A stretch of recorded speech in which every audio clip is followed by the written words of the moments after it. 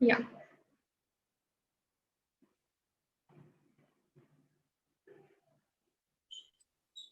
Good morning, Dr. Shashank. Very good morning. How are you, Good madam? morning, Dr. Poonam. Good morning. We are live. Yes. So a warm welcome and a very good morning to everyone today. So today being the Mother's Day, let me thank my mother who is my support throughout, who has trained me and my inspiration. But it's not only my mother, but all the motherly figures today, like Dr. Jagmeet Madan Madam, our IDA President and Patron for Nutribolism, Dr. Poonam Shah, Joint Secretary and founder of Lacro Obeso Center, and all the motherly figures from our faculty as well as the delegates. So I welcome everyone today. So without wasting a lot of time, I think we should start with the scientific sessions today. I hand over the session to Kshitija, who will invite all the moderators for the first session. Welcome, Kshitija.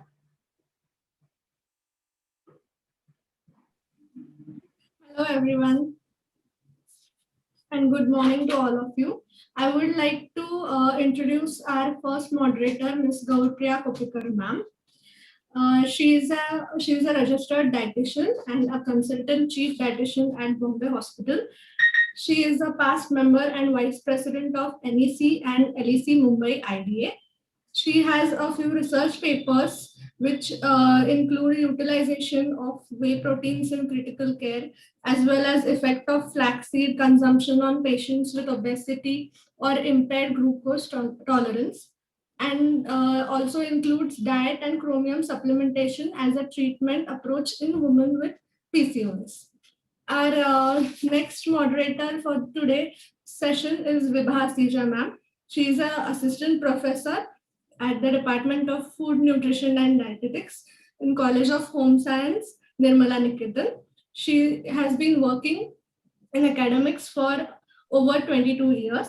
She is a member of RD Board, Indian Dietetic Association, and her area of interests include clinical nutrition and dietetics, as well as preventive and holistic management of health and nutrition communication.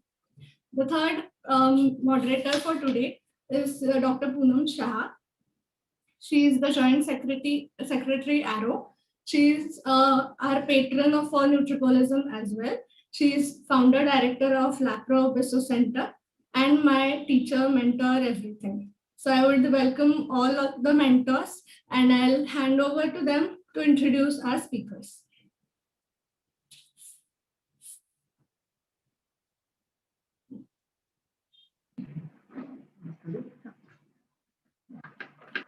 So good morning, everybody, and let's start this session for today. Let me introduce the first speaker.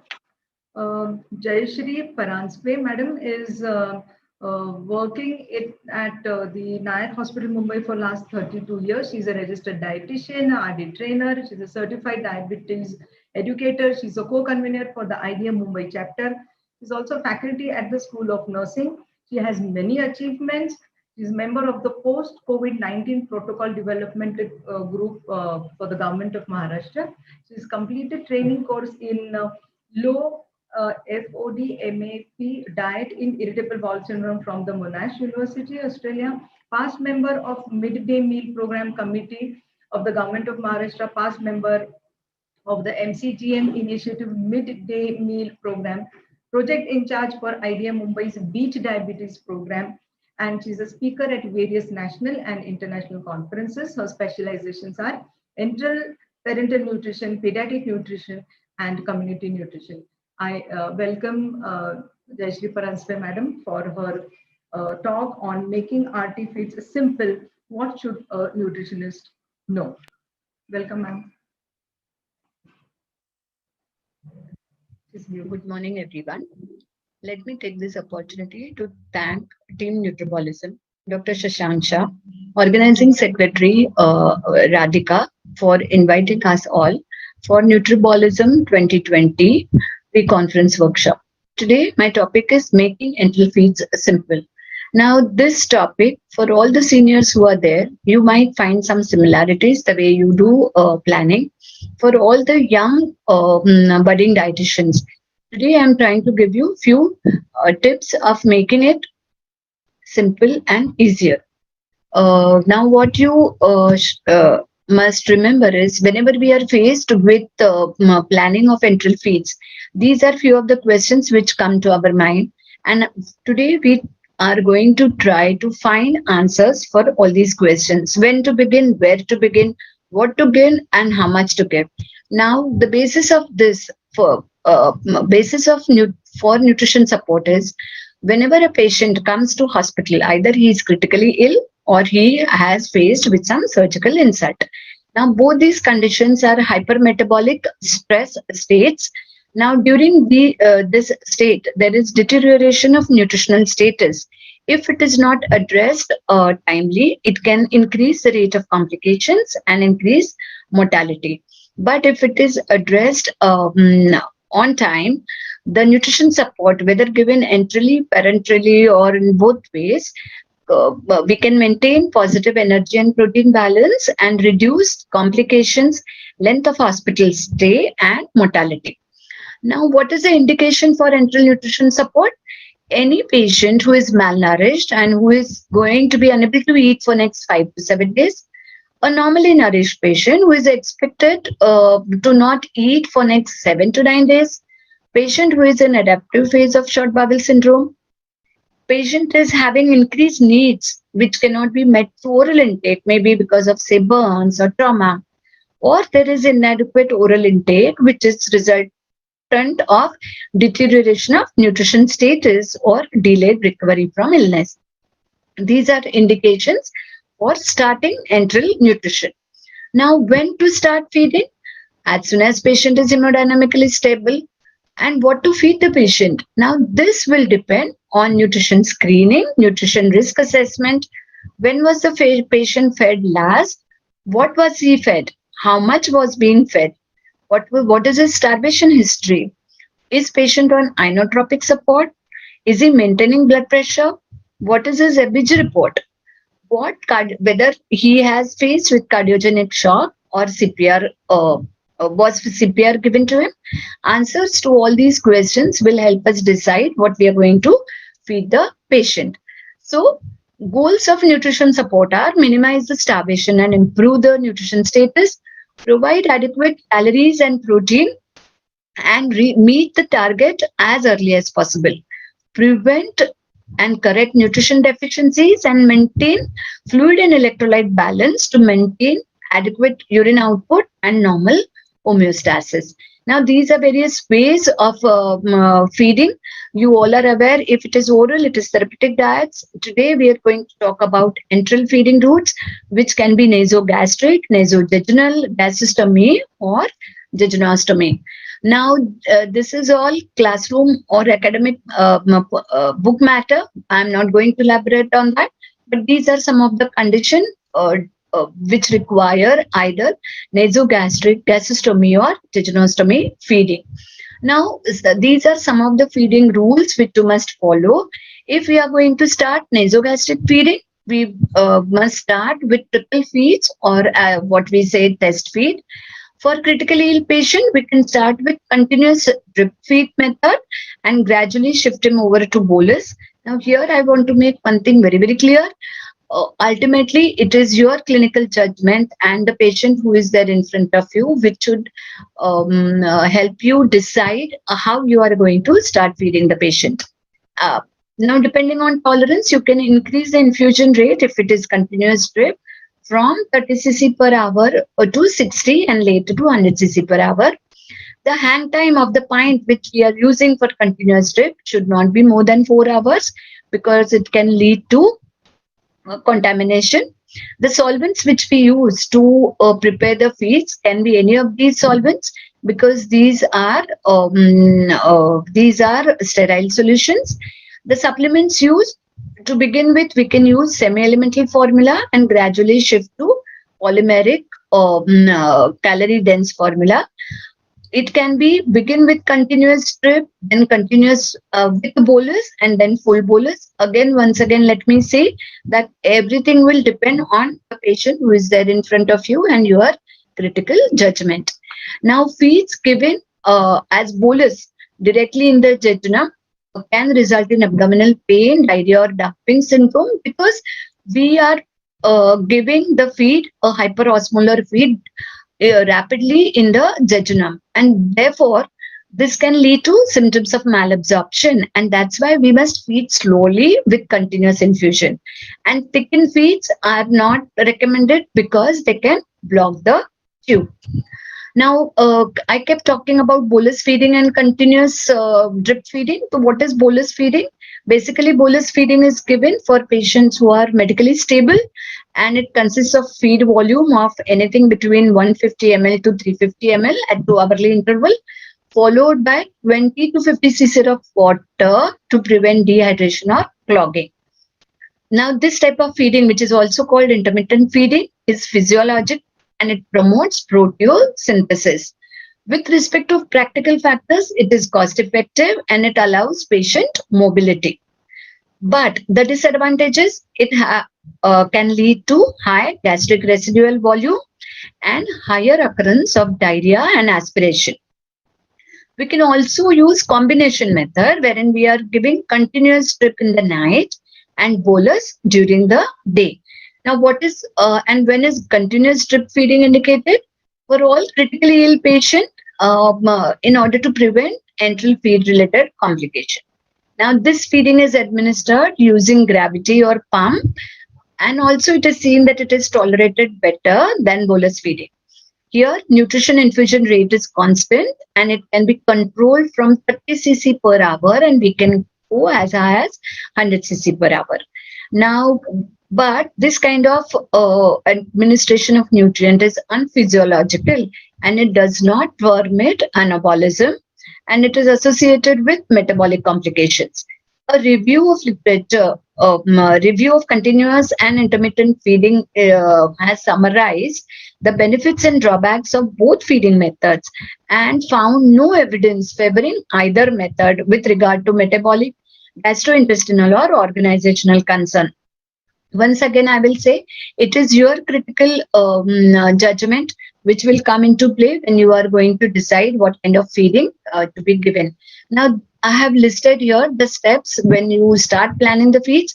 First, you have to check the duration of starvation, note down all the anthropometric details, do nutrition screening, check your biochemical and clinical parameters, set nutrition goals, decide what type of feeding you are going to give. If it is going to be a bolus feeding, you start with trickle feeds of say 25 cc or say for that matter even 10 cc, and depending on tolerance, try to achieve at least 1/3 of your calorie goal by third day post intervention. Keep adding 300 to 400 calories till you achieve target energy requirement. For as far as proteins are concerned, you can begin say maybe with 0.3 gram protein per kg body weight and keep adding till your target is achieved.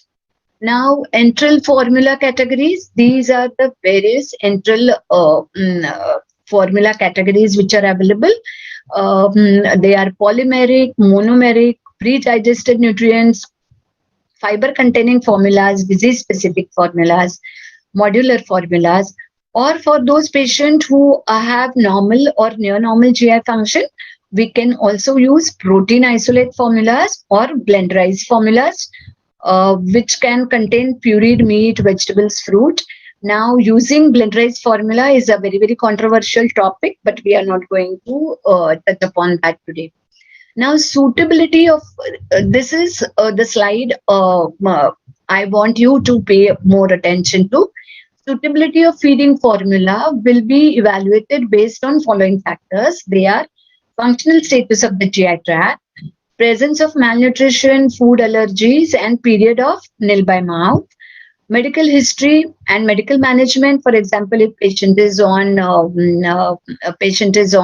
insulin treatment, patient is on insulin or warfarin, any kind of surgery, especially GI related surgeries, the access route for feeding, whether it is going to be nasogastric, jejunostomy, gastrostomy, administration method, whether it is going to be continuous feeding over 24 hours or whether it is going to be bolus feeding, whether we have a feeding pump which is available or not, the physical characteristics of the formula, whether the osmolarity, fiber content, calorie density, viscosity, the macronutrient ratio of carbohydrate, protein, fat, which is present in that formula, the digestion and absorption capability of the patient, whether patient is having diarrhea or constipation, specific metabolic needs of the patient, contribution of the feeding to fluid and electrolyte needs or restriction of fluid.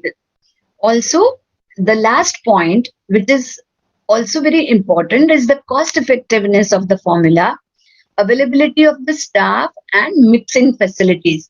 These are some of the points which you must keep in mind when you are going to choose the right formula for your setup for your patient. So, the points to keep in mind when you are monitoring these feeds once it is planned is the glucose, sodium, potassium, magnesium values. You also have to keep in mind about refeeding syndrome because it can turn out to be a life-threatening consequence, especially if your patient is very malnourished at the outset. You also remember to feed the patient in proper position, and that is at the 30-degree angle, and keep him propped up 30 minutes after feeding also. Just don't keep him propped up prior to feeding. Continuous feed should not be given overnight in patients who are at risk. All medications should be in liquid form and they should not be mixed with your feed. It should be given separately. And you must flush the tube before and after feeding. If patient is having doubtful gastrointestinal motility, aspirate every 4 hours. And if aspirate exceeds 200 ml, review your feeding strategies. Now, once we have started feeding, we also have to check the tolerance of the feeding.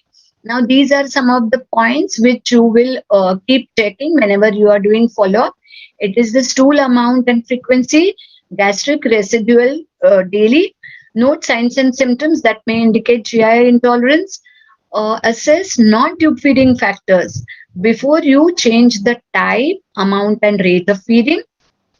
Urine output, skin turgor, evaluate laboratory values for all those various things which I told you, and document finding in the medical record because documentation is very, very important when you are planning feeds and whenever you are going to modify the feeds. These are some of the complications which we come across when we start feeding the patient. Now, you all are aware this is book matter, so I'm not going to spend too much time on it. So, finally, the take-home messages. Check your ABCDs, the anthropometry, biochemical, clinical, and dietary parameters. Estimate nutrition needs. Set the targets to meet the same. Use supplement to meet the requirement of disease-specific nutrients. Decide the route, texture, and frequency of the feeds or meals. Do family counseling and give them reassurance. This is a very, very important point which you should note down. And do regular follow-ups with ABCD and necessary modifications to meet your nutrition goals. Thank you.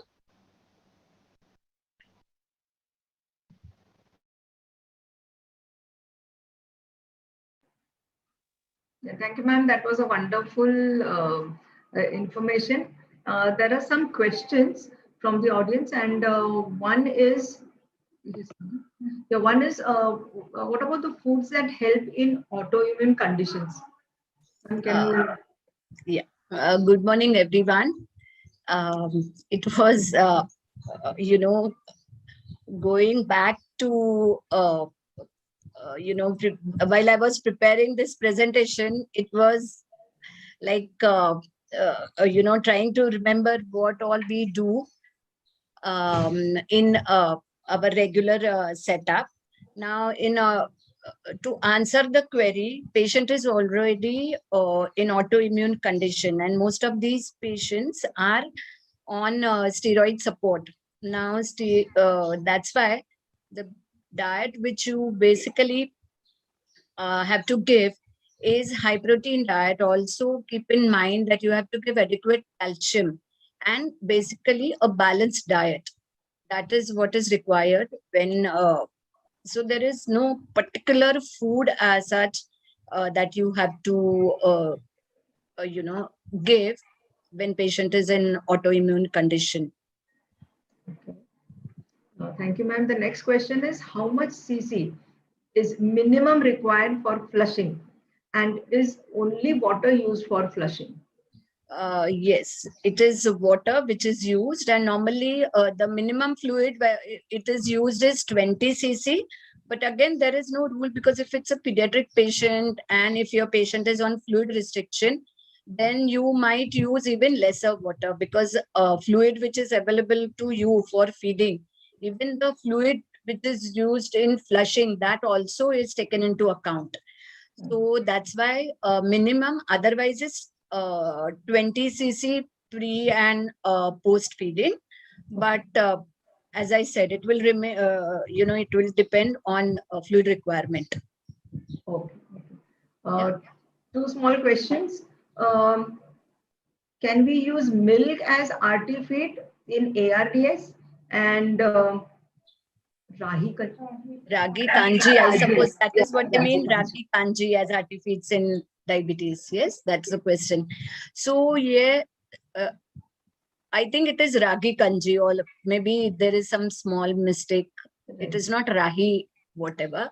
So yes, we can use ragi preparation or ragi sattva, what we call, even in DM when we are planning feeds for diabetes patients. As far as milk is concerned, yes, milk is a big concern because it is considered, it produces calf and whatnot. But giving milk in smaller quantities, yes, we do give, because that's a source of protein. And if protein supplements are not available, but definitely not in excess. Okay. Okay.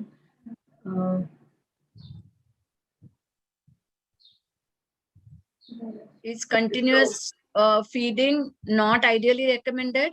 As I showed in my presentation, continuous feeding is given, especially in critical care, and patient is malnourished for a very long time. So when you are going to start beginning, it has to be continuous trip, and then you can take your call. That's right. One more question only. Yeah. Which do we take? So ideal dilution for gastric and jejunal feeds, and if blenderized, that is the question. And we'll have only one question. Yeah, other questions I will answer in chat box, because I'm sure there are other speakers waiting. So dilution for gastric and jejunal feeds, if they are blenderized, first of all, giving blenderized feed itself is a controversial issue. So you have to be really very careful what solution you are using. So any solution that is available, which is sterile and which is available bedside, including distilled water or maybe fruit juice if it is permitted for your particular patient, can be used, or even say rice kanji or vegetable soup. So anything that is in a sterile form and which is available at bedside. Okay, I think I have answered the queries. Yes.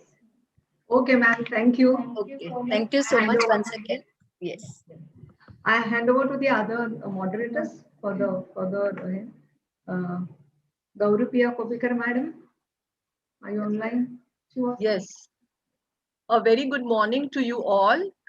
At the onset, I would say Om Shri Matre Namaha. Salutations to all the mothers and the foster mothers. Lots of love and blessings to each one of you, and also to all my foster children who are there. I want to thank the organizers of Nutribolism, and especially Radhika, for giving me this opportunity to be a moderator on this auspicious day. And I'm indeed blessed because I'm going to introduce two of my children Cheryl Salis and Eileen Canday. Both of them dedicated in the field of our dietetics hold a special place in my heart. They have brought many laurels to the field and have made this dietetic mother proud. Lots of love and blessings to both of you always. Can I have the first slide, Cheryl? Ma'am, just to interrupt you, I think we have Ambika Nair Madam's talk now.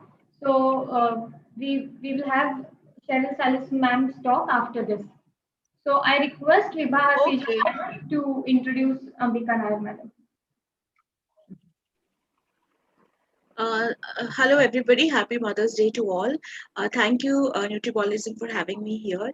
And I echo Ms. Kopikar's words. What beautiful words you just spoke, Ms. Kopikar. Thank you so much for setting that tone, beautiful tone for this session. Thank you. It's my privilege to introduce Ambika Nair to you. Ambika Nair has this beautiful mixture of clinical practice and as academician corporate practice, and she's beautifully blended it all together, being a registered dietitian, certified diabetic educator, as well as academician. She's the director of her venture, My Nutrition Needs, and she's a consultant clinical nutritionist in Jupiter Hospital, in Gulati's clinic, and various other clinics. She was a co-convener of Indian Dietetic Association Pune chapter. She was a RD board representative, Indian Dietetic Association Pune chapter. She's also faculty and as a head of the Department of Nutrition in the DES College of Nursing, Pune, and as well as worked as faculty in SNDT University earlier, worked as chief dietitian, Ruby Hall Clinic earlier. She has got various other laurels of being the corporate nutritionist for various companies, chief nutrition officer for Prana Healthcare Systems. She's also panelist for GSK Horlicks, as well as panel advisor for dementia care and autism care. So what I also really found very interesting in her, what work she's done is all the work she does with the NLP coaching and the REBT and emotional functional training, which I think is very important part of lifestyle management. Ambika is going to speak on ulcerative colitis and irritable bowel syndrome, how to make the diet simplified. And I think there's a lot of material out there on these two topics, and it'll be really nice to kind of sieve that material and look at, for us, what is that take-home message we can actually use for our patients. So here I hand it over to Ambika Nair. Kind introduction. So the topic for today is how can you make diet for ulcerative colitis and IBS simple? So IBS and ulcerative colitis, we've heard a lot about planning diets for various patients in the hospitals as well as in the clinical setup and OPDs. But there is a difference between the two. So let me just first give you the difference between IBS and IBD. So IBS is nothing but irritable bowel syndrome, and IBD is inflammatory bowel disease. Now, what category does ulcerative colitis come under? Now, ulcerative colitis is a type of inflammatory bowel disease, whereas IBS does not have any kind of inflammation. So let me take you through both the conditions. And today we're going to have a session about what are the foods that we can prescribe for those patients with IBS and specifically ulcerative colitis, as well as the do's and don'ts and the foods which help them heal the inflammatory conditions. So I'm going to give you many practical tips, as well as something I'm going to touch about the FODMAP diet, because that's one of the most practiced diet for IBS. Now, when it comes to the world of gastrointestinal diseases, we hear a lot of acronyms such as IBS, UC, and SIBO, and small intestinal bacterial overgrowth. Many conditions are seen. So, in the broad definition, IBD, that is inflammatory bowel disease, is a broad term which refers to the chronic swelling of the intestines. Whereas most of the people confuse IBD and IBS. So that is where we need to identify that IBD is nothing but inflammation of the intestines, wherein a lot of factors apart from the clinical condition is also involved in it. Although these two disorders share similar names, they have distinct differences. Let's go to the categories of what is IBD. Now, IBD has two types basically. One is the ulcerative colitis and the other one is Crohn's disease. Today we are going to talk more about ulcerative colitis. Now, ulcerative colitis and Crohn's disease are chronic relapsing inflammatory bowel diseases of unknown origin. Now, both these diseases are associated with genetic factors, alterations in the epithelial cell barrier function, immunopathology related to abnormal T cell reactions to microflora, and other luminal antigens and varying phenotypes. If you look at the picture, I'm just going to explain ulcerative colitis and Crohn's disease with the help of this picture. If you see the first picture, which says a normal colon, how it looks like, whereas the colon with Crohn's disease, it looks slightly, not non-inflamed, whereas ulcerative colitis, it is it affects a colon, a part of the rectum, and whereas in Crohn's disease, the most common condition is that it affects all layers of the wall of the digestive tract. That is, there is ulceration which is seen in almost all layers, any part of the digestive tract. Whereas in ulcerative colitis, it starts with the rectum, and there may be fibrosis which is not very much intensified. If you look at the next slide, we will understand that Crohn's disease is an idiopathic inflammatory disorder. It can affect any part of the GI tract. The distal small intestine and proximal large colon are mostly affected by this disease. Now, the inflammation healing scars can lead to narrowing of the lumen and obstruction of the intestinal tract, can cause fibrosis. It is characterized by abdominal pain, malabsorptions, diarrhea, etc. Most often, it is deficit of several food components and dehydration. This is the most important significance of Crohn's disease. It can affect any part of the GI tract. Whereas ulcerative colitis, it's a specific ulceration of the colonic mucosa, and it extends proximally from the rectum into the colon.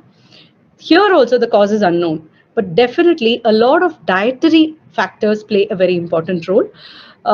Therefore, dietary interventions play also a very important role in treatment. In opposite to Crohn's disease, the fibrosis process is not that much intensified in ulcerative colitis. The primary lesions are continuous with no skip lesions, are limited to mucosa, and they are not transmural. So therefore, if you see that the clinical symptoms are mostly seen as weight loss, there is diarrhea, there is abdominal pain, and there is loss of blood in the feces. The two conditions, ulcerative and Crohn's disease, as far as the features, the pathophysiology, the clinical manifestations, they have a lot of differences between the two. Now, the most common difference is abdominal pain, which is very occasional in ulcerative colitis, whereas in Crohn's disease is very much common. So another difference between the two is that there is fistulae and abscesses are rare in ulcerative colitis, whereas in Crohn's disease, it's very much common. And similarly, it is, more common in a family, like, when the family history is considered, ulcerative colitis has got less common family history, whereas Crohn's disease has got more common family history. So considering the history of the disease, the treatment is actually, planned. Now, when we come to the next aspect, which is the irritable bowel syndrome.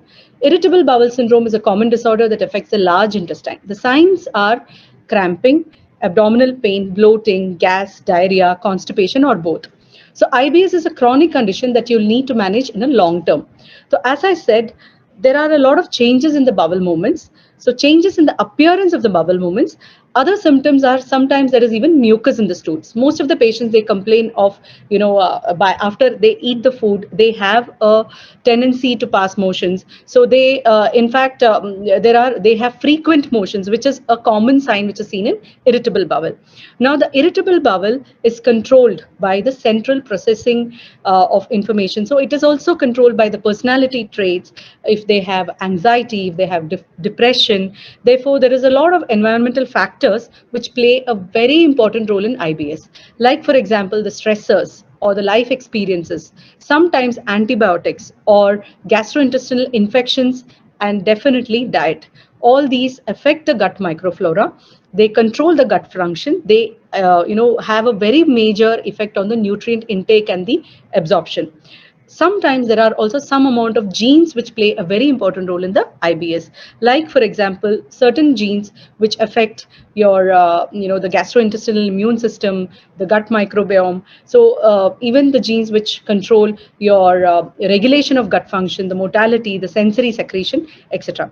So therefore irritable bowel as well as ulcerative colitis, we could understand that there is a lot of role of the environmental as well as the genes. Now, let me go directly into the guidelines of irritable bowel syndrome. Now, what do the diet guidelines say? Now, I want you to understand the diagnosis of IBS is a very, very important criteria so that we could exclude, or as it is called as the elimination diet. So in IBS, we plan something called as the elimination diet. In elimination diet, we see what are the stages in which we could eliminate the diet. Say, for example, there is a particular patient who has got IBS, and for one patient, this particular food may be, not causing the particular symptom, whereas the same food can cause an irritable bowel kind of a symptom for the another patient. So, therefore, there is a particular criteria called as the Rome-4 criteria, which is used as a confirmatory diagnosis of IBS. Now, the criteria includes these, as given in the Journal of Gastroenterology: recurrent abdominal pain, on average at least 1 day per week in the last 3 months, associated with 2 or more following criteria, like it is related to defecation, or it's associated with the change in frequency of the stool, or it is associated with the appearance of the stool.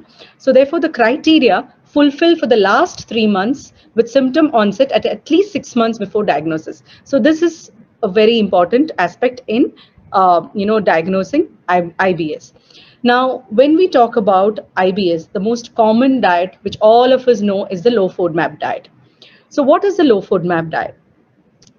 Who should use the low FODMAP diet? I think all of us as dietitians out here know what is FODMAP. I'll anyway give the acronym, I'll give the expansion of the same. Now, people who should use it and people who should not use the FODMAP diet. This diet has to be planned by a qualified expert. This is number one in FODMAP diet. Each and everybody should not, prescribe the FODMAP diet. Anybody who has understood the Rome-4 criteria, who has seen the diagnosis of the Rome-4 criteria, and then use the criteria to eliminate the various foods in the low FODMAP diet. Now, someone who has spoken to the doctor about the gastrointestinal symptoms, someone who has had the appropriate tests, they are the ones who should use this. Someone who is seen by the gastroenterologist by the various symptoms are the ones who should use the FODMAP diet. And who are the ones who should not use the FODMAP diet? Who do not have any IBS symptoms. Most of us complain of bloating or gas formation, or after taking some wheat or chapatis, you do have some kind of bloating. It is not necessary that all these patients should have a FODMAP diet. Someone who tries to lose weight definitely do not follow this. Someone who has been experiencing IBS symptom but not spoken to a doctor about it should not use it. Someone who thinks they may be sensitive to food but has not led any tests should not use this. So this is the most important criteria: who should use and who should not use. Now, what is this low FODMAP diet? Now, originally it was developed by a research team at Monash University in Australia. Studies have now been conducted worldwide showing the efficacy of reducing symptoms of irritable bowel syndrome. Use the low FODMAP diet supported by meta-analysis, and it should be used only by the qualified dietitian. As I said, FODMAP means fermentable oligosaccharides, disaccharides, monosaccharides, and polyols. So these are the foods which need to be avoided, or it needs to be given low. When I tell you about the mechanism of the action of FODMAP diet, the FODMAP diet can have, what is FODMAP? The contents of the FODMAP, these have an osmotic action, drawing more water into the intestinal lumen.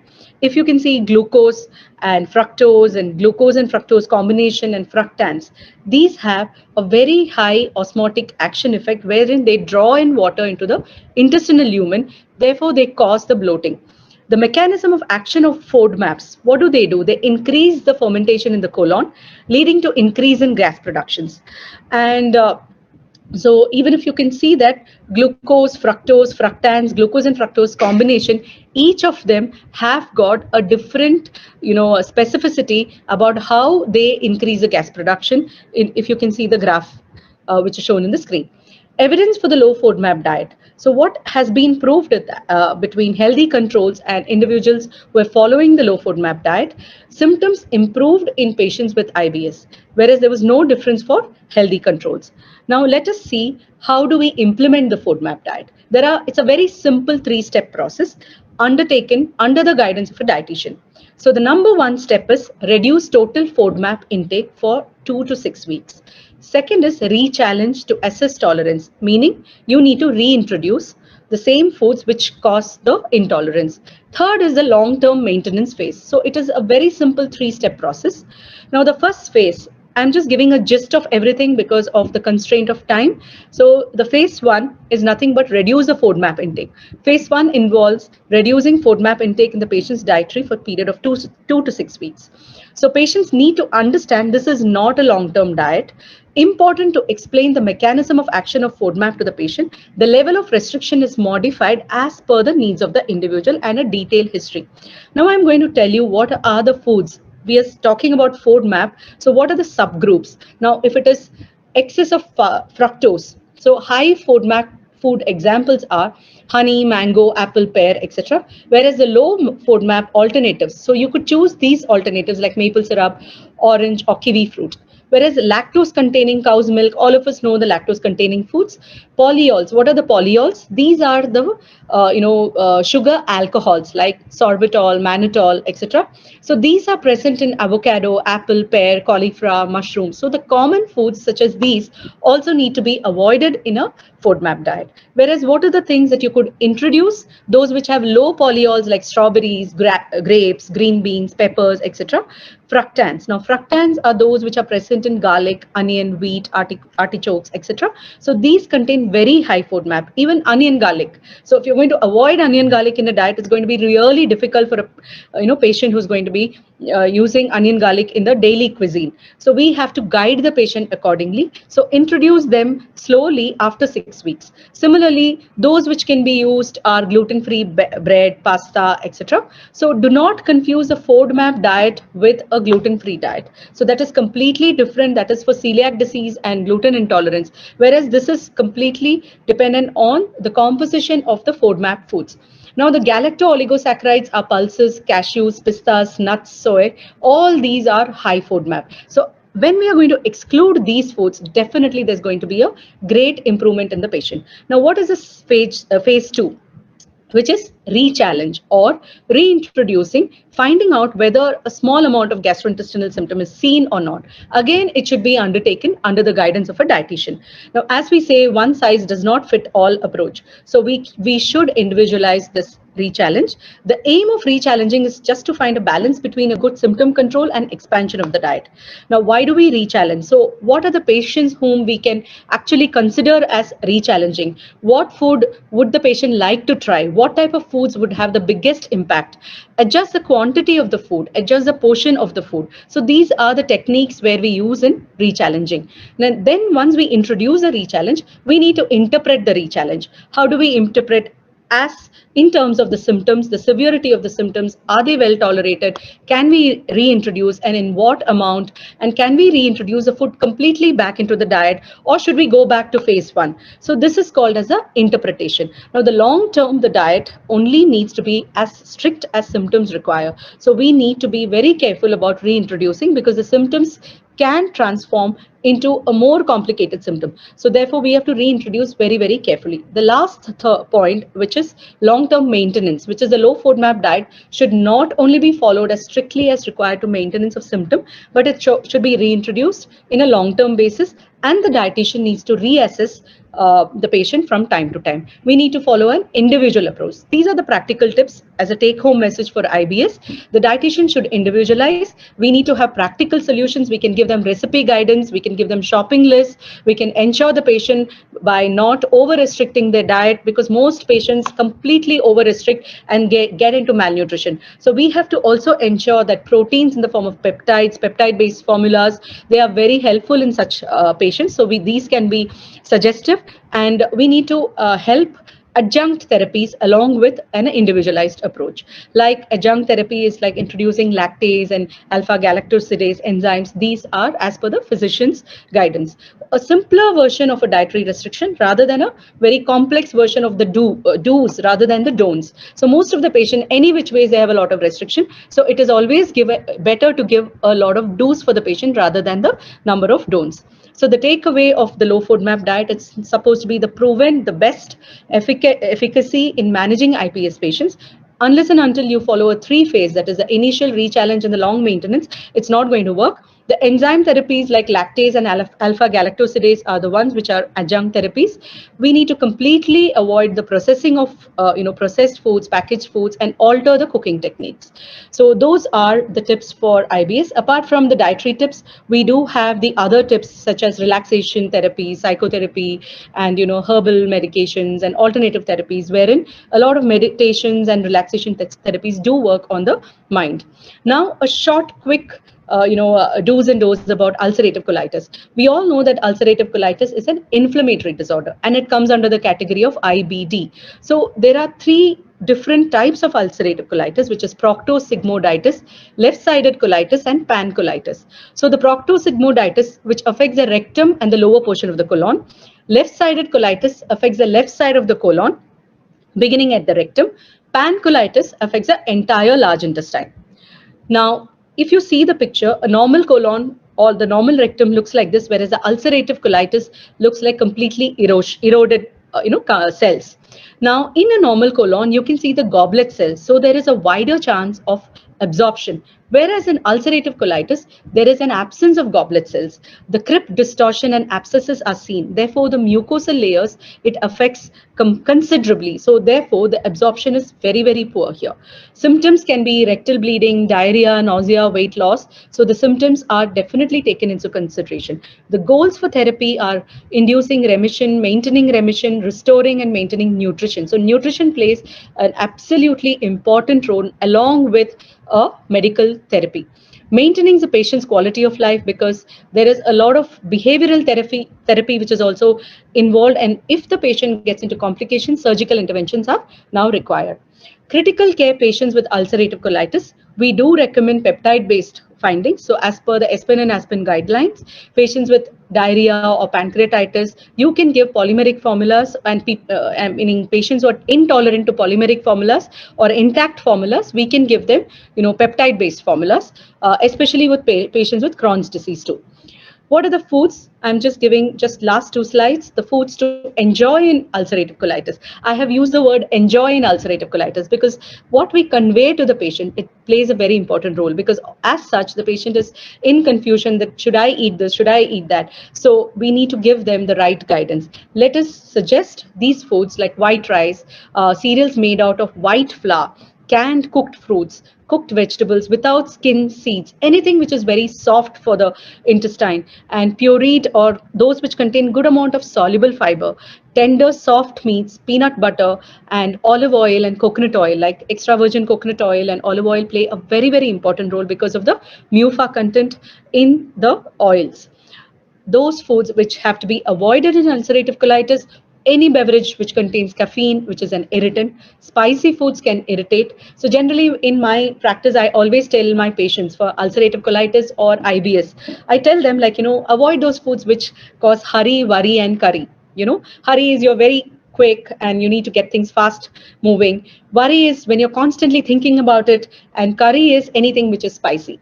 And the second thing which I always say is the thermogenic foods, that is those foods which are very heaty to your system, or mechanically irritating foods, those which are really roughage and fiber containing foods, chemically irritating foods which have too much of spices, and thermally irritating foods, too hot or too cold foods. These can also cause some kind of irritation in the bowel. So those foods which are very high in fiber, spicy, artificial sweeteners, beans, nuts, raw vegetables. In fact, I also tell my patients, do not have diced salads. Do have only grated salads. Do take good amount of probiotics. If dairy products such as milk and cheese is avoided, try with little bit of probiotics or yogurts. But if yogurt is causing the symptom worse, then we need to avoid those. So these kind of practical guidelines we can give as dietitians to the patients. So thank you so much for your patient listening. So it was a very quick session about the two disease conditions. Thank you again for giving me this opportunity.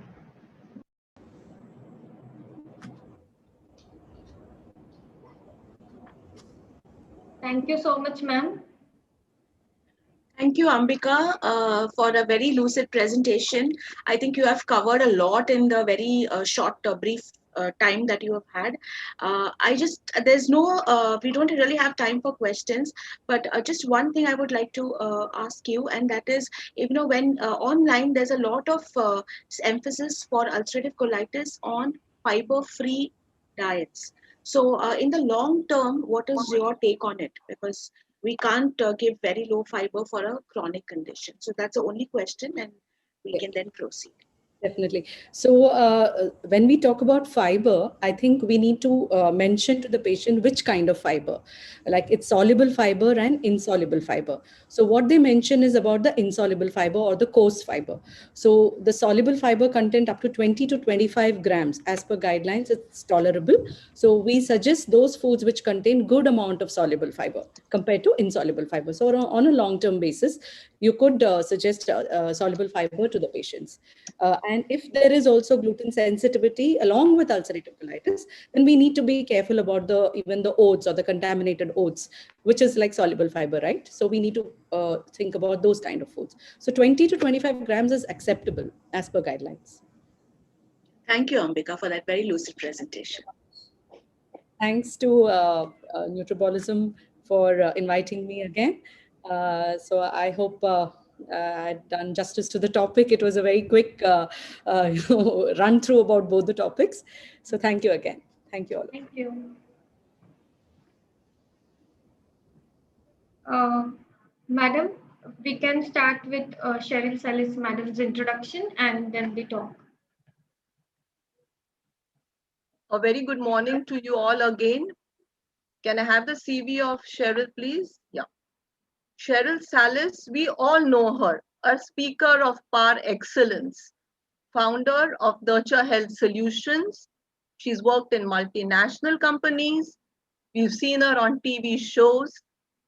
A cherished achievement which I want to share with you, which is not listed here, is her publication of her dream book, Diet in Diabetes Simplified. By the word simplified, it is really a simple book written in simple language with valid knowledge to be possessed by not only a diabetic individual, but also by a nutritionist. It has good recipes, how to make a food more nutritious, guidelines how to exchange at what quantities they can eat. So if you're not possessing the book, later in the afternoon, book your copy. I invite Cheryl to talk on tips for practicing nutritionist, diet for a patient with type 1 diabetes. Cheryl, it's all yours.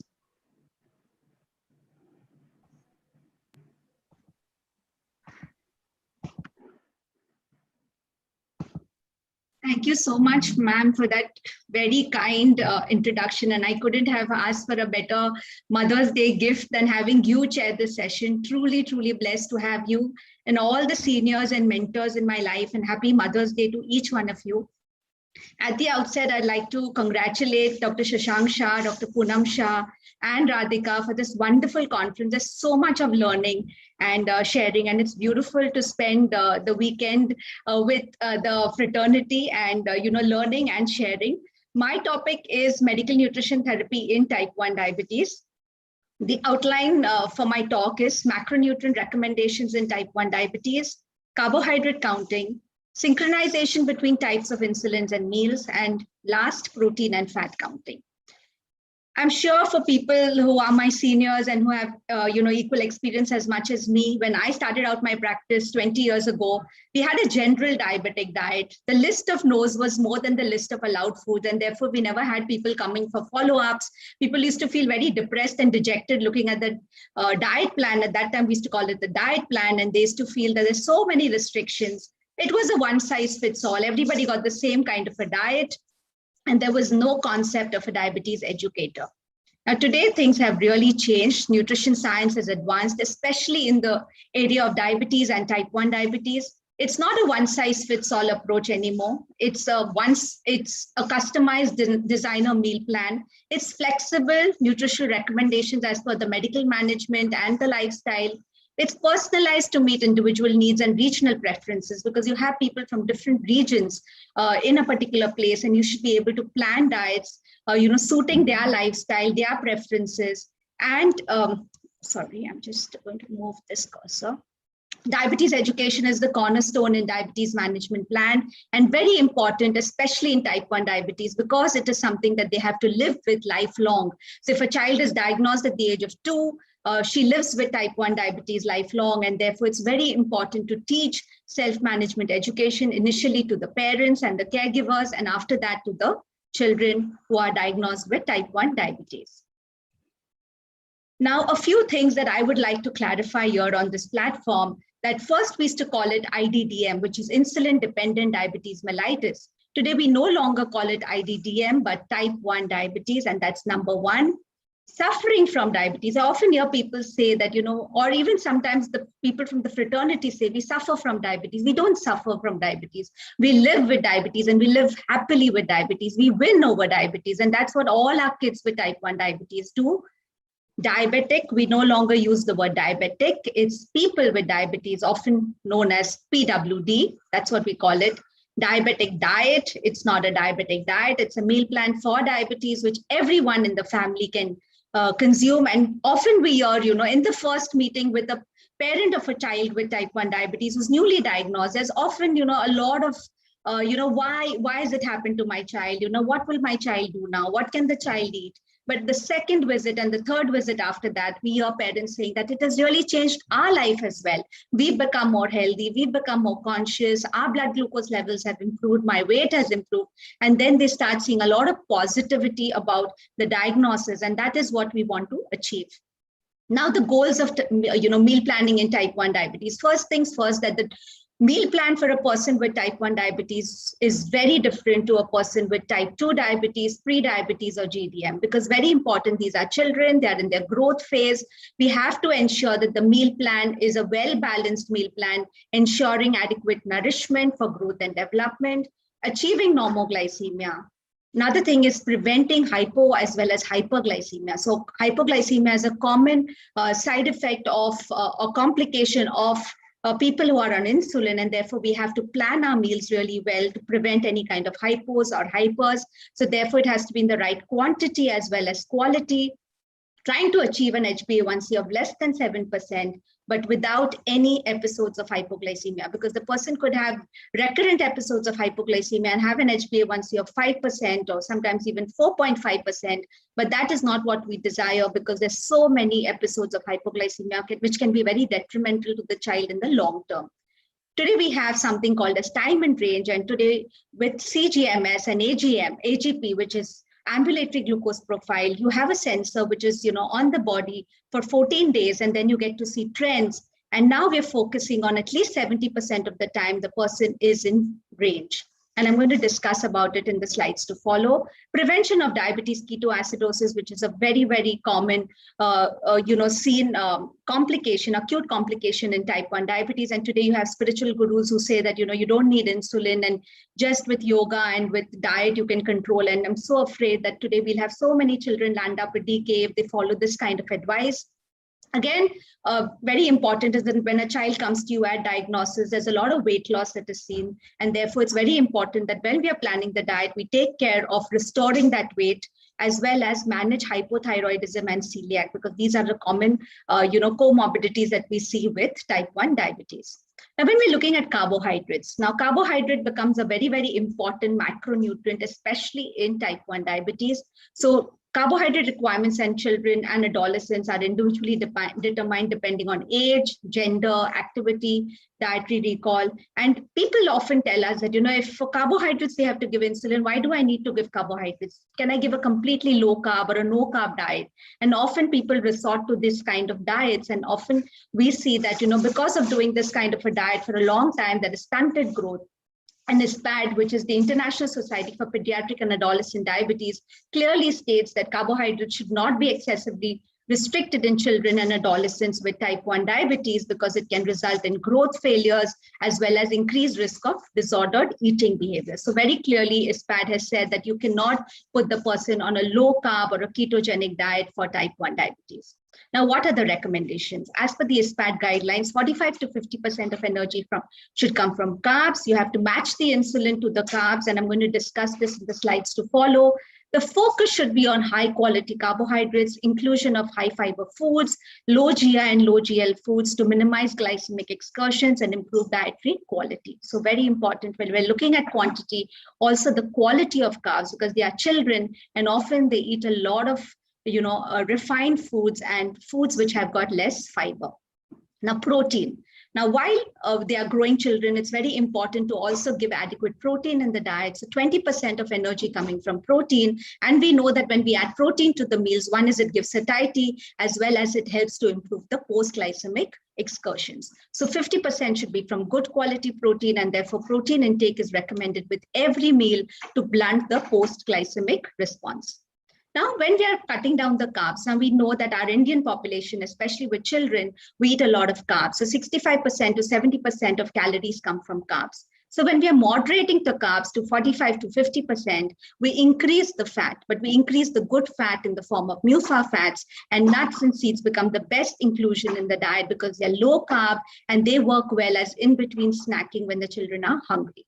So 30 to 35% of calories coming from fat, 15 to 20 grams of visible fat, limit saturated fat and trans fats, focus on omega-3 fats, and replace your carbs and sat fats with MUFA fats. Now, first thing that when a person comes to us with, newly diagnosed type 1 person with diabetes, we educate them on the food plate, on what is a balanced diet, how it is important to eat food in the right quantity and quality, keeping cultural preferences and routine in mind. So we educate them on the food plate, and then we move on to carbohydrate counting. Now, today, this is your CGMS. So this is a device which you put on your body. Certain companies, you can keep it for 6 to 7 days.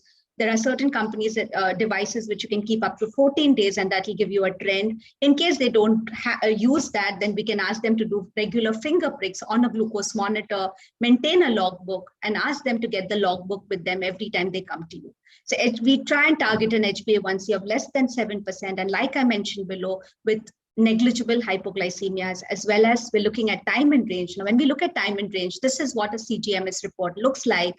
And you can set the range. So every child, you can set the range. So it could be between 80 to 140 or 100 to 140 or 100 to 160. And 70% of the time, that should be within range. Now, if you look at the CGMS reports, it's very good, and we can make it better. So this is something that we constantly work with our children with to ensure that their blood glucose levels are in range at all time. And this is the new thing that even the West is talking about, which is the time and range. Now we have different kinds of insulin. So 20 years back when I started my practice, we just had 4 types of insulins. We had a regular insulin, we had an intermediate acting insulin, and we had a pre-mixed insulin.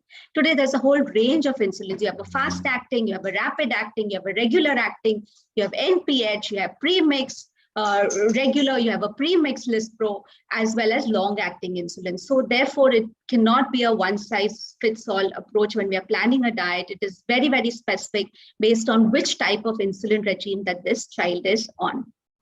Now, if you see, children will eat different kinds of meal. Our breakfast has different amount of carbs, dinner has different amount of carbs, and children don't feel hungry at all times, especially now in the summer season. You will see that they eat less.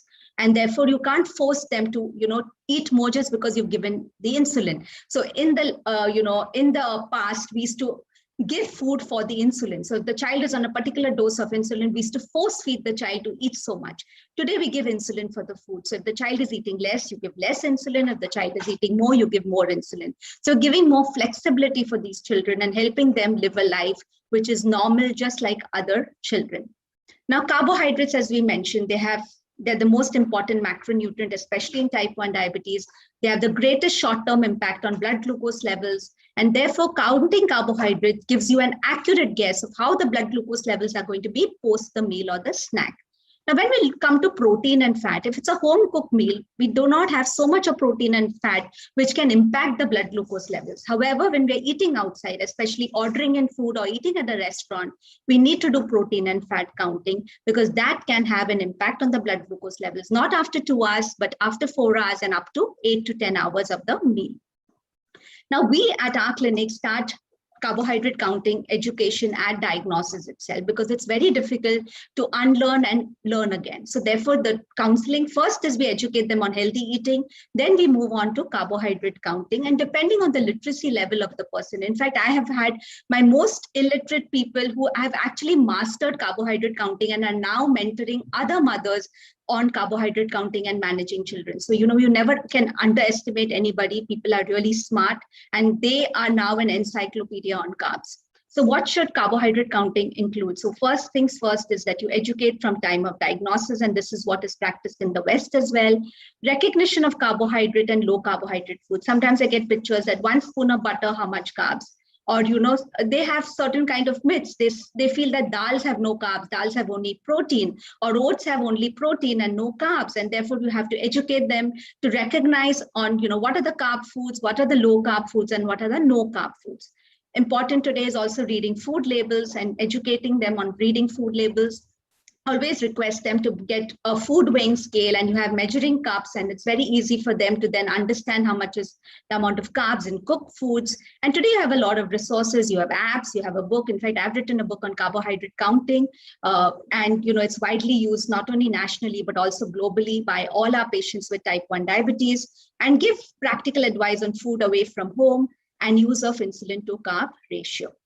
Now we calculate the total daily dose. Now, carbohydrate counting can be done in people who are on a basal bolus dose. So when they are on a separate dose of basal insulin and when they're a separate of bolus is when you do carbohydrate counting. So first thing is you add up all the insulin that the person is on, which is basal as well as bolus. Now, I've given you an example here. The person is on Humalog bolus 566 and Lantus basal 17. So total daily dose is 34 units. So this child is on 34 units per day. Now, how do I calculate?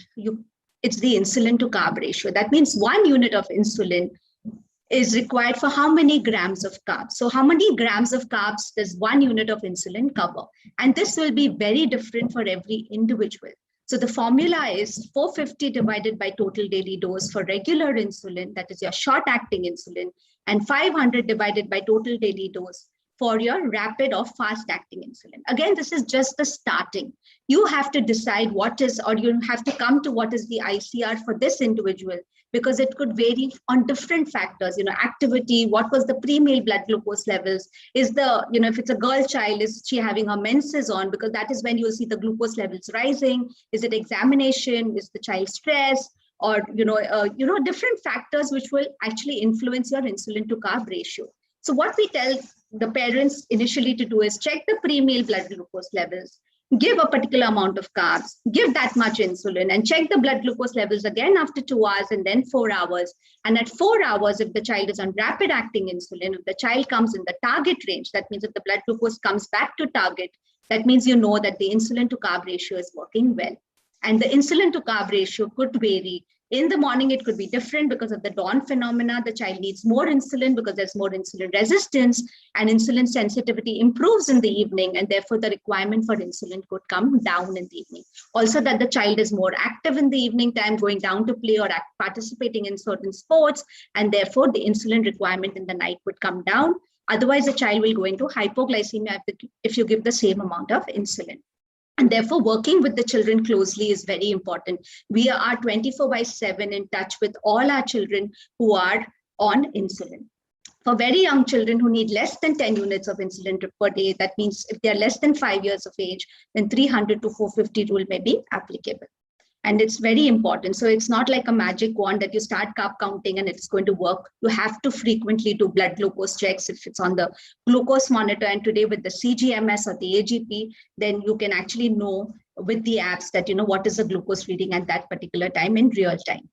So very important is when we are looking at ICR. So even when we are counseling patients on carbohydrate counting, because sometimes I get pictures of a muffin, tomorrow I'll get a picture of a pizza, day after tomorrow it'll be a jalebi, because they think, oh, I just have to take insulin for the carbs. I can eat anything. So therefore you have to educate them that carb counting is only when, you fix the carbs for all your meals, but only when you're going for a birthday party or a special event, or you want to eat less or you want to eat more. That's when carb counting comes into the picture. But this does not substitute your healthy eating practices. So very important is to ensure that you're giving them adequate calories and nutrients because they're growing children. So this is how I would calculate. So as we said, the total daily dose is 34 units. So 500 divided by 34, that's 15. That means 1 unit of insulin can buy 15 grams of carbs. So if the person is on, say, 4 units of insulin, so 4 into 15, that is 60. So the person can eat 60 grams of carbs at a meal. Now I'll give you an example. Now this is our typical meal, that is lunch. Now if you look at the carbs here, 30 grams of carbs coming from rice, 15 grams of carbs coming from 1 roti. The child is eating 2 rotis, that's 30 grams of carbs, 15 grams of carbs coming from dal, 5 grams from vegetable, and 3 grams from your curd. So it comes to 85 grams of carbs. Now, how do I calculate? So 85 grams of carbs in this meal divided by 15, because 1 unit of insulin covers 15 grams of carbs. So 85 divided by 15, approximately 6 units of insulin. There are some pens where you have 0.5 also. So you can give even 5.5.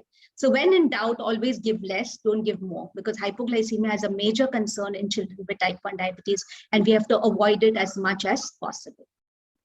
Now, when it comes to premix insulin, so a lot of children, in fact, in the past, they were on premix insulin, like a 30-70 dose, which has got 30% of regular and 70% of NPH. However, it becomes very, very rigid. You cannot do carb counting on people who are on premix insulin, is because it's got both your regular as well as NPH. And therefore, here it is, you have to, so if the child is on 30-70 in the morning and 30-70 in the night before dinner, you have to fix their meals, you have to fix their carbs, and they cannot skip a single meal because they will go into hypoglycemia. So very important is consistency in timings of meals and consistency in amount of carbs eaten. Today, we do not prescribe premix insulin for children. In fact, SPAT very clearly states that all children with type 1 diabetes should be on a basal bolus regimen. However, here, because of cost or maybe because of certain factors, you still have very few children. In my practice, I may have less than 5% children who are on this regimen. Now, if you're looking at this regimen, which is regular acting insulin or short acting insulin before breakfast, before lunch, and before dinner with a basal analog, then here this calls for 6 meals. That is breakfast, because regular acting will peak up after 2 hours. So therefore, you have to give a snack. This works very well for children who are going to school, because it even covers their tiffin in school.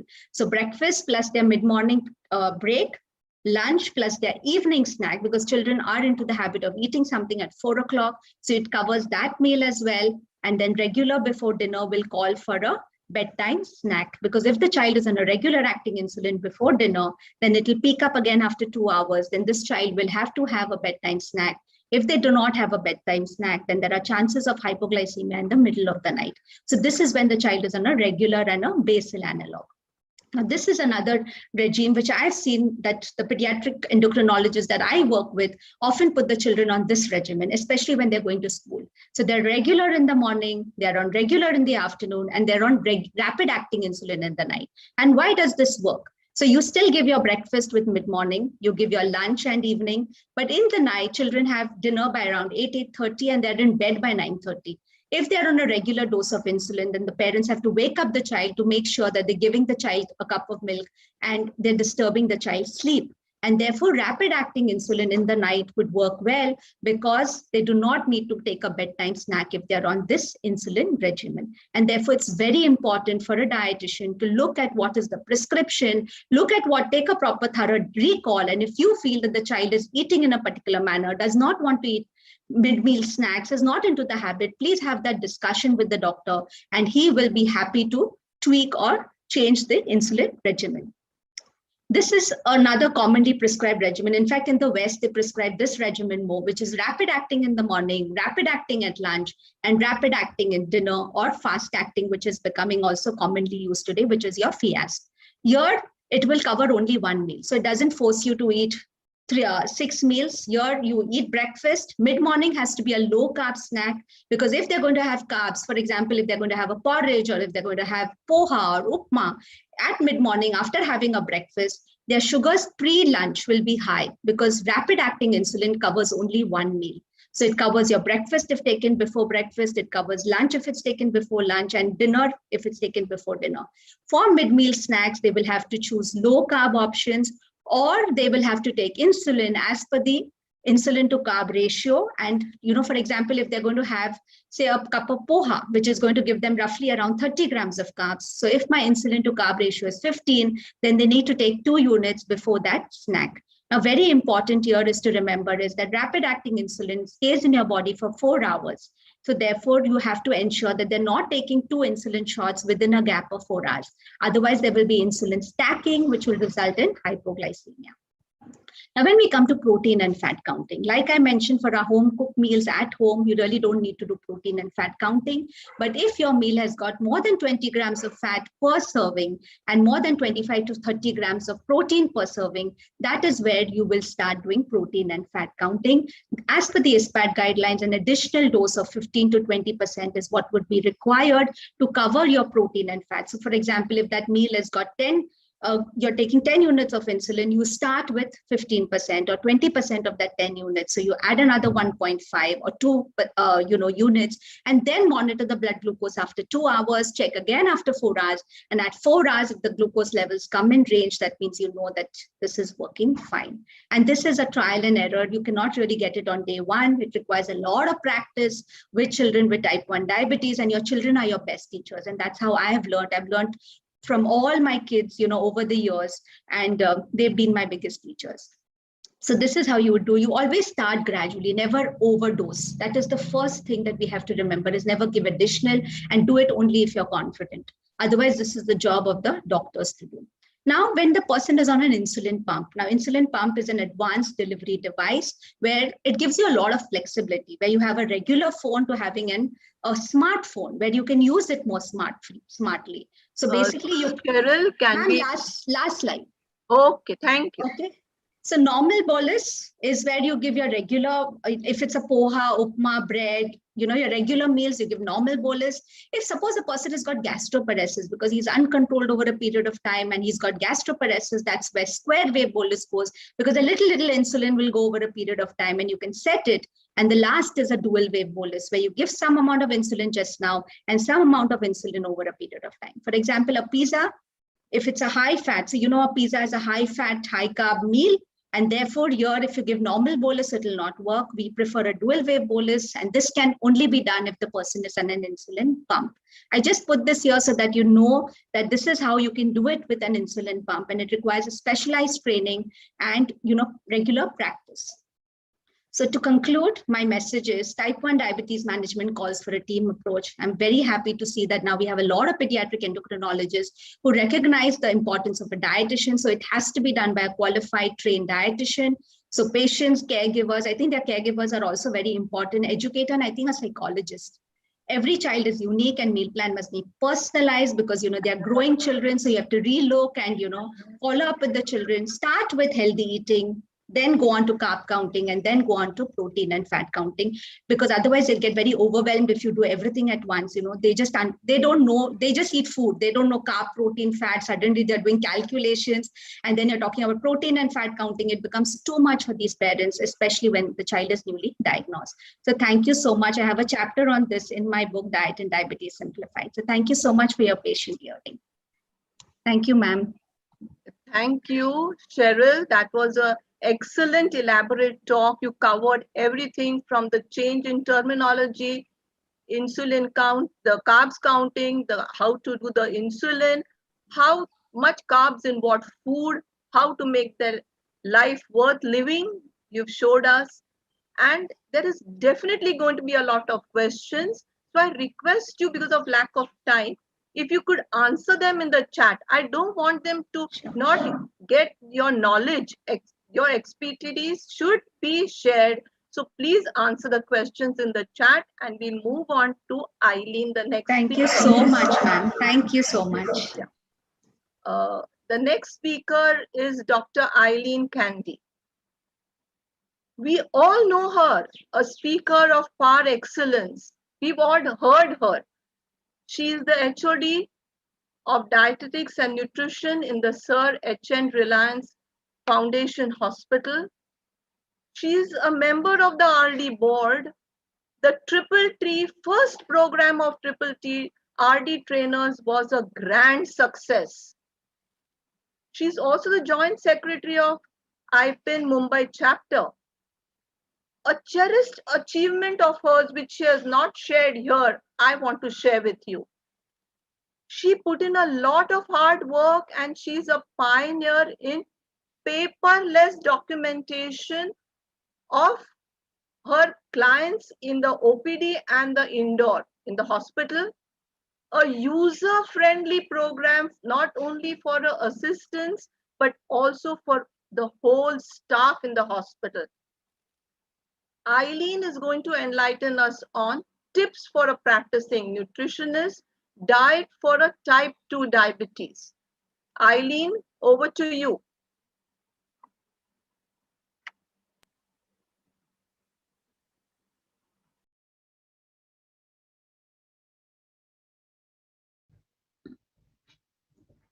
Hello friends. Today I am going to talk on tips for practicing nutritionist, diet in patients with type 2 diabetes.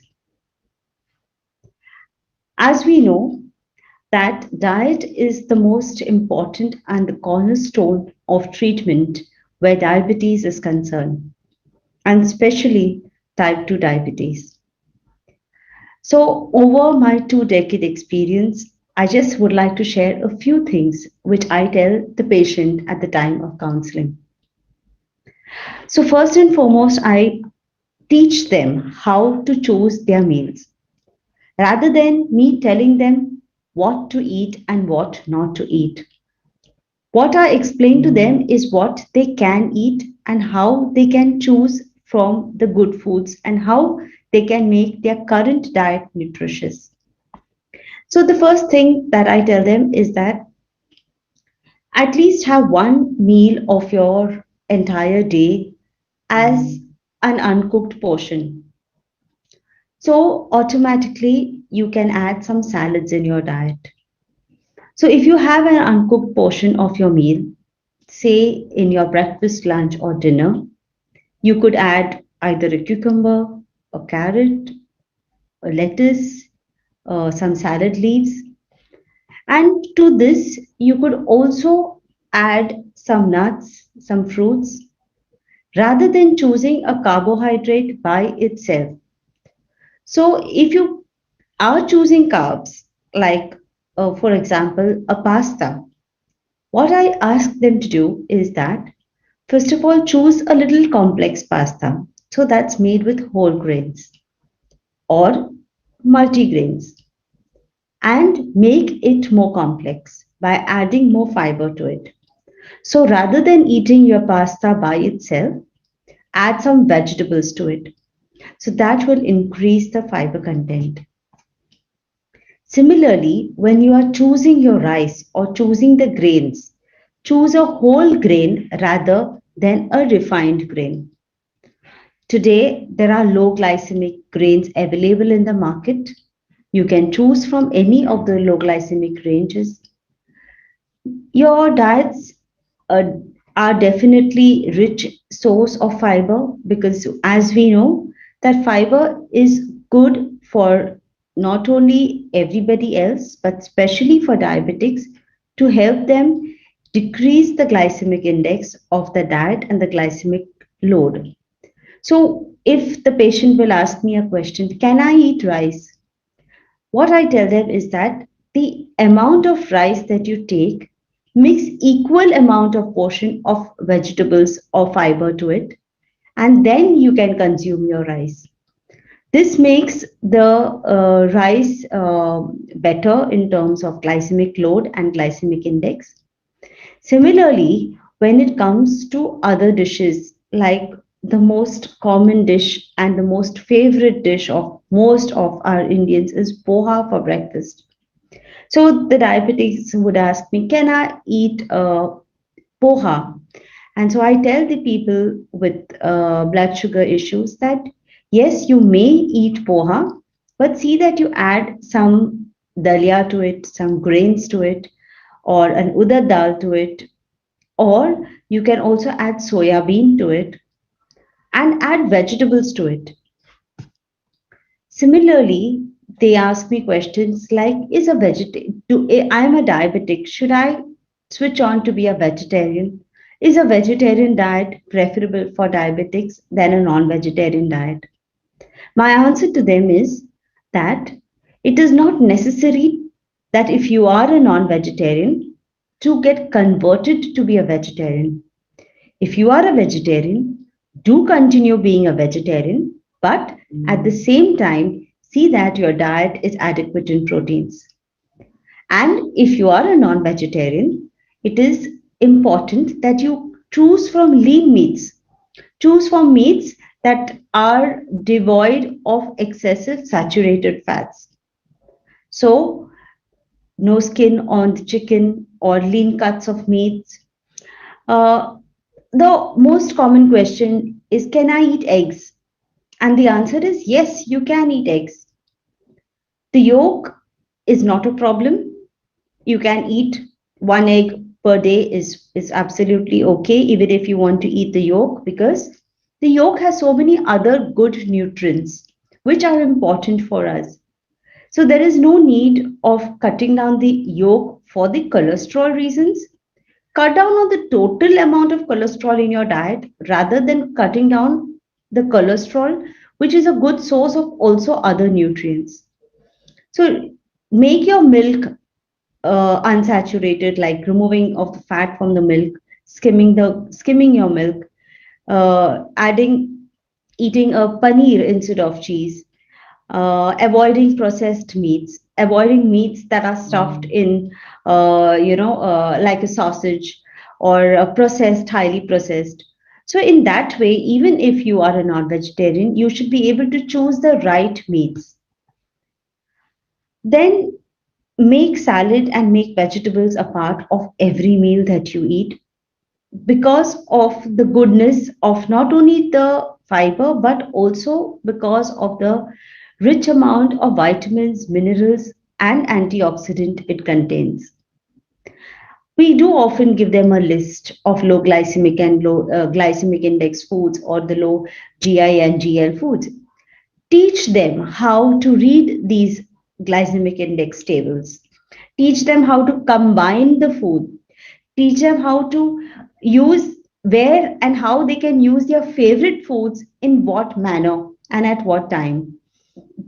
So if they ask me, how many fruits can I eat? So what I also tell them is that when you eat fruits, see that you combine it with other meals so that the release of the blood sugars and the release of the sugars is slowed down. So if you mix some nuts and some seeds to your fruits, or some, or a paneer or a milkshake, it would be better than to eat the fruit just by itself. Secondly, is that have your fruits like a like a snack rather than a dessert. So those are the ways in which you can inculcate fruits in your diet. Of course, I do advise them that they need not consume sugary fruit juices, but they can definitely consume all the seasonal fruits that are easily available in the market, including mangoes. So the amount of and the quantity of mango that you eat is important. When you eat the mango is important, rather than completely telling the patient not to eat mangoes at all. So you have to show them and guide them how to choose the fruits correctly. Also, you can increase the value of your meal and decrease the glycemic load of that meal by adding some fat to it. You can add olive oil, you can add sesame oil, you can add any oil that is comfortable for you. Even some are comfortable with adding the mustard oil or a mustard sauce. So often I am asked, can I add salad dressings? I advise them how to add low fat salad dressings or salad dressings that are suitable for them so that they make their salads more tasty. The other question often asked to me is how much of nuts and seeds can I eat? So, what I do tell them is that instead of eating salted nuts, which is quite addictive and you can go on eating in any amounts, you need to ration it. The easiest way to eat your nuts is either as a snack with something else rather than by itself. So mix it or add it to your salads, add it to your soups, add it to your breads or your rotis or anything that you make, uh, and consume your nuts in that fashion. Also, make your vegetables, make your salad bowls easy to eat. Add egg boiled, add shredded chicken, add some mushrooms. These all are protein foods which will also decrease the glycemic load as well as it will not require insulin for its metabolism. And secondly, it will make increase the protein value of your diet. People do ask me what is the best breakfast options. So I tell them that you can make an omelette, an egg omelette. If you're a vegetarian, you can make a basin omelette, and you can stuff them with good amount of vegetables. The other ways of cooking meals is to have a combined meal rather than to have a single meal. So working women or working men ask me, can I take simple vegetable and chapati for my working lunch? So it's not very difficult to add proteins to your working lunch. Add a handful of sprouts to your vegetables, or add it may not be possible for you to carry too many things, but see that whatever you carry is in a balanced proportion. It's not very difficult to add soya atta or dals to your rotis by increasing the value of proteins to your diet. I do give them a diet plan that looks very simple, and it's not very difficult to consume. So drinking good amount of water. They can add some good spices and herbs to the water. A breakfast option could be an egg, or a lunch option would be a roti, curd, salad, and vegetable.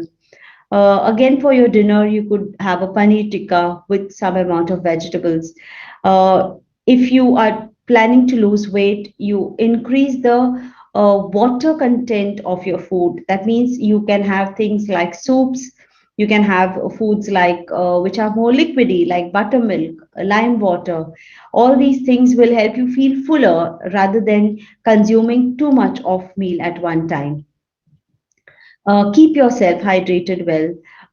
Increase the you if you don't want to drink plain water, you can add certain herbs to your water, lemon and pudina, chia seeds. Make your water more tasty. Also that the most important question that they ask, can I eat potatoes, or can I eat my favorite beetroot and carrots? So these foods also have certain nutritional values, and there is no need to completely avoid them. All you need to do is increase the fiber content of these foods by not having them by themselves, but by adding a protein or a fiber to increase the value of it. So nuts and seeds can be consumed. I tell them not to overdo it, but 30 to 50 grams of mixed nuts like walnuts, almonds, peanuts can be consumed. I give them a list of what are the foods that they can eat in terms of do's and don'ts. And I also tell them, they have a lot of questions. I ask them to make a food diary and come with their questions so that in their next session, so that we can be prepared to reply to them. Thank you so much for your patient hearing, and I hope these tips will benefit a lot of dietitians. Thank you so much.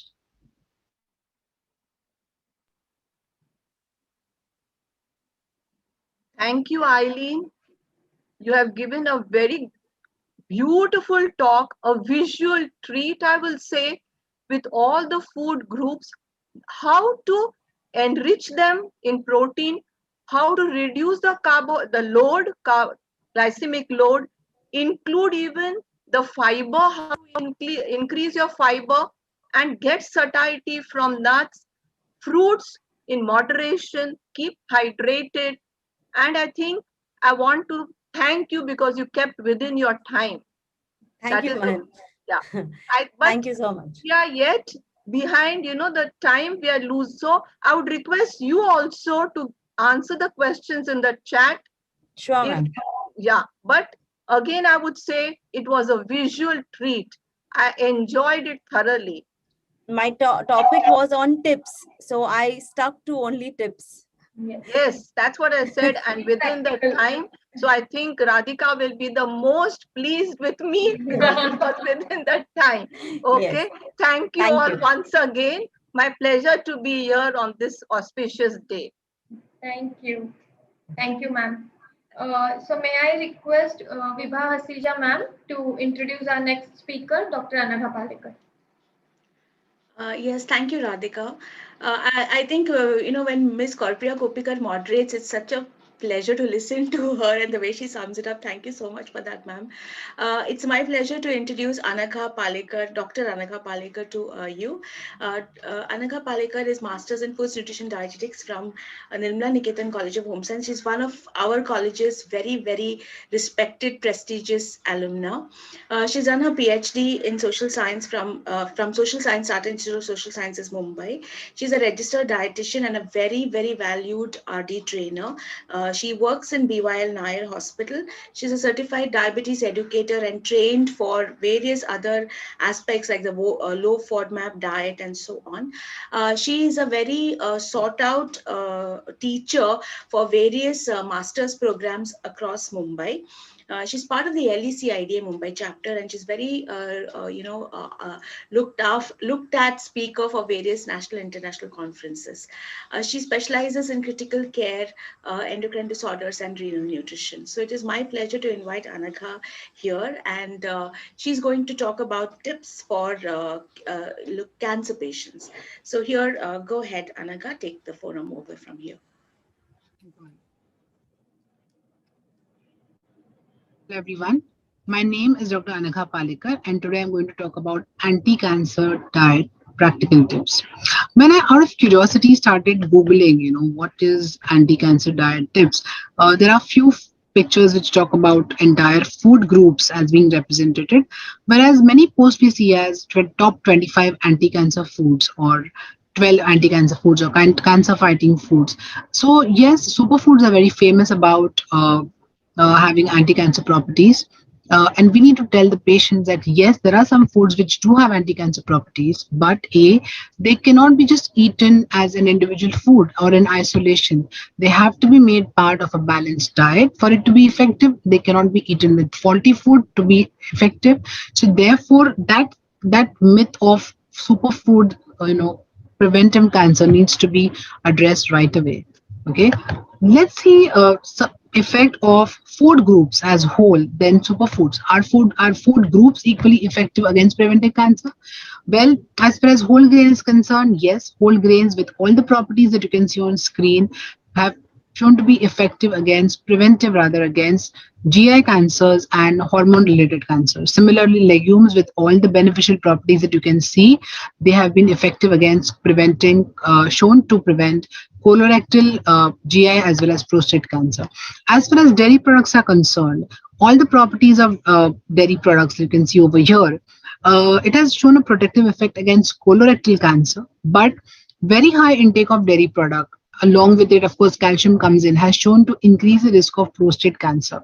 But no association has been found of dairy products with ovarian as well as endometrial cancer. Knowing that milk products contain good amount of saturated fat, we need to take care of it and we need to have these foods in moderation. Fruits and vegetables, at least 4-5 servings a day is what we recommend. And you can see the amount of range. And always remember, variety is very important and diversity is very important. It actually adds on lot of nutrients. Not only that, it prevents against a range of cancer.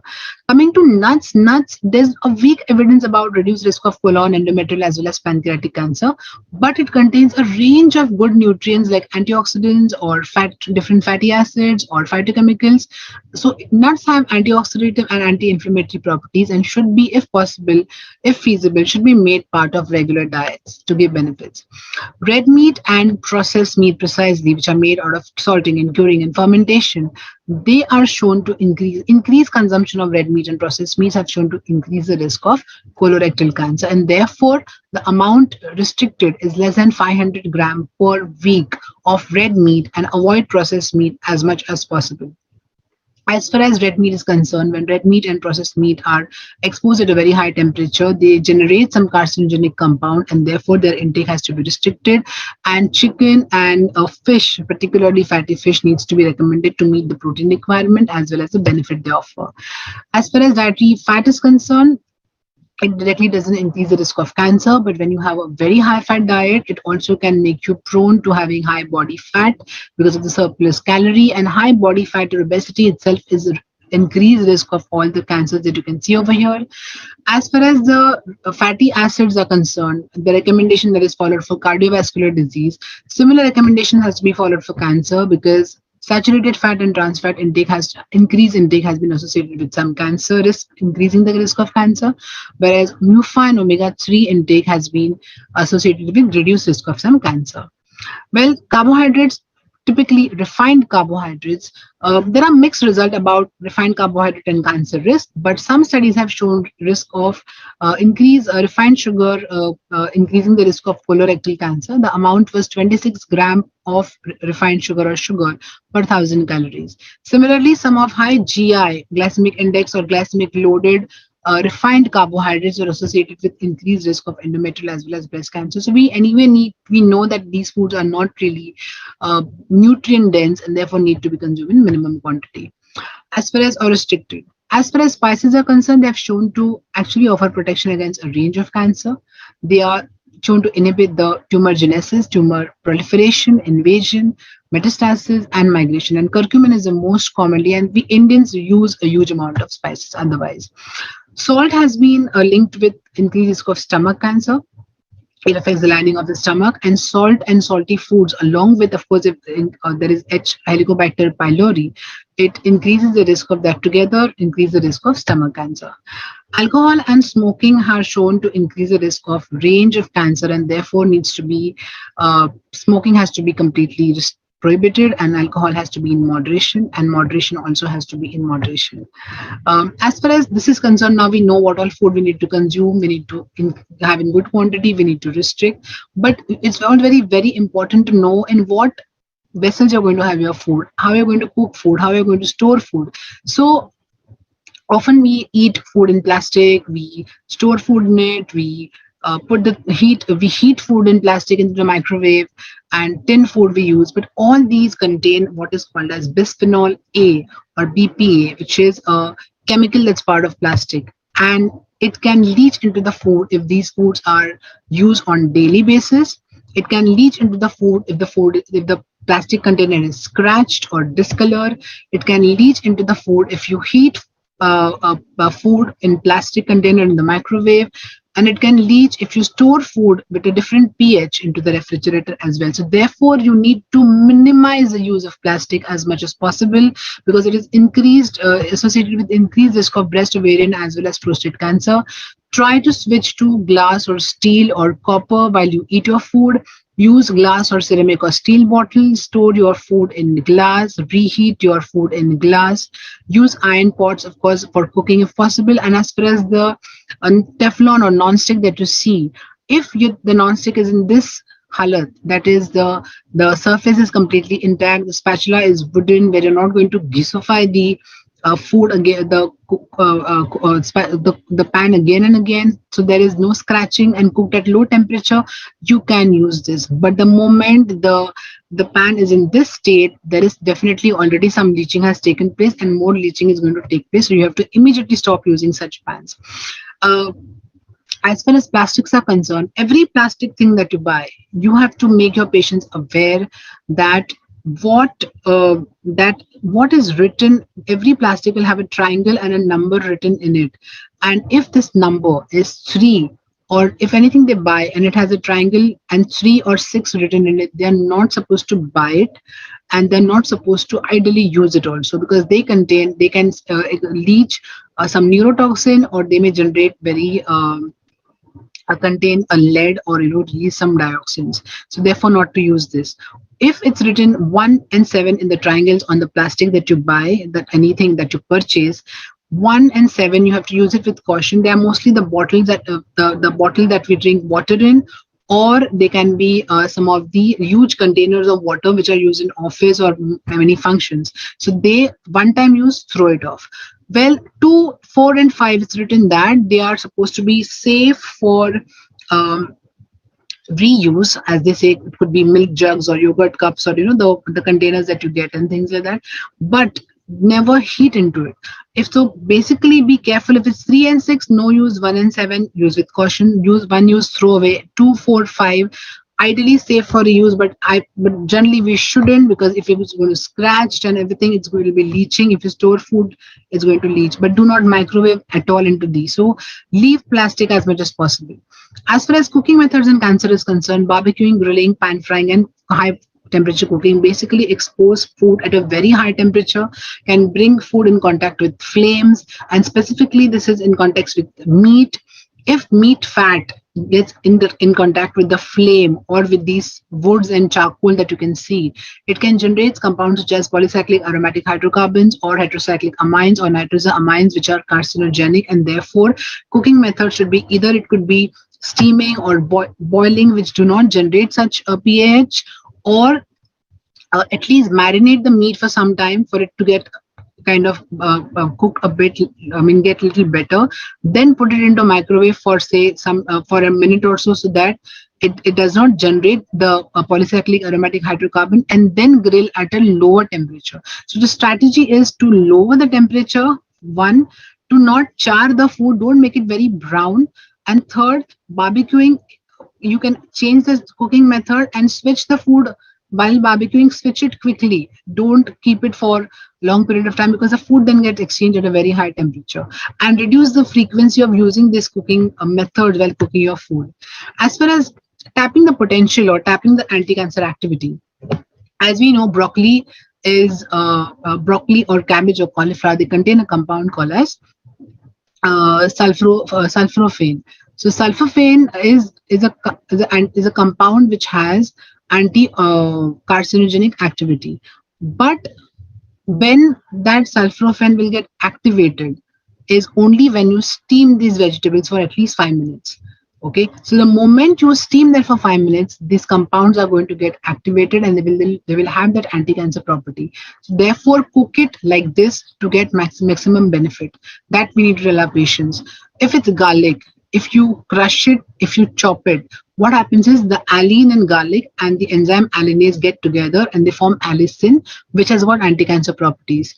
Which is still good, but if you immediately put it for bagar, you lose that allicin, because at high heat it's lost. But studies have shown that if you chop or kind of crush your garlic and keep it for 10 minutes before putting it into bagar or exposing it to high temperature, the allicin still is retained and it still has anti-cancer properties. Similarly, tomatoes for its lycopene, which has got anti-cancer properties. But only when you chop and cut the tomatoes and cook them, that's when the cells are lysed, the lycopene is released, and when it cook it with fat, it's absorbed better and it has beneficial effect. Similarly, when you have curcumin, for better absorption of it, if you have it with black pepper, the piperine in black pepper increases the absorption of curcumin and make it more beneficial. So having foods which anti-cancer property is not enough. Knowing the art of cooking for it to be available as much as possible is very, very important, and that's what tips we need to give our patients. Next one is acrylamide. Acrylamide is a compound which is formed when either starchy foods like potatoes or refined starch or starch basically, and one of them is coffee or the cereals, they are exposed at a very high temperature, and undergo methods like frying or baking or roasting, the way coffee beans are roasted, and extrusion, what the breakfast cereals undergo, extrusion at a very high temperature. So what happens is, in this process, the asparagine and glucose in these like starches and potatoes, they combine together and Maillard reaction is formed, and it generates acrylamide, and that is shown to have carcinogenic properties. And therefore, the best thing advised is reduce the consumption of these foods. Best. Second, if it's potato, cook the potato a bit and then roast it. Third, do not make the French fries as brown as you can see over here. Keep it lighter. Similarly, even bread, toasting, make it the color lighter. The lighter the color, the lesser the acrylamide formation and lesser the generation of carcinogen. So therefore, even baby foods are shown to have these acrylamide, and therefore, if possible, we can minimize the use as much as possible. That needs to be very much told. Colors regulated by regulatory bodies, but when you eat them on road, the regulation gets affected, and therefore you need to watch what you eat outside, because they're loaded with colors, and some colors or some dyes rather, as they say, which are artificial, not natural, but artificial ones do have carcinogenic properties, and that needs to be limited or rather stopped. As you can see, the three diets over here, Mediterranean and DASH diet, which are very beneficial, very good healthy patterns, but no link as such with cancer prevention has been established, but should be followed for good other advantages. But there is something called as calorie restriction, which is called particularly calorie restriction with optimal nutrition, or undernutrition without malnutrition. So where you have 20 to 40% of calorie intake as compared to your normal intake. And that is why calorie restriction in animal models have shown to be very, very protective against cancer, is because when your calorie restriction starts, it actually has shown to reduce the inflammation in the body, the cytokine, etc. markers. It has shown to reduce the oxidative stress. It has shown to reduce the weight, and therefore preventing the risk of all the different cancer associated with obesity, and has been beneficial. As far as intermittent fasting is concerned, it is more explored during as part of cancer therapy, not to prevent cancer. So to come to the conclusion, the fact remains is that we need to have good amount of balanced diet with good amount of hydration. So the final answer is balanced diet. Is anti-cancer diet is a balanced diet. Be more minimally processed foods should be consumed, which are nature made than man-made. Have more of limit, of course, stop smoking, alcohol in moderation. More physical activity, limit your salt and sugar, and stress management are the key in preventing cancer. And I mean, that's what we can do as much as possible as therapists to prevent cancer and help our patients. So thank you for patient listening, and thank you for this opportunity. Thank you so much.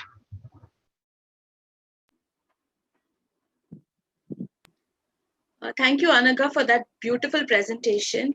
I think you have emphasized very well that there's a variety of foods that we need to take, and I just want to appreciate all the research that you have done and documented all the findings and brought it into a practical aspect, and that was fantastic.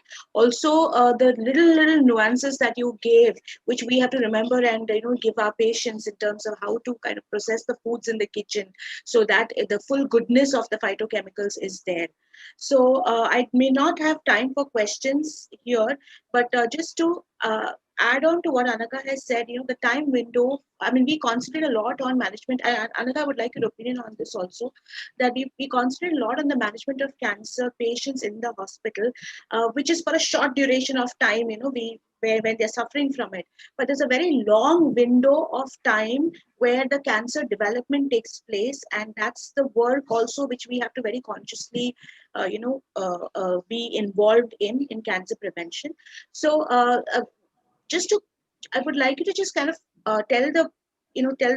change the thought process or add on to the thought process that there's a lot of literature on different kinds of supplements which people need to take for anti-cancer, and people read it online and they may be getting influenced. So as a dietitian, anything that specifically we should address this aspect with our patients. Ma'am, you said really correctly that I don't feel we need to do any special work to special attempts to really educate our patients. The moment patient walks in and when we plan their diets, these things can be taken into consideration. Even when if the patient is a diabetic or any other health conditions, but if you can add these small tips, I think they're going to benefit them anyway and give them the best of benefits. Honestly, as far as supplementation is concerned, I personally feel if you maintain your diet requirement through foods, I don't see a need of unnecessarily taking a supplement, because at the same time, what happens when you take food, you're taking food as multiple ingredients together and it gives that benefit. At the same time, uh, how the in studies, the different form of supplements that are studied, they are either in isolation or in different forms. So I always feel it's better to stick to food in a natural form unless you have a deficiency. And if there is at all cancer, then yes, there are certain supplementations like curcumin or those ones can be added. But on a preventive note, I think diet should be, the food in its natural form should be given preference always. Absolutely, Anagha. And I think we Indians are blessed, with the kind of food we have, which has so many ingredients in it, and the way we cook itself is what can add on to our health.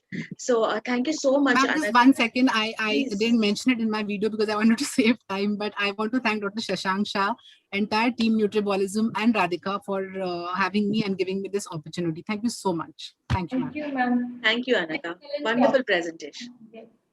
Thank you. So now with this, we move to the next session for today, and I would invite Mayura to welcome our moderators for the next session. Mayura?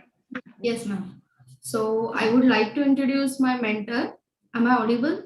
Yes, Mayura. Yes. Okay. So I would like to introduce my mentor and our conference patron, Dr. Shashank Shah and Poonam Shah, who is the founder and director of Lapro Obiso Center, as well as our organizing secretary, Radhika ma'am. She is my mentor too. And it's my privilege to introduce Nazneen Hussain ma'am. She is the founder director of Freedom Wellness Management, National Executive Committee, Indian Dietetic Association. She is the nutritional advisor, INS Hamla, Joint Services, Institute of Catering and Technology, nutritional counselor for the famous sports celebrities and Bollywood actors. I hand over to moderators to introduce our speakers. Thank you.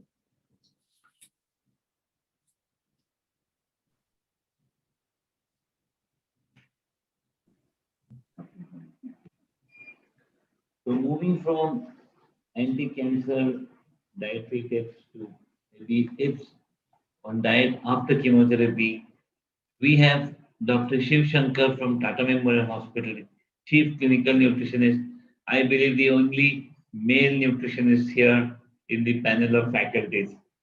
Welcome. He is the chairman, IPN Quality Award Selection Committee, Executive Committee member of IPN Dysphagia Core Group, President IPN India Onco-Nutrition Core Group, member IDEA Oncology Nutrition Special Interest Group, Program Director for NICC Nutrition Insight for Clinical Care Efficacy 2020, Consultant National Institute of Research in Reproductive Health, member is Global Nutrition Program, Multinational Association in Supportive Care in Cancer.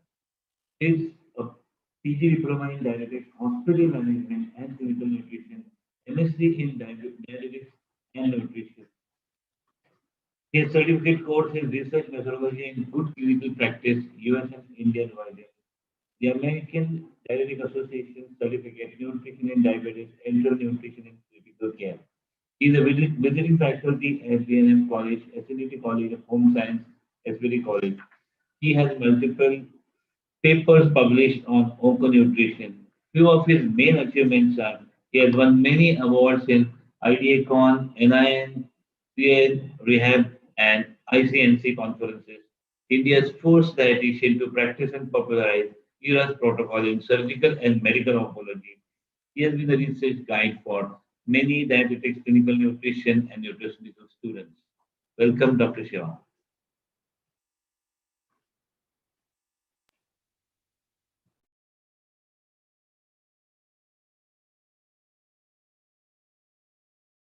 Good afternoon, friends, and thank you organizers for this opportunity. And I've been asked to speak about what should a patient on chemotherapy know about the diet. I've slightly modified the title to the caretaker as well as to the nutritionist. The reason during the presentation you'll come to know. Rehabilitation is something which has been synonymous with the ERAS protocol, that is for the surgical patients. Uh, of late, it has been also been spoken about getting rehabilitation into the medical aspect as well. So this is the first time rehabilitation into the medical oncology has been addressed at any kind of forum, at least in India, I would say. Even worldwide, the rehabilitation in medical oncology is not that popular, but very soon it will be. It will be very widely spoken, discussed, and will be implemented in many of the institutes. That's quite sure. So, what the rehabilitation in medical oncology does really mean to? Quite similar to what the surgical patients undergo for the counseling, similarly in a slightly different way. You will be really surprised to know that 60% of the entire treatment is being given by the allied health professionals. Why is it so? The reasons are quite simple. Let the treatment be very holistically being given to the patients, and make the symptom management as easy as possible. As we all know, during chemotherapy, these patients undergo a lot of side effects, and management of these side effects is a very huge challenge for the doctors as well as for the dietitians, because almost all side effects, they directly impact on the food intake. So that's the reason why the symptom management becomes so important for a nutritionist. Of course, the finally what our goals will be directed towards the improving of the quality of life of all cancer patients. So who are these allied system really consist of? Of course, the nutritionist, along with those occupational therapist, space swallowing therapist, physiotherapist, patient navigators. These are some new profession which has come into TMH. Have a course running on these patient navigators, and anyone who is a graduate, science graduate, even MBBS, they can do this course and become the patient navigators. And the main profession, the main nature of this work is like to guide the patients for all kind of treatments, and uh, the protocols of the treatment, everything is being taken care by these patient navigators. Any problems, issues with the patients, where they cannot really approach to the professionals, they can approach these navigators, and these navigators are going to further direct them to the right person, to the right professions at the right time, and looking after all those hassles what they come across in communicating with these professionals, whether it's a medical oncologist or the allied professionals. So the patient navigators become a key contact person between all these professionals and the patient and the caretakers over there. Along with that, the medical social workers and the NGOs. Of course, NGOs are not the administrative part of the any cancer regional centers, but NGOs do have a very important role in playing, looking after these the patients who come for the treatment. The basic reason, like third world countries or maybe a developing countries, really need a lot of NGOs inputs to take care of the patients. If in developed countries, I think the NGOs may not have that much of role over there. What should a nutritionist should focus on? Like, so I'm not going to talk about the screening and assessment very frequently, and everyone knows about it. It's been widely discussed. So my focus will be to bring about the things where we fail upon, or maybe the patients fail upon, to report to the patient, to the nutritionist at the right time. The follow-ups or the reassessment. So this is one thing which really gives a very clear picture of the patient, where the how the treatment is progressing. And if you don't have a effective follow-up or the reassessment protocols, you directly end up seeing the patient at the end of the treatment, and maybe by the end of the treatment you're not able to reverse any kind of adverse effects or adverse events which have been happening or have happened. So that is why a regular follow-up or a regular reassessment of the patient really gives a very clear picture of the patient's prognosis of the treatment. We as a nutritionist, we have to emphasize and tell the patients at the beginning of the treatment that they have to come to the nutritionist for a regular follow-up and reassessment. That's where even if something is going wrong, can be corrected as early as possible. And this is one thing which I keep on propagating, that the staggered approach to the nutrition therapy. So many of the centers, once we give a nutrition advice to the patient, nutrition diet to the patient, thereafter, sometimes we feel that our work is completed. It's not that. I keep on saying that our work actually begins once we hand over the first diet chart to the patient. So that's what the staggered approach to the nutrition therapy, what does it mean actually, is like you need to segregate your dietary approach to the patient in a quite different phases.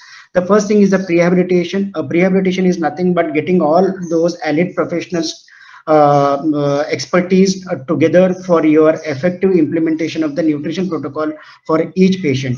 A patient who is a demoralized patient, who is not inspired to take the treatment, none of your effective dietary interventions are going to be impacting the outcome. So you need to take the psychologist help over there to motivate the patient to undergo all these aggressive therapies in a most competent way. Similarly, the physiotherapist, if the patient is not that active and you are giving a good amount of calories, proteins, and the patient is still consuming and physically inactive, again the outcome will not be that encouraging. So that is why prehabilitation is something like a pre-treatment counseling and build up of the patient for the aggressive treatment, taking all allied people into your confidence and their expertise to improve upon your own therapy. Then comes the peri-treatment. Once the treatment starts, and we know these are prolonging treatments, these treatments go on for months and months. So looking after the patient's health during this prolonged phase, as most of these patients come to the treatment, the cancer treatment from the native place to the other cities. It's all over world, like, because all cancer patients are not available at many regional centers. So the patients normally migrates from one place to the other to take the treatment, except for those who are locally staying over there. So that is why during these 3 to 4 months of the treatment, or maybe more than that, the patient comes across many hurdles and many logistical and financial issues. So that is the reason why a peri-treatment has to be under observation, a close observation from the oncologist point of view, as well as a nutritional point of view as well.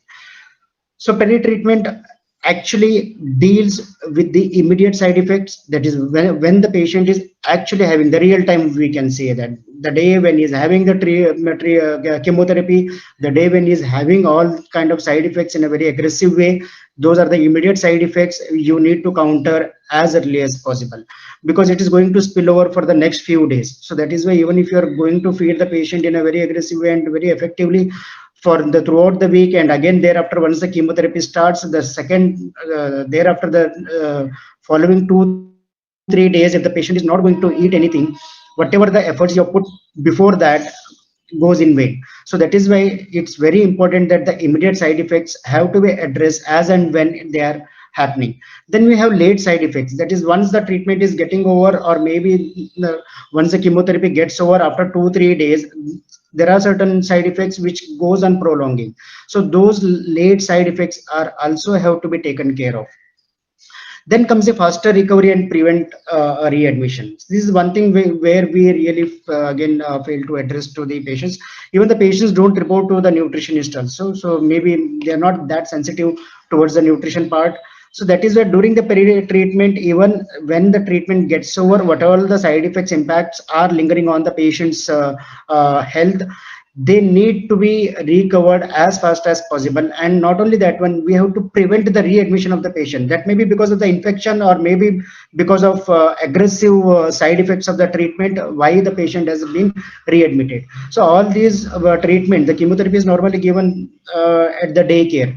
So the patient normally after the chemotherapy, he goes home. So what all the effects it has on the prolonging or the recovery period of the treatment, the patient has to be told that whether during the treatment or after the treatment, whenever you are having the side effects, you need to really go through the counseling process what we have undergone at the beginning of the treatment.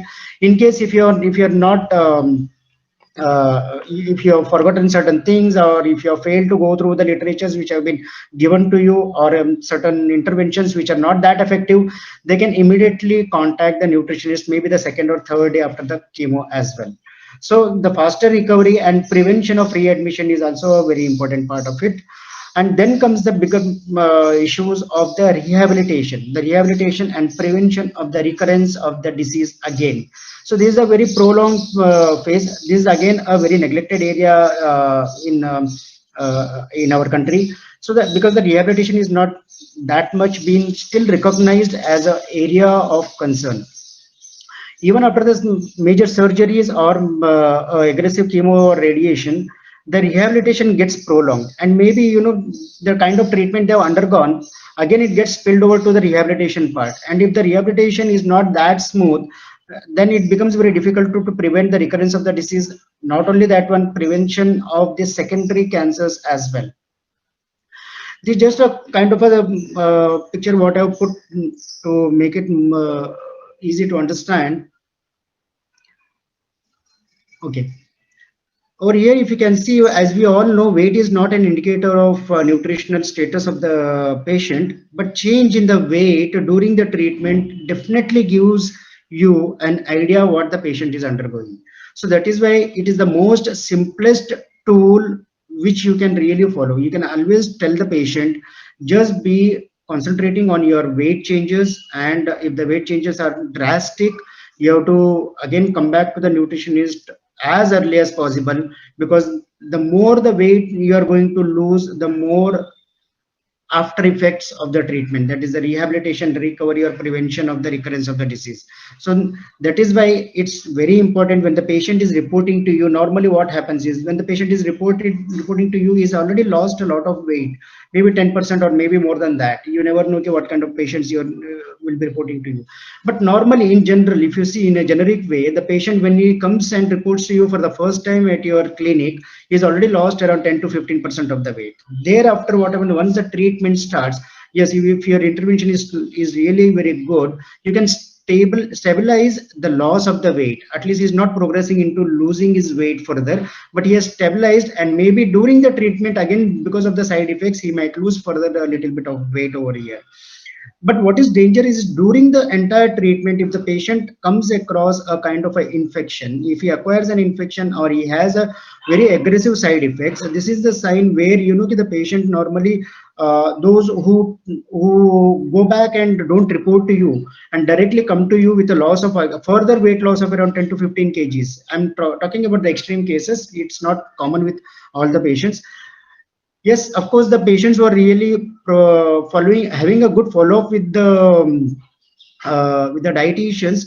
The curve will not be as depth as you can see over here, but during the rehabilitation, this is going to take forward your interventions. What I mean to say is, if the patients, when the infection or there is a stoppage of the treatment, if it is not taken care of, the patient's rehabilitation will be a very tough one. As you can see the dotted lines, whatever his usual weight was there, we are not able to achieve his usual weight in the very near future as well.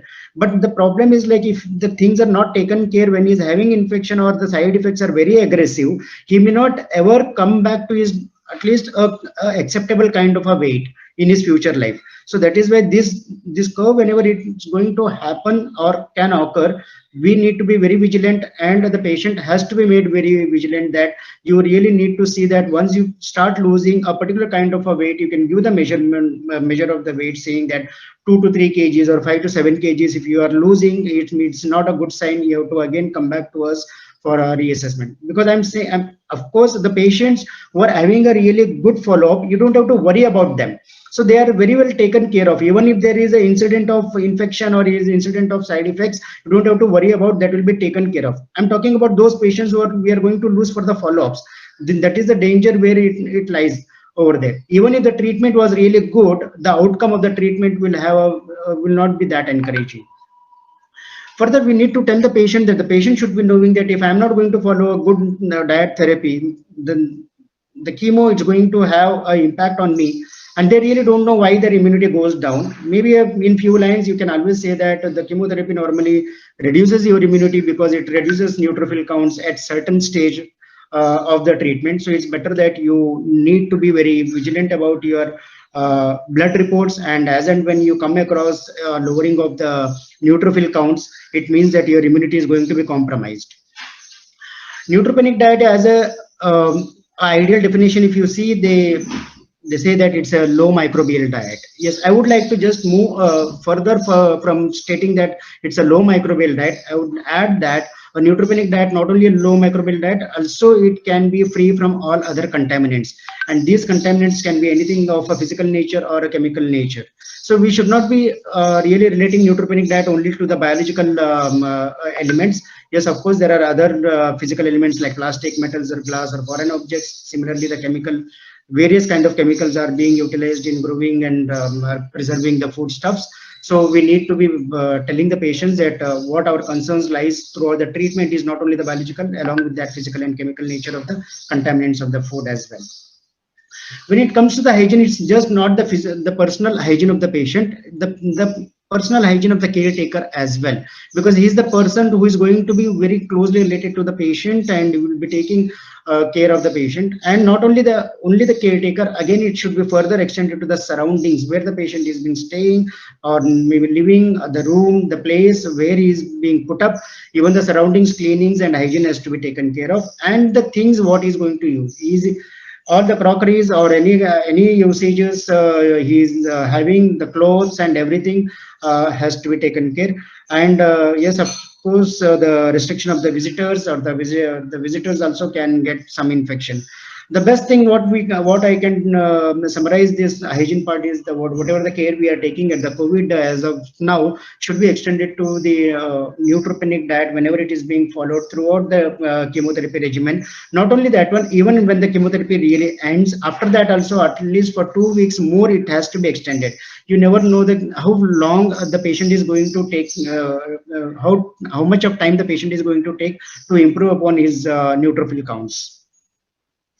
Food handling, it's just not the way you cook and serve the patient. It's from the source of the procurement, from where you are getting, what kind of quality you are getting, how you are going to handle the food, how you are going to store the food, how you are going to thaw the food, and all your cooking methods. And not only that one, how the cleaning and other aspects of the food is being also impacting the patient's infection parts. So it just the food handling on the holistically nature, we need to really counsel the patient. The patient and the attendant really have to understand it just not procuring the food, but entirely how it is being handled throughout the time until the patient consumes, and thereafter even the utensils what is being utilized. It's advised that to clean the utensils they should be using the liquid soaps rather than the bars, because the bars normally leave a trace of some chemicals on the plates. And if the caretaker is not that attentive enough to really wipe out the chemical traces on that one, because most of these any kind of chemicals are very sensitive to the chemo regimen, so they are going to interfere with the chemo impact on the cancer cells. Let us be very clear in when we are advising to the patients what needs to be consumed and what needs to be should be avoided. All the entire cancer disease is an inflammatory disease. The treatment is an inflammatory treatment. So at least through the diet, we should be able to give as much as anti-inflammatory nutrients as possible. So you give a list of the things which are very clearly indicating that these are the things should not be consumed and these are the things you can consume very liberally. Chemo side effects, and there's something like the symptom management, what we call it at times, like the symptoms, you never know which patient can have what kind of treatment under what kind of chemo regimen. There is no standard kind of thing, there are no fixed kind of thing. Any kind of chemo drugs and can impact each individuals in a different way, each individual in a various severity way as well. So that is why you never know before the start of the treatment what kind of side effects the patients might undergo. It's better that before the treatment, that is during the prehabilitation, you should advise the patient very clearly, stating that in case if you come across any kind of these kind of side effects, what are the remedies. We really don't have to wait till the side effects starts occurring and impacting the patient and the patient is not able to contact you. It may be weekends and there may be a holiday, the patient is losing 3 to 4 days in between. So these kind of lapses contribute a lot into the outcome of the patient. In a very basic kind of a thing, if we want to summarize that the instantaneously what kind of advice or the remedies we can give to the patients, which is going to be impacting the rehabilitation part of the entire process. Not only that one, even the outcome of the disease as well. And side effects can be, it's something like a continuum, like it never gets over in few days, like it goes on continuing for some patients. Like during the treatment also, they have, even after this treatment, during the recovery and the rehabilitation phase also, the treatment goes on appearing every now and then. And all these side effects, especially in teenagers and young adults, if you see, that can have a very greater impact once the treatment gets over. And as their future life goes on, they might come across some bigger ailments because of the kind of chemotherapy regimen they had, the kind of treatment they had undergone. So when you're dealing with the children's and the young teenagers during chemo radiations, we should be very sensitive enough to tell them what's in store in future after a few years of your treatment. Like some people have cardiac issues, some people have obesity, they put on weights, some people have will never put on weight, some people might go deaf, some people might have problems, cognitive problems are also, the thinking process and other things are also get impacted. Even fertility issues are also there. So considering all those factors which are related to the nutrition part, you can sensitize the parents as well as the children who can able to communicate with you. Of course, not the small children I'm talking about, something like a teenager, where you can communicate and tell them what can happen in future if you don't take care of yourself. So maybe every year when they come up for the follow-ups, they can always visit to the nutritionist stating for the reassessment, and if at all any new interventions are required. Impact of side effects, this is again a graph what I made over here. Like as I said, the severity of the graph, you can see over here. If the side effects are very severe, it is going to be impacting on the late effects as well and the long-term effects of the patient. And this long-term effect can go for even decades. So it's not that the once the treatment is over, within months the patient has recovered and you don't have to really worry about what all kind of the treatment the patient has undergone. So there are very many incidents where, especially the childhood cancers, as I told you earlier, that has a very bigger impact throughout the life for year. That is why the peri-treatment phase, we need to be very active, very sensitive for the thing. All those kind of during the rehabilitation, what we come across is like failure to thrive. They can have physical and mental fatigue. Obesity is one of the areas, especially the female cancers. The ones who are on hormonal therapies, they do have this increasing their weight during the rehabilitation phase. People might have fertility issues, recurrence of primary or secondary cancers, psychosocial issues, neurocognitive issues. There are many things we need to be careful because of the side effects of the treatment. In case if those short-term side effects are quite less and very impactfully handled, I think the late effects and the long-term effect management will be very smooth. Exercise is something, yes, of course, it doesn't come under our purview, but we need to tell the patient that after the treatment or during the treatment, in whatever the capacity, not necessarily everyone has to visit a gym, not necessarily everyone has to go for a marathon run or maybe any kind of exercise which they are not able to do. But of course, you need, as a nutritionist, you have to tell them that to use the nutrients in a much better way, they have to be physically active. In case if they have undergone any kind of surgeries, if they are having any issues with some kind of physical activities, they can always refer to the physiotherapist. You can refer the patient to the physiotherapist in what kind of physical activities they can really explore into and keep themselves as fit as possible. Finally, as we say, we need to tell the patient, and the patient should know that if I don't follow the instructions given by the doctors, the nurses, the allied professionals, the nutritionists, what is the impact of that? Unless until you don't tell them the impact, they are not going to really understand and take care of themselves in a very sensitive way. So that is why we need to tell them, if you're not going to follow all the instructions given to you, if you're not going to take care of your weight and the side effects, the chances that your treatment can get prolonged, your treatment can stop, or treatment can get delayed. And if at all, if you acquire any infections, then again the cost of the antibiotics, the duration of the treatment of the infection, and again there may be a chance of shift of the chemo regimen. So what they started with, the kind of chemo regimen they started, it might be a very strong one, but because the patient couldn't cope up due to any kind of reasons, the doctor decides to shift to a milder chemotherapy where the treatment can get again prolonged. Because an aggressive chemotherapy is, if the patient is not able to tolerate, the doctor has no other option than to shift to a milder one. And this shift of chemo regimen might have some impact on the outcome of the results as well. Not only that one, even the cost of the treatment is going to be increasing. The duration, the cost, everything is going to be impacting the entire duration of the treatment as well. So the cancer survivors, they really deserve a healthy and productive life. And yes, of course, there's a photograph of the breast cancer patient of stage 3, and you can see after the treatment the kind of smiles they have, which shows that the rehabilitation is really good with this patient. Thank you.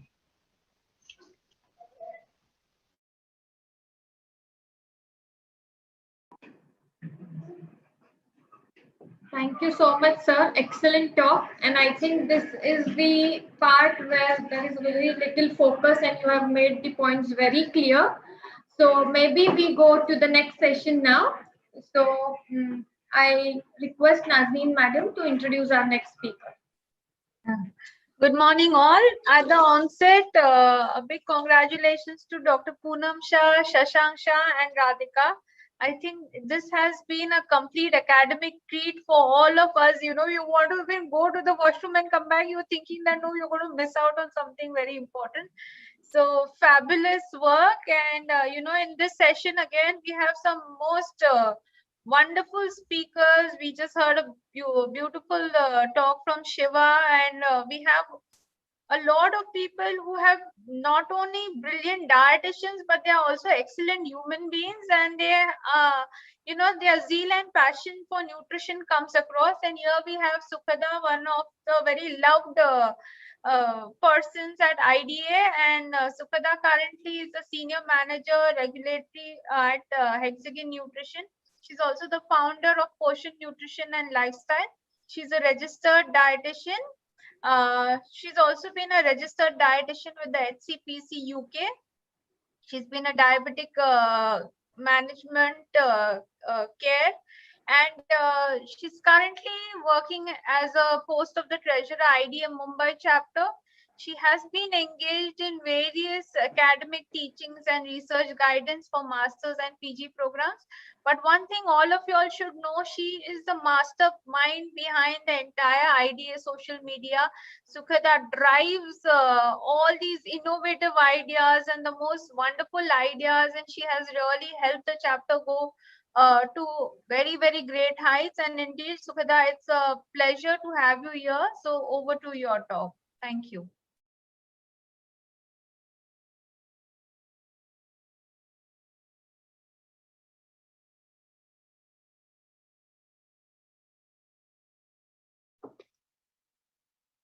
Hello everyone.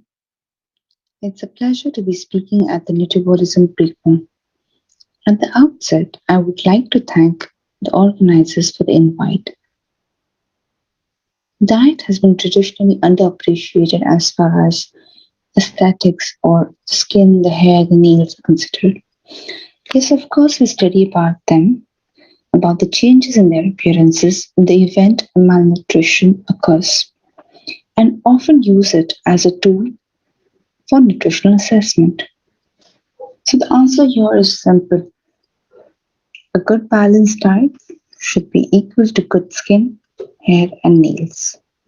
Yet, not everyone has the same luster on the skin or the softness in their hair.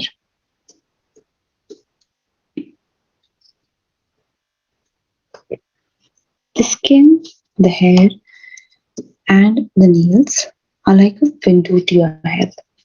They basically tell you what you've eaten.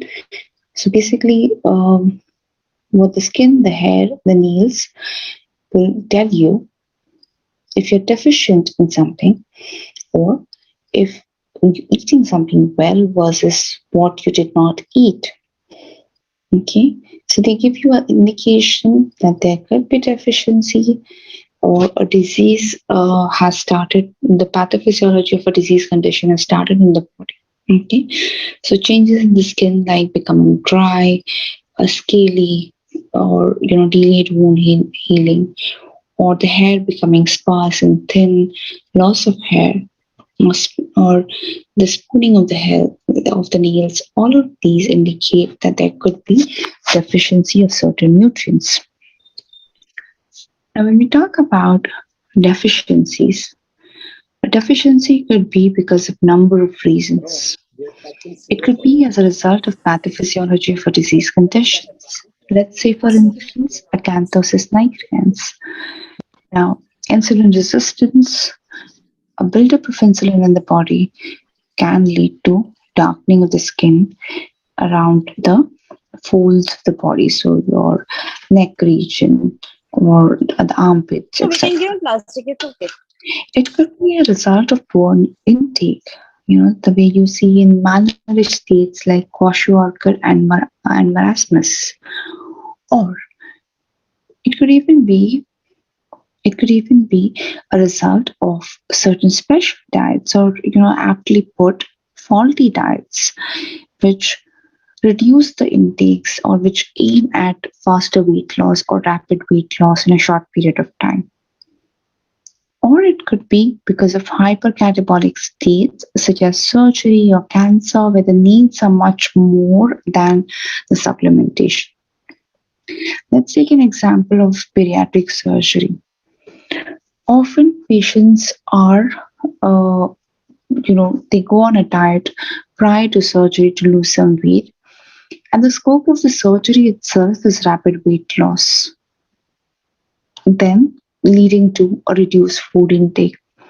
So in this situation, you see that there is inadequate absorption of nutrients, and which might not be sufficient to maintain the growth of hair or maintain the quality of the skin, etc. And therefore, as dietetic practitioners, you would give supplements to your patients, you put them on a supplemental program, but a lack of adherence could lead to deficiency. So the needs are not met for that particular condition. Just to drive a point home, the changes in the hair, the skin, and the nails as a result of nutritional deficiencies may be limited to certain micronutrients or even to protein and fats as well.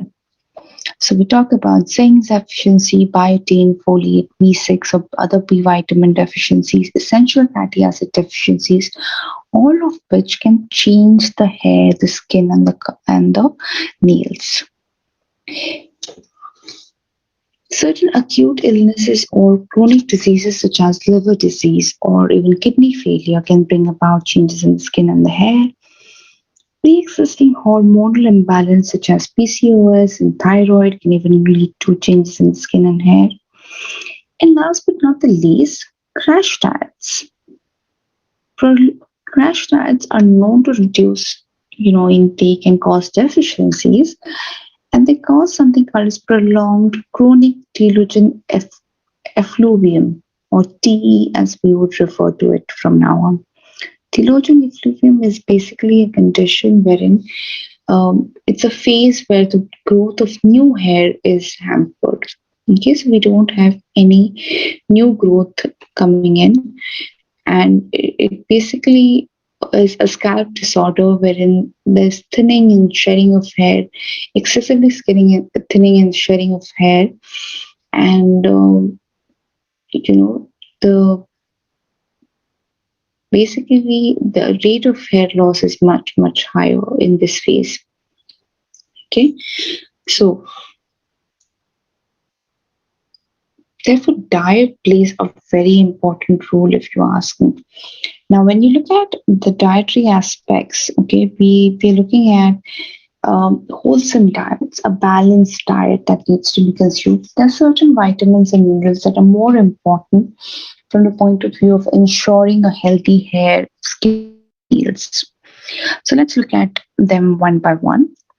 The first one is vitamin C, which was one of the most popular vitamins in 2020, owing to the current situation that we are in.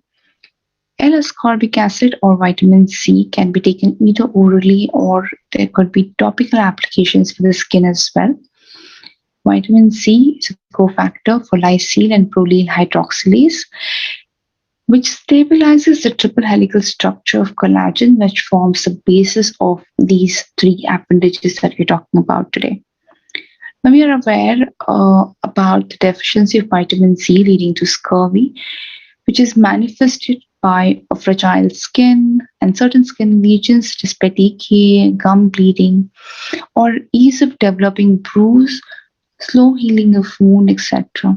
But it also causes or impairment in collagen synthesis as well, leading to enlargement and keratosis of your hair follicles.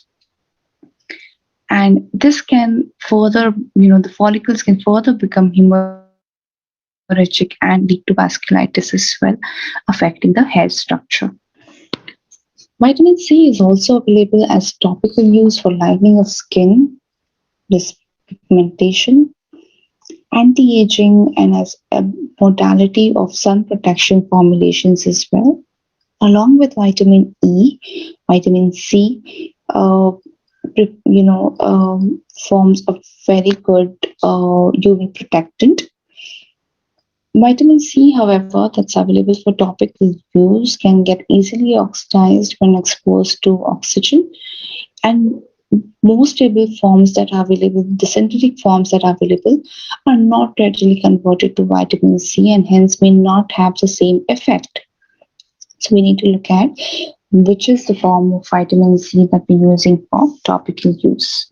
Good amount of vitamin C intake from fresh fruits and vegetables is recommended, unless you have a severe skin or hair condition wherein supplemental vitamin C could be recommended to the tune of starting from 40 milligrams of RDA to going up to 1000 milligrams of vitamin C based on the condition that one may suffer from. The second vitamin we have is vitamin E. Now, vitamin E is again a potent antioxidant just like your vitamin C, and it helps against collagen cross-linking and lipid peroxidation, both of which are linked to aging of the skin. So therefore, vitamin E acts as an anti-aging agent. A 3-week study with oral supplementation of moderate dosage of alpha-tocopherol significantly increased the vitamin E levels in the sebaceous glands such as the face, indicating that supplementation possibly might help in increasing the vitamin E levels in the skin. Topical vitamin E is known to reduce sunburn in cells and therefore reduce the chronic UVB-induced skin damage and photocarcinogenesis. Deficiency of vitamin E can lead to syndrome of edema with papular erythema or seborrheic changes, dryness, and depigmentation in premature infants as well. Vitamin E supplementation usually falls in the range of roughly around 7 to 10 milligrams per day. Then we're looking at vitamin E. Now, vitamin E, again, you have a basket of carotenoids under vitamin E.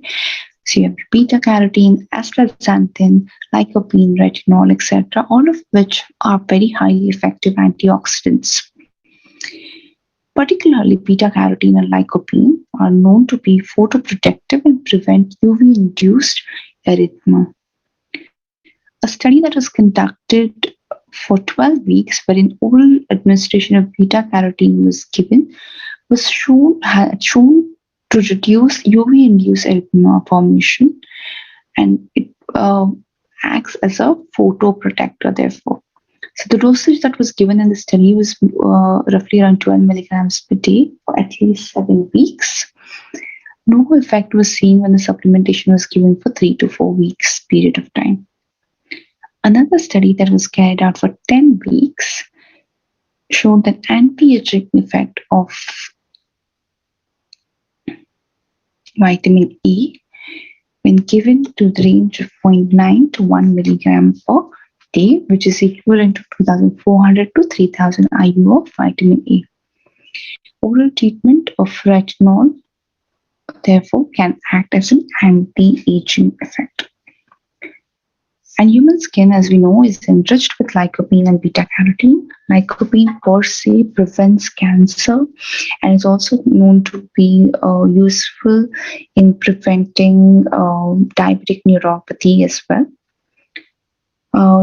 Lycopene that's present in tomato products, therefore, can prevent cancer.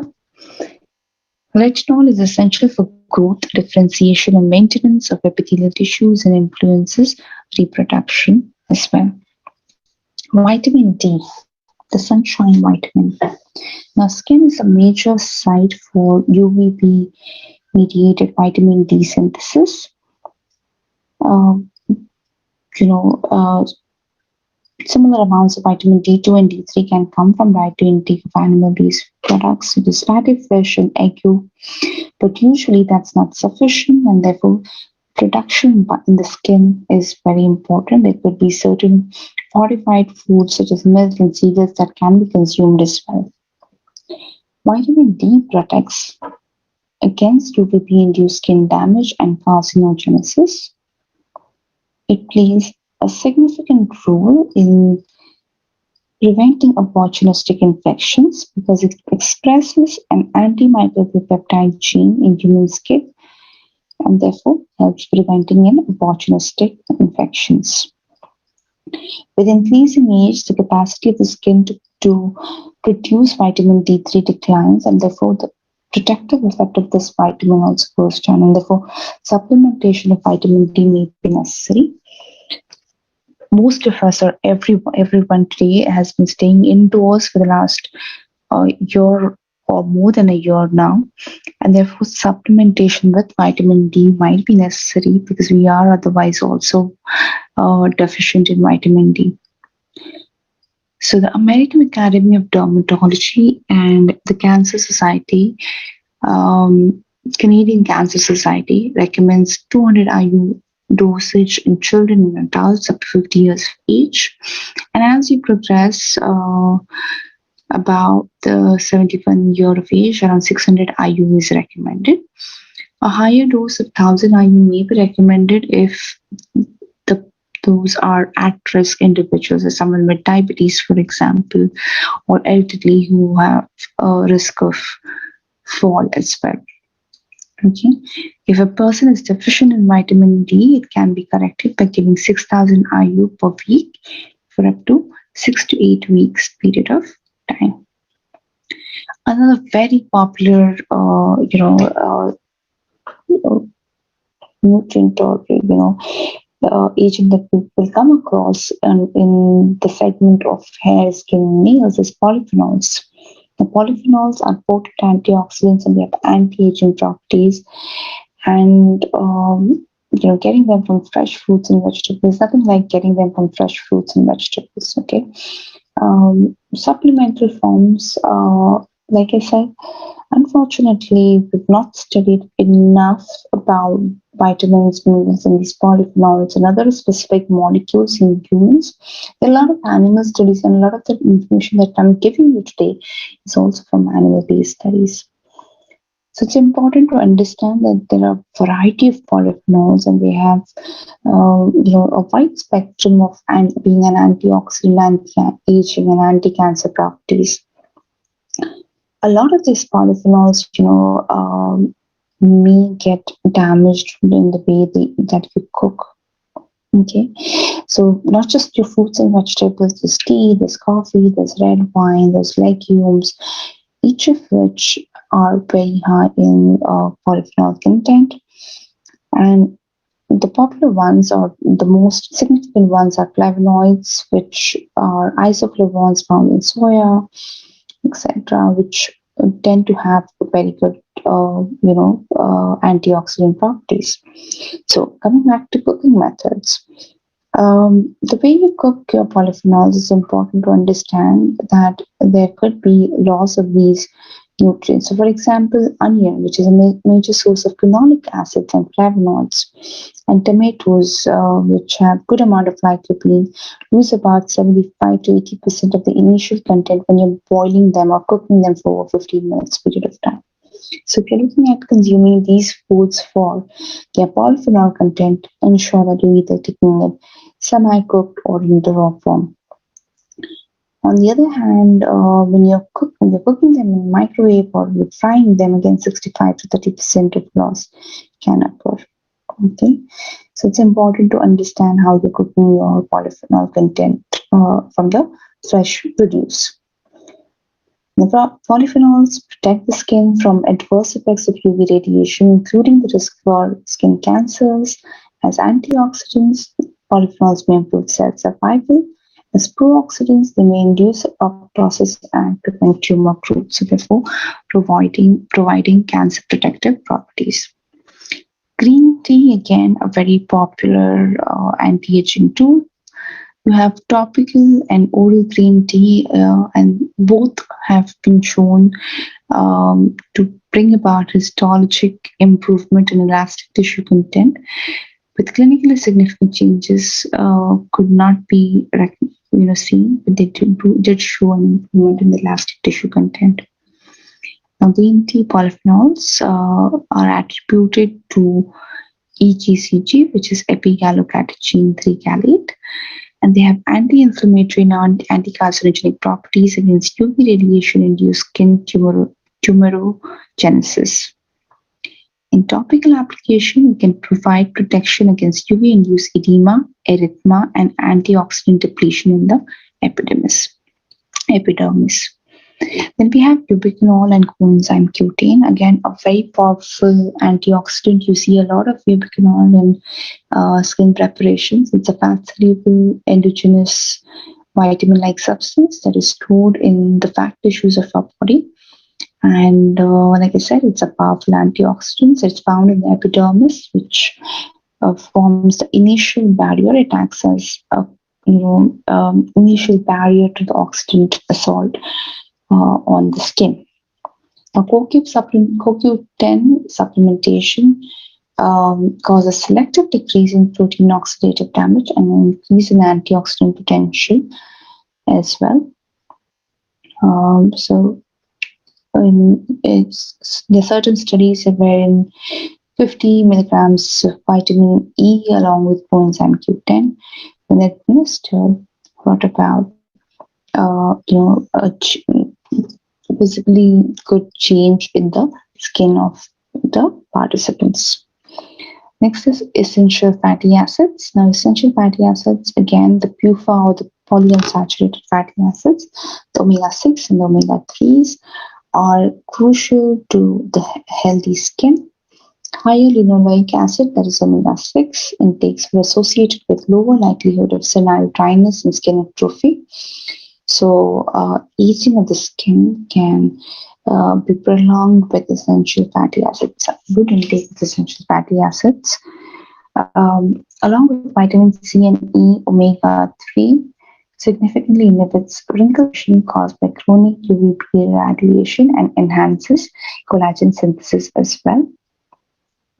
And this particular finding is from a study that was conducted in 2008 in 4,025 women in the age group of 40 to 74 years, using the data from the first National Health and Nutrition Examination Survey, and beneficial effects of omega-3 supplementation along with vitamin C and E was seen.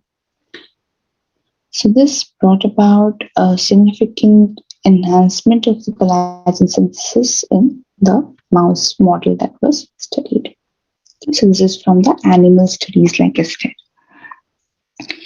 Zinc.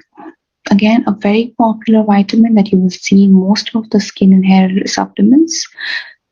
Deficiency can impact both hair structure and hair growth, and effects on hair growth include an acute telogen effluvium, which is TE that we heard about earlier. So a well-known effect of sudden weight loss or decreased protein intake, as well as diffuse alopecia, can be seen in niacin deficiency as well as zinc deficiency. Male pattern hair loss or female pattern hair loss and telogen effluvium can people with these conditions show lower zinc concentration, and supplementation may not help in someone who does not show visibly signs of zinc deficiency. So it's important to understand that we do not give zinc supplementation to everybody. Okay. Yeah. Excessive zinc, in fact, may cause acute adverse effects, including pain, vomiting, and diarrhea, while chronic effects include interaction with iron and reduce immune function as well. So it's important that you weigh your supplements and which ones are required. Now, iron deficiency is one of the most common nutritional deficiency, and it's a well-known cause of hair loss and poor skin color, pallor as we call it. The possible mechanism of iron deficiency, effective iron deficiency on hair, is the deficiency affects is a role of has a role as a cofactor for ribonucleotide reductase, the rate-limiting enzyme for DNA synthesis. Okay, so again, iron is to look out for. Niacin deficiency again, pellagra was very common. You see niacin deficiency. And we know the well-known diet of pellagra, the photosensitive dermatitis, diarrhea, and dementia.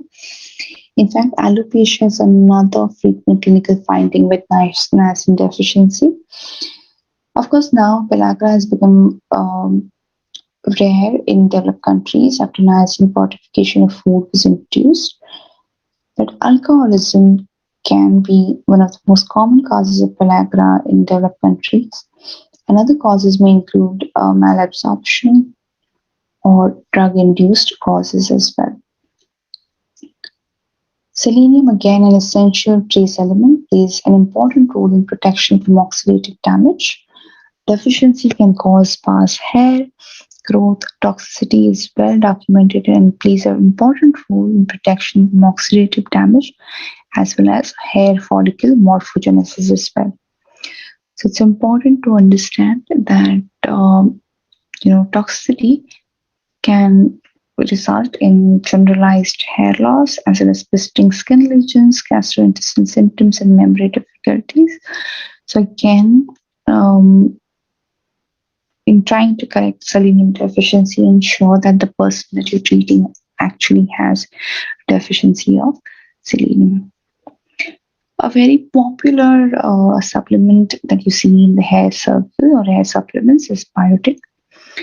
Poor metabolism of nutrients can contribute to undernourished hair follicle cells. Biotin is known to preserve hair strength, texture, and function.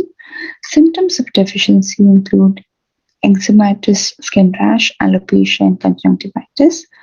The recommendation of biotin is to the tune of 500 to 1000 micrograms per day. One very interesting thing about biotin deficiency is that it's very rare, as intestinal bacteria are typically able to produce adequate amount of biotin. Deficiency is seen in cases of congenital or acquired biotinidase or carboxylase deficiency, or it can occur because of excessive ingestion of raw eggs or undercooked eggs due to binding to avidin. There are no clinical trials to show efficacy in treating hair loss with biotin supplementation in the absence of deficiency. Despite this, every hair supplement that you will see in the market will have biotin in mega doses. So it's important to understand,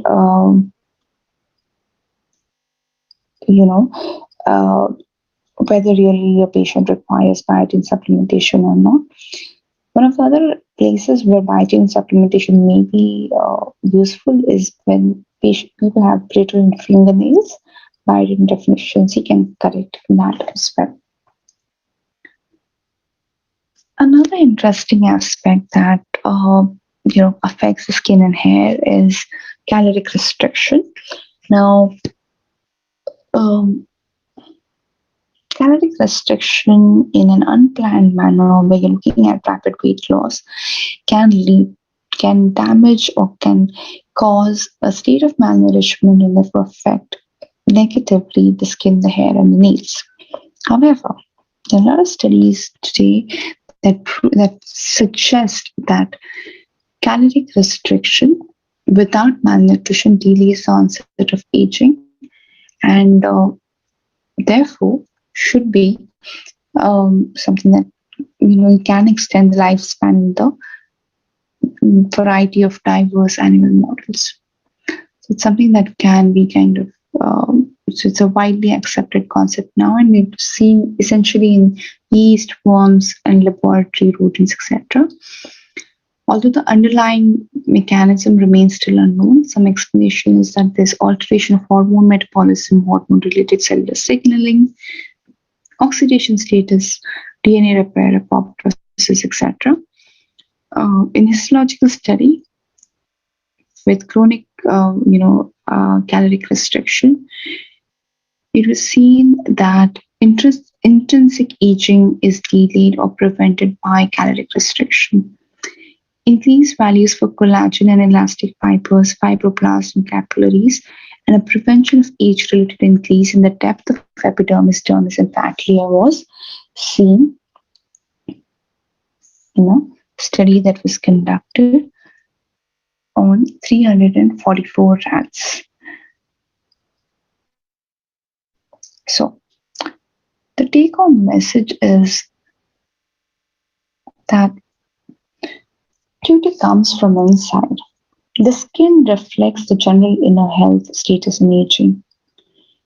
And we know that it's important and that diet is taken care of when you're looking at, correcting your visible appearance.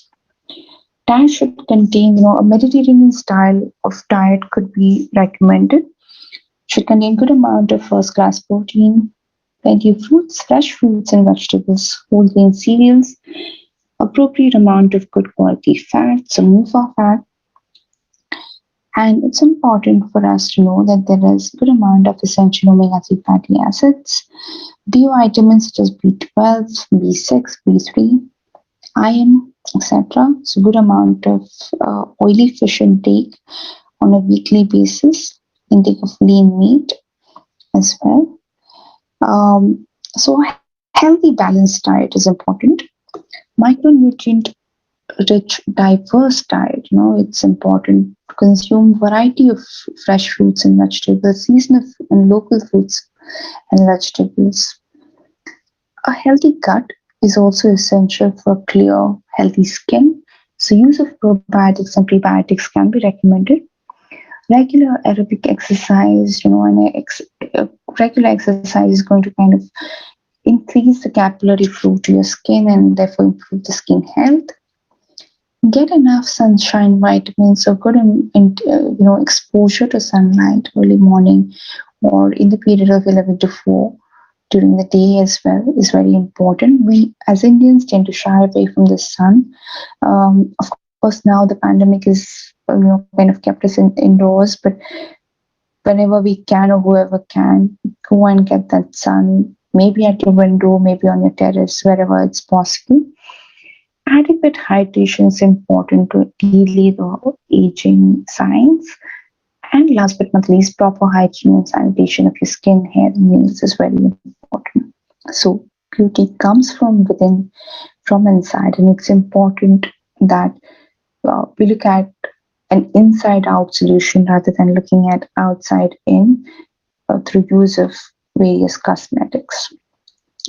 That's it from me. If you have any questions, I'll be happy to answer those. If you wish to connect with me, here's my email ID. Thank you for your patient hearing. Thank you so much, Sukhada, for a very, very elusive presentation. I think you covered almost the entire landscape of all the nutraceuticals, and it was a fantastic presentation. Due to paucity of time, we may not be able to take questions, but please put in your chat box, and Sukhada, our viewers would love to know the answers. So please stay online. Thank you very much. Over to the next speaker.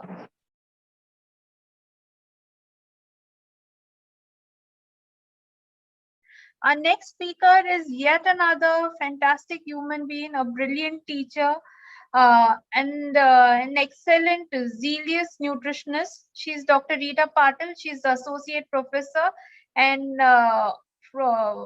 from the Food and Nutrition Department of the Manibai Nanavati Women's College. She's also a very active LEC member and is currently the Joint Secretary of IDA Mumbai. She has published over 10 research papers in national and international journals and has published books and chapters in various journals and has presented in many conferences. And it is indeed a pleasure to have you, Rita ma'am, here, and our audience is really excited to hear you. So let's have the presentation on. Thank you.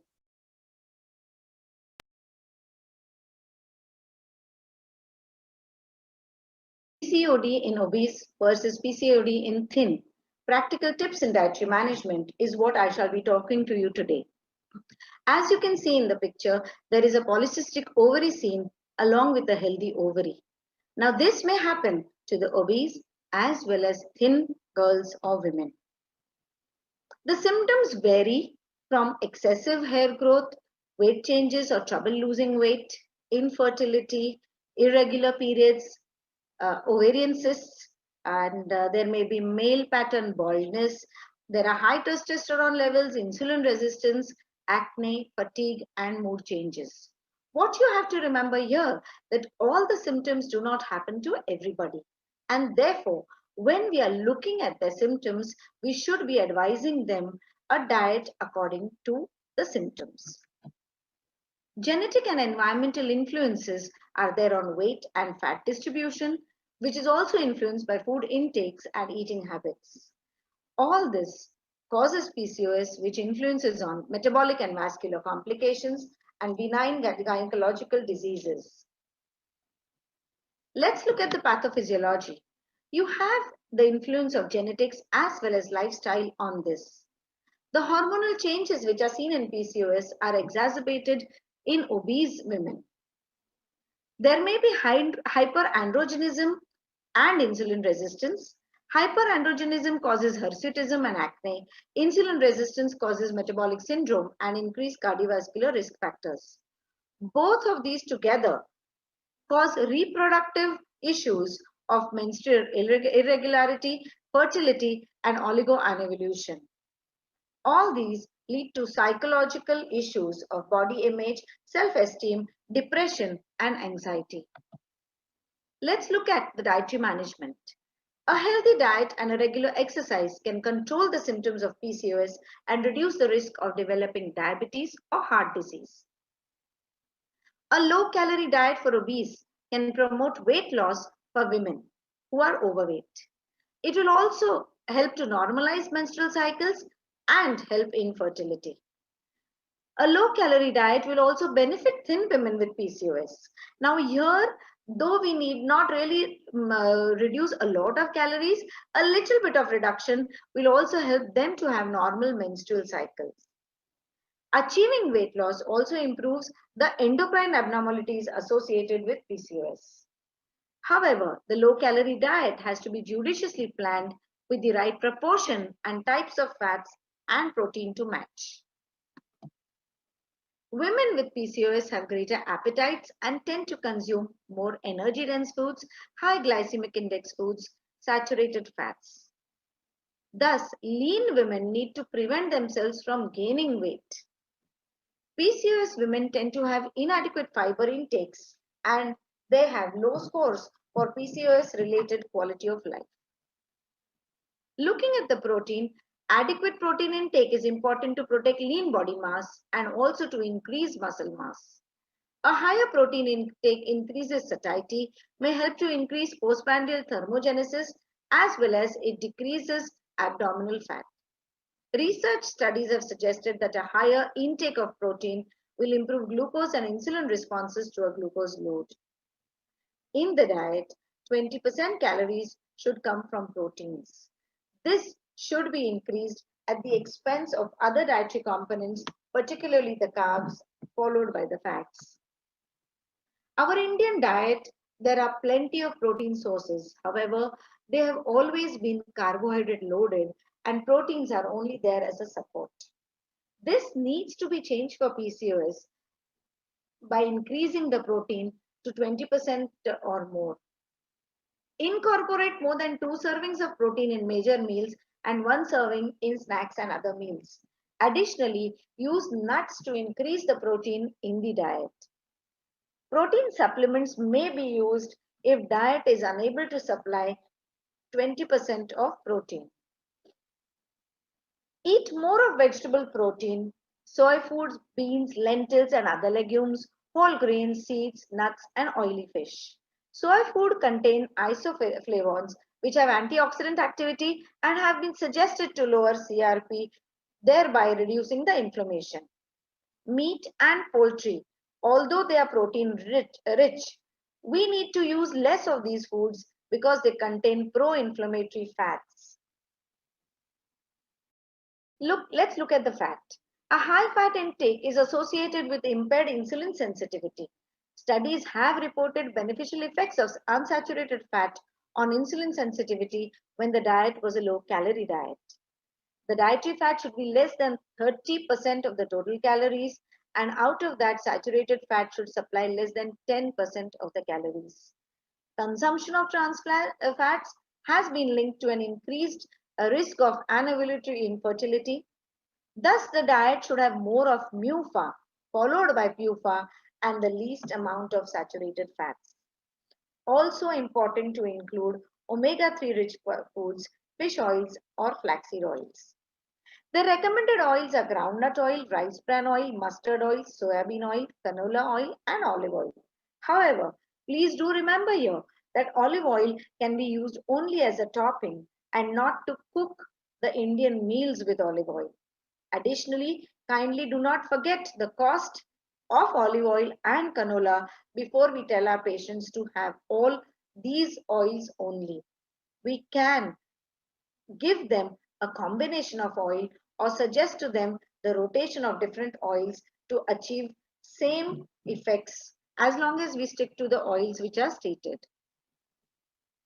Unsaturated fats are present in nuts, sesame oil and seeds, soybeans oil and avocado, olive oil and avocado. Similarly, like I was saying before, avocado is also not native to us, and therefore, though we know that there are unsaturated fats, we may only advise it to people who can afford it.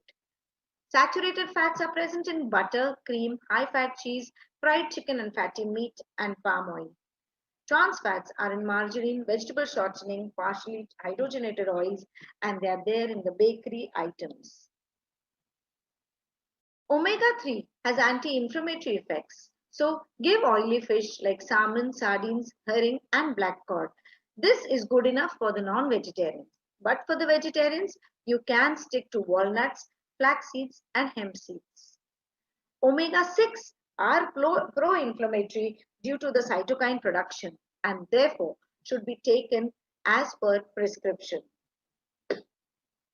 This is just a list of what you should consume more and what you should consume less. Let's look at carbohydrates. Does insulin resistance result from PCOS or obesity? PCOS women have significant insulin resistance independent of obesity, and this is what we have to remember, where thin people will have insignificant insulin resistance if they have PCOS. PCOS and obesity have a synergistic deleterious effect on glucose tolerance. Hyperinsulinemia in PCOS is not the result of decreased insulin clearance, but it is associated with a unique disorder of insulin action. So we should take the good carbohydrate which reduce blood sugar spikes. These are found in whole grains, brown rice, bulgur wheat, millets, most forgotten, powerful millets, beans, sweet potatoes, squashes, berries, cherries, apples, and pears. Some carbohydrates are not so good. because they cause advanced glycation end products. Advanced glycation end products make cells stiff, less pliable, and more subject to damage and may cause premature aging. These advanced glycation end products are formed by cooking methods of barbecuing, frying, and smoking food. Now, barbecuing may not be native to us, but the Indian diet is full of fried snacks, and therefore we should be cautious about the AGEs. The foods that promote glycation in the body are fructose and galactose. Thus, it is necessary to avoid high fructose corn syrup, bread, white potatoes, crackers, chips, pastries, sweetened drinks, refined foods, processed foods, and fast foods. Now, we had said that women with PCOS have a craving. Now, they have a carbohydrate craving, which might make weight loss difficult for obese women. At the same time, the lean women have to control their craving in order to avoid weight gain. Having foods with a high glycemic index are to be avoided. A diet low in glycemic index will improve insulin sensitivity, decrease postprandial hyperglycemia, it decreases triglycerides and helps to increase HDL cholesterol. The glycemic load can be decreased either by decreasing the amount of carbohydrate and increasing fat or MUFA or protein, or by consuming low GI foods. Let us look at the glycemic index of foods. The low glycemic index foods include non-starchy vegetables, peanuts, low-fat yogurt, tomatoes, cherries, peas, plums, peaches, you have apples, pears, you have tomato soup, you have carrots, you have chickpeas, grapes, oranges, there is pineapple, banana bread, long grain rice, green peas, and so many more. The medium glycemic foods, index foods include kidney beans, kiwi, orange juice. So moment you make, instead of whole, the moment you give as orange juice, you will find that the glycemic index is increased because it's going to cause a sharper rise in your blood sugar. Bananas, potato chips, sweet potatoes, brown rice has medium glycemic foods. Or you have muffins and raisins and couscous, even your table sugar. High glycemic index foods have to be completely avoided. So don't give honey, mashed potatoes, donuts, french fries, white bread and jelly beans and cornflakes and things like that. Even dates which are very good for health, but they are high glycemic index foods. Let's look at some of the vitamins and minerals. Now, vitamin D and calcium are important for insulin secretion. Vitamin D and calcium supplementation, in addition to metformin therapy in women with PCOS, results in better outcome in a variety of PCOS symptoms, which may reverse, which include menstrual regularity and ovulation. Dairy foods are rich in calcium and are not associated with weight loss, but a high intake has been reported to cause less fat accumulation compared to the low dairy intake in women.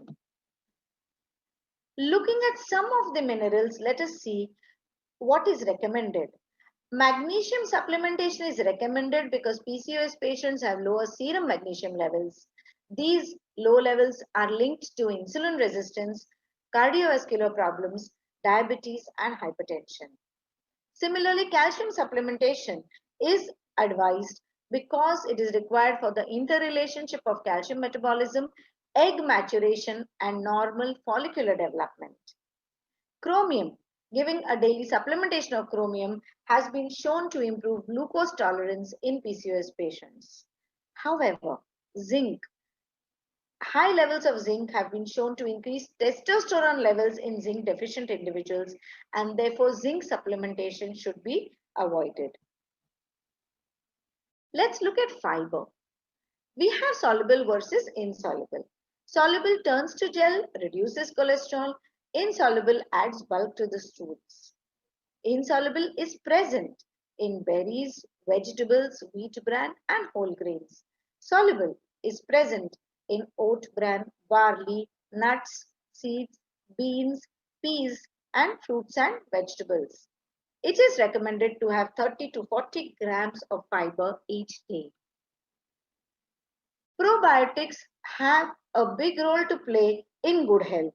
For PCOS, they increase insulin sensitivity and they decrease inflammation, and so include probiotics in the diet. Nuts, just about 14 shelled walnut halves can provide you the recommended amount of omega-3. Remember that 20 to 24 almonds provide 35% of the daily need of vitamin E, and 1 ounce of roasted peanuts can provide adequate folate.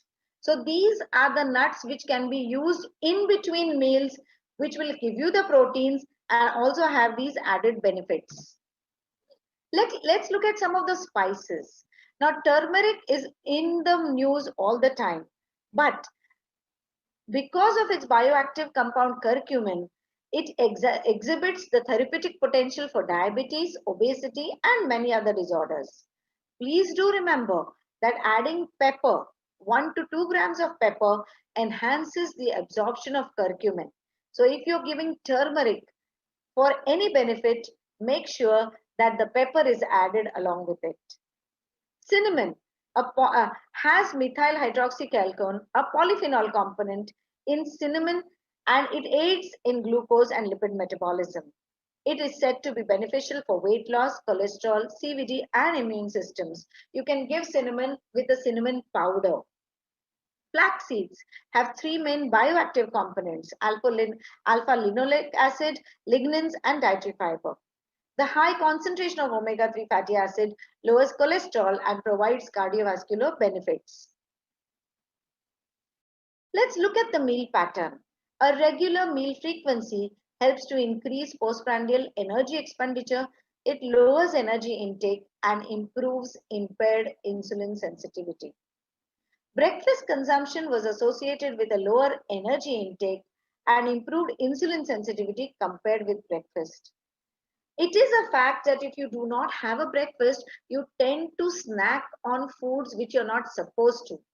And so the weight loss strategy needs to start with a good, well-planned, protein-rich breakfast.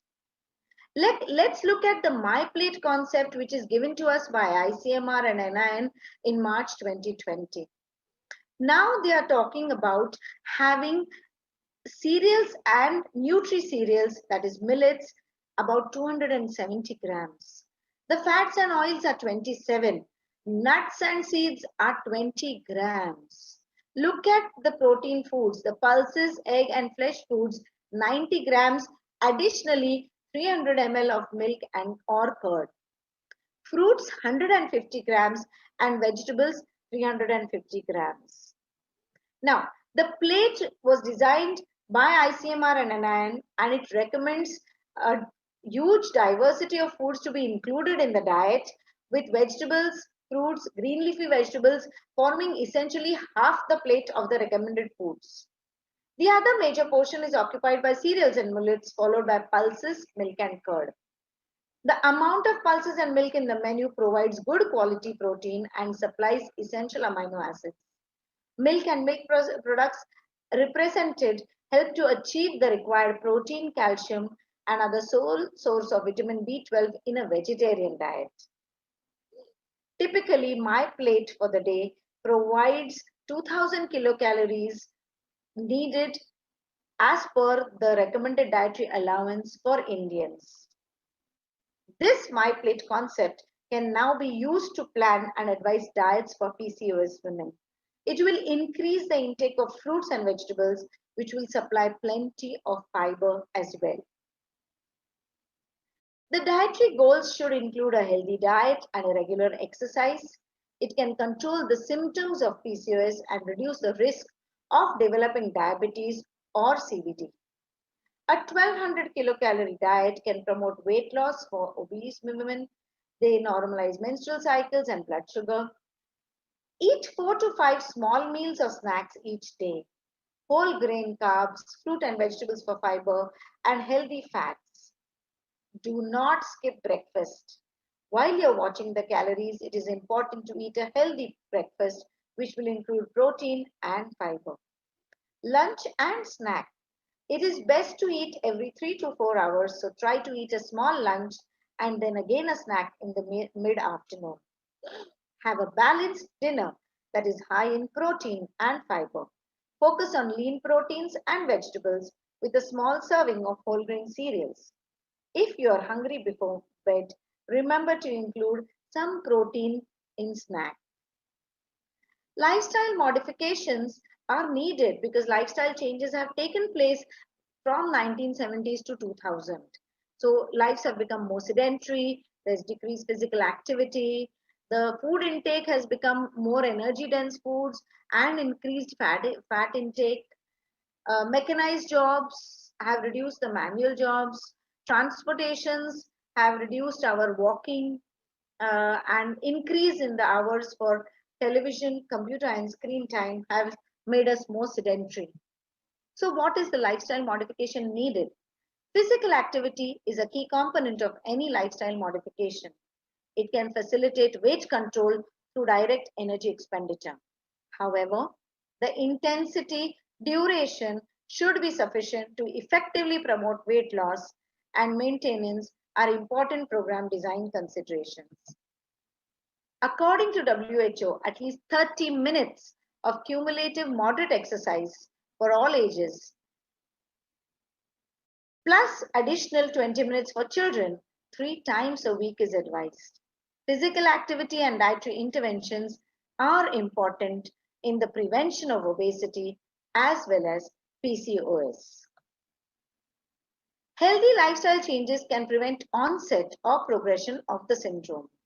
Commit to a healthy diet which will have sprouts, fruits and vegetables, lean cuts of white meat, choose fish, avoid red meat, avoid processed deep fried foods, replace wholesome dinners with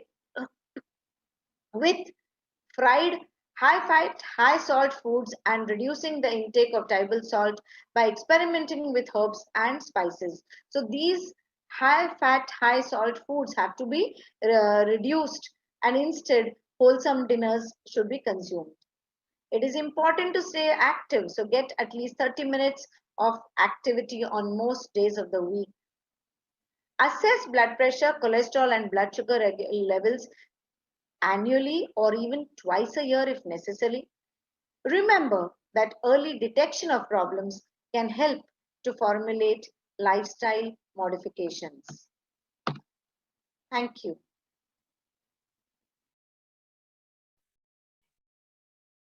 Thank you, Rita ma'am, for the brilliant presentation. I think you've covered everything from start of PCOS to the end with all the very, very relevant dietary tips, and it was an excellent presentation. We are running a little late, so I request all viewers to please add the questions in the chat box for Rita ma'am. Yes. Thank you so much. Thank you. Thank you, Radhika. Thank you, Dr. Shah. Over to you, Radhika. Yes, ma'am. So I request Dr. Poonam Shah, madam, to introduce our next speaker, Ms. Ruby Sound. So Ms. Ruby Sound is our friend from the Arrow Group, and I'm very happy to introduce her here. She's a consultant dietitian. She's a proprietor of the Eat Wise Nutrition and Wellness Clinic. She's the secretary of the Indian Dietetic Association, Mumbai chapter. She's a certified neuro-linguistic practitioner and a certified pilates trainer, level 1. Over to you, Ms. Ruby Sound. Thank you so much, everybody, for having me here. I thank the organizing committee, Dr. Shashank Shah, Dr. Poonam Shah, and Radhika Vaidya for having me here. Firstly, I want to wish everybody a happy Mother's Day. And you have appropriately given me a topic today on Mother's Day to talk about reproduction. We'll talk on nutrition and reproductive health. Because a lot of patients come and ask us, can I take Shatavari, Ashwagandha, and many things. So let's not talk about all this. Let's talk about science behind the nutrition so that we advise the patient. So let's go and see what science has to say about the right nutrition. So as I've been told to talk on the Reproductive health, the role of androgens and estrogens, how nutrition has to play a role. So to begin with, let me tell you, when we talk of androgens and we talk of estrogens, we're primarily talking of testosterone in male, which have a impact on the sperm production and the entire male sex organ. When we talk of women, we're talking about we're talking about the estrogen action, and we are also discussing about the androgen excess. And we know hyperandrogenism is the underlying cause of menstrual irregularity.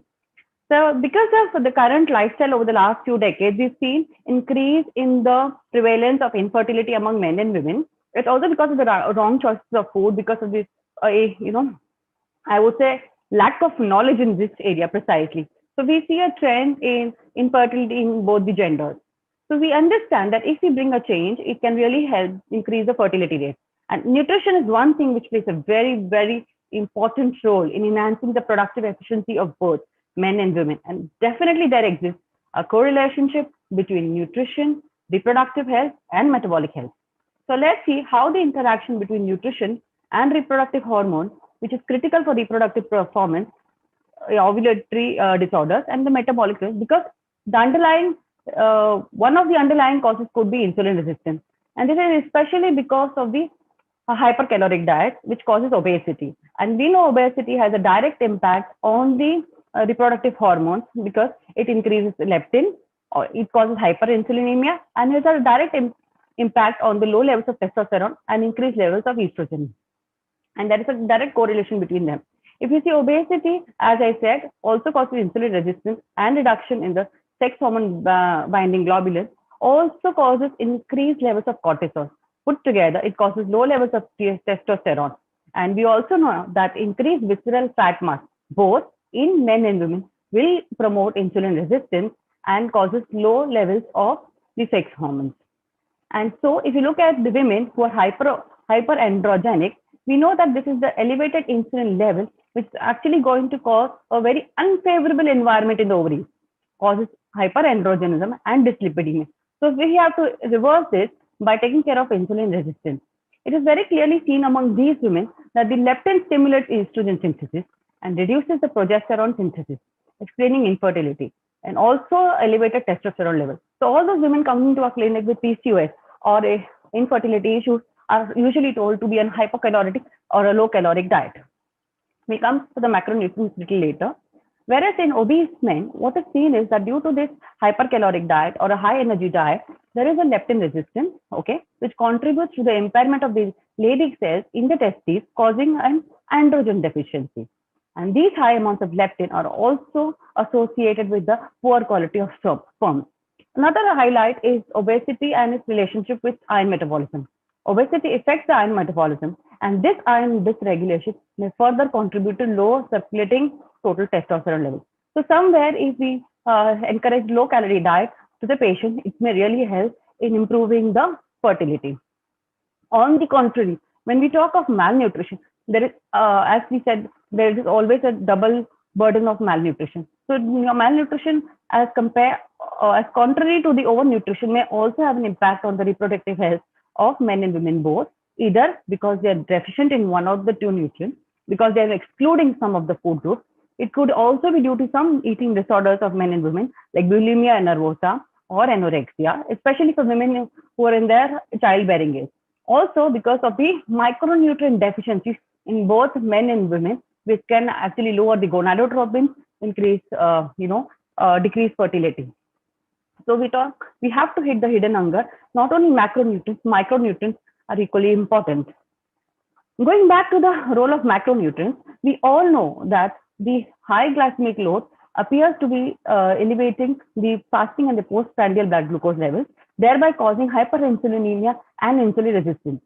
Keeping this in mind, a lot of studies have shown that a high carb diet, leads to increased total testosterone, and refined carbohydrate, especially, is associated with the low acid BG levels in both men and women. Studies also show that those women who are undergoing the ART, which is the assisted reproductive technology, the success rates are very, very poor, especially in those women who take high amount of refined sugars. On the contrary, when we ask the patients to increase the amount of whole grain, there is a better outcome because the thickness of the endometrium increases. There is an increase in the implantation success rate, And it could be because of the phytoestrogen present in the whole grain, or it could be the fiber in that, or it could be the low caloric restriction. So the right selection of carbohydrates can have a direct impact on the hormonal status of both men and women. Protein, we've been talking about protein in terms of immunity, growth, etc., etc. But still, in the field of reproduction, we hardly know anything, and there is a very unclear data. This is a meta-analysis done by Mumford et al. They concluded that in healthy women, protein-rich diet, particularly animal proteins, is significantly associated with lower testosterone levels and excess androgen synthesis. This study was done way back in 2015. There is a lot of contradictory data with terms of protein and the hormonal health. And nowadays, it is also, a lot of patients are being given nuts and oilseeds not only for the protein, but also because of the polyphenol content. Now, a lot of seed cycling is becoming very, very popular. So where the sesame seeds, the watermelon seeds, flax seeds, and one more seed is there, which actually is given in the luteal phase and in the follicular phase in different combinations, assuming that there will be an impact on the hormonal status of this woman. However, there is very less clinical data. It's too early to say anything about that. But there could be a correlation between the intake of these phytoestrogens and not the protein in the oilseeds and nuts. However, the data is still not very conclusive. So the protein content of the diet may not have a direct impact on the reproductive function directly, but could help in reducing the insulin resistance, could help in better weight loss in these patients. Going further to the another macro component which is very critical is the fats, because fats we know are very, very important in the production of hormones in the human body. However, the high fat diet is inversely associated with the total testosterone levels and other hormones. However, of course, there is a data to help us understand which type of fatty acid is essential and which is not so in favor of the hormonal correction. Coming to health in men, the reproductive health in men, among fatty acids, the omega-3 fatty acids have not been very correlative to the reproductive hormone, but yes, it is positively related with the testicular volume. They have shown positive effects on the semen quality parameters such as semen motility, semen, the quality of the semen sperms. Two more studies which were done in 2014 actually specifically mentioned that there are positive effects on consumption of fish and low fat milk on the semen quality. Like we know about omega-6, lesser the better. High intakes of omega-6 may suggest that these fats could negatively influence the testicular function. Like other metabolic implications of trans fat, here also the studies done in these men also showed that trans fat intake lowers the sperm count by 37%, lowers the circulating testosterone level by 15%, and lowers the testicular volume by 4% in those who take high trans fatty acid foods. Even the animal studies show that accumulation of these trans fats in the testes causes a negative impact on the reproduction. So we have to be very, very, very speculative of what kind of fatty acids are suggested to the patient. Okay. The unhealthy diets, which are rich in saturated fatty acids and trans fatty acids, actually lead to increased levels of cholesterol, increased levels of leptin, increased level of reactive oxygen species.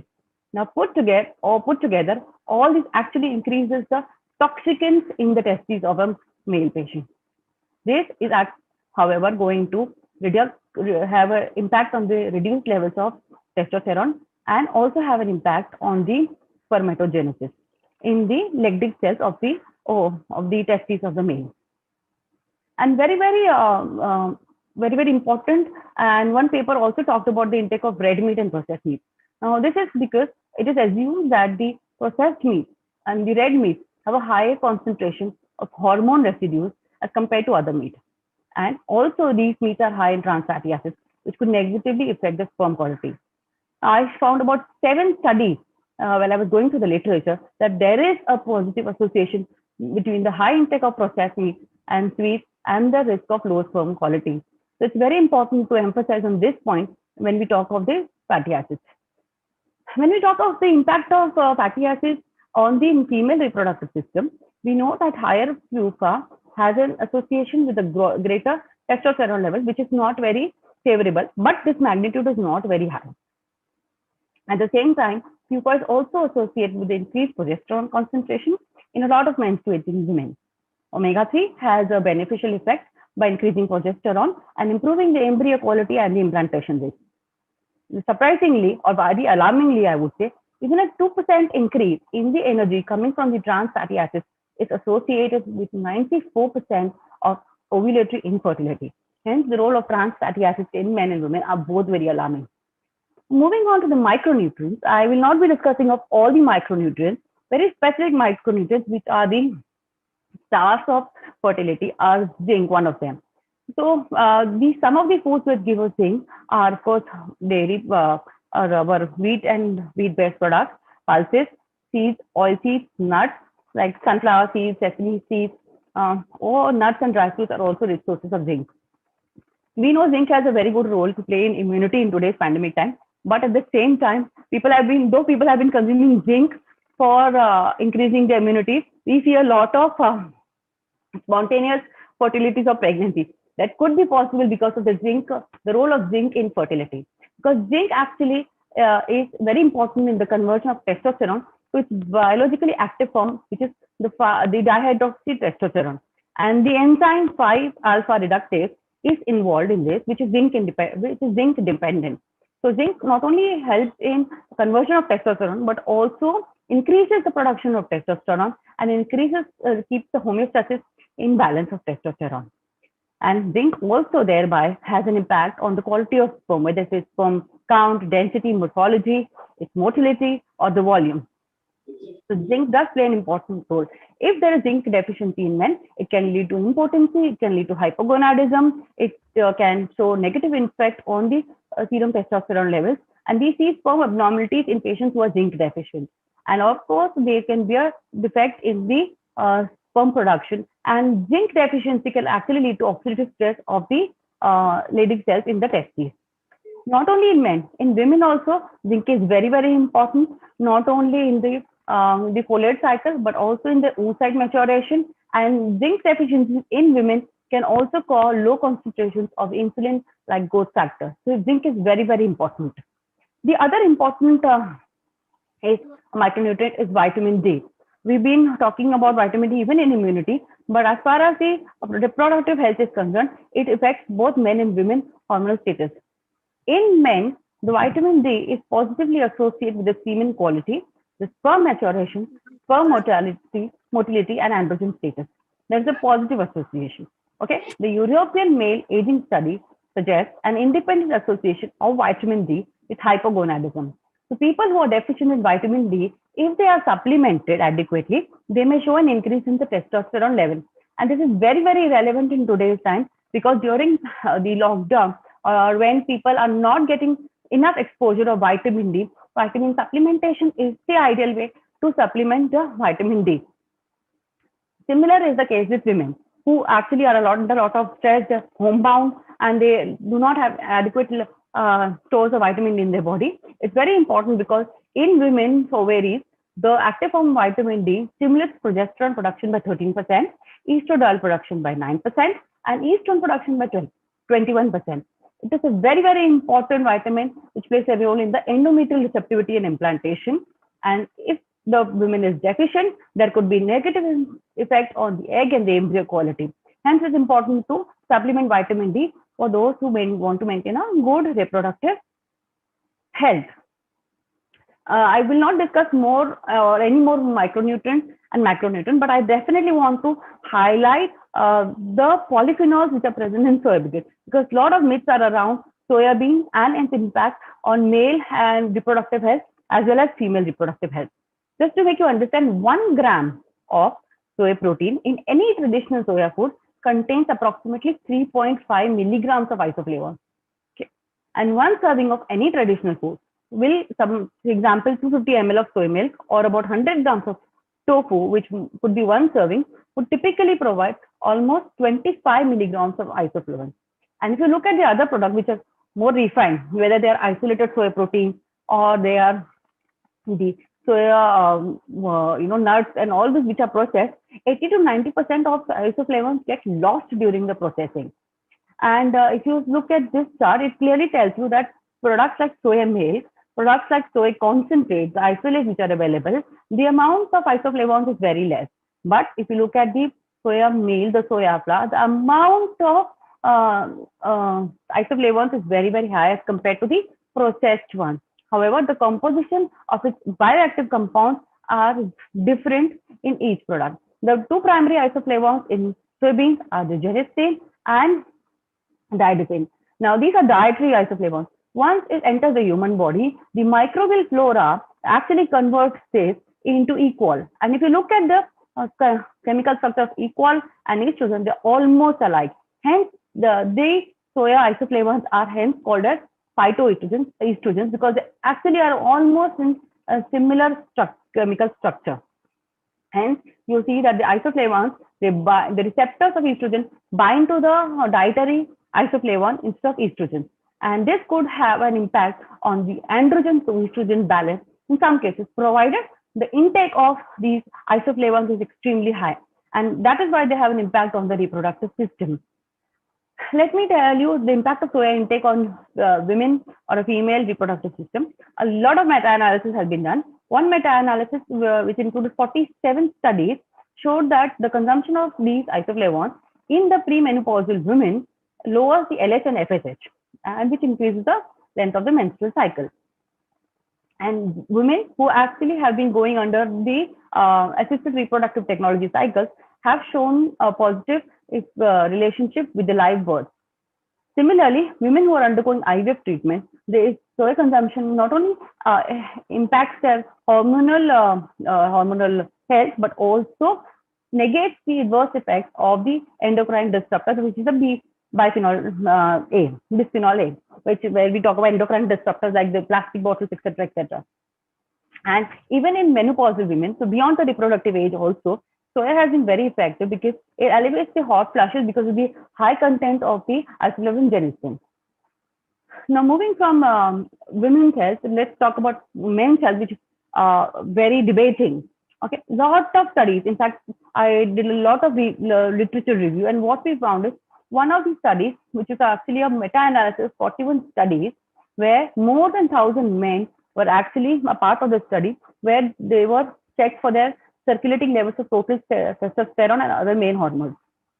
This study concluded that neither soya food nor the isoflavone supplements alter the bioavailable concentrations of the total testosterone, the free testosterone, the estradiol 2 and estradiol 1, as you see in these plots above.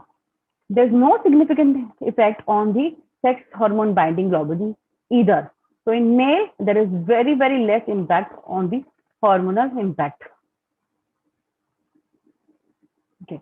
And not only that, there were many other systemic meta-analysis which I reviewed, which also showed a similar, which agreed to the previous outcome that there's no effect of isoflavones on the testosterone.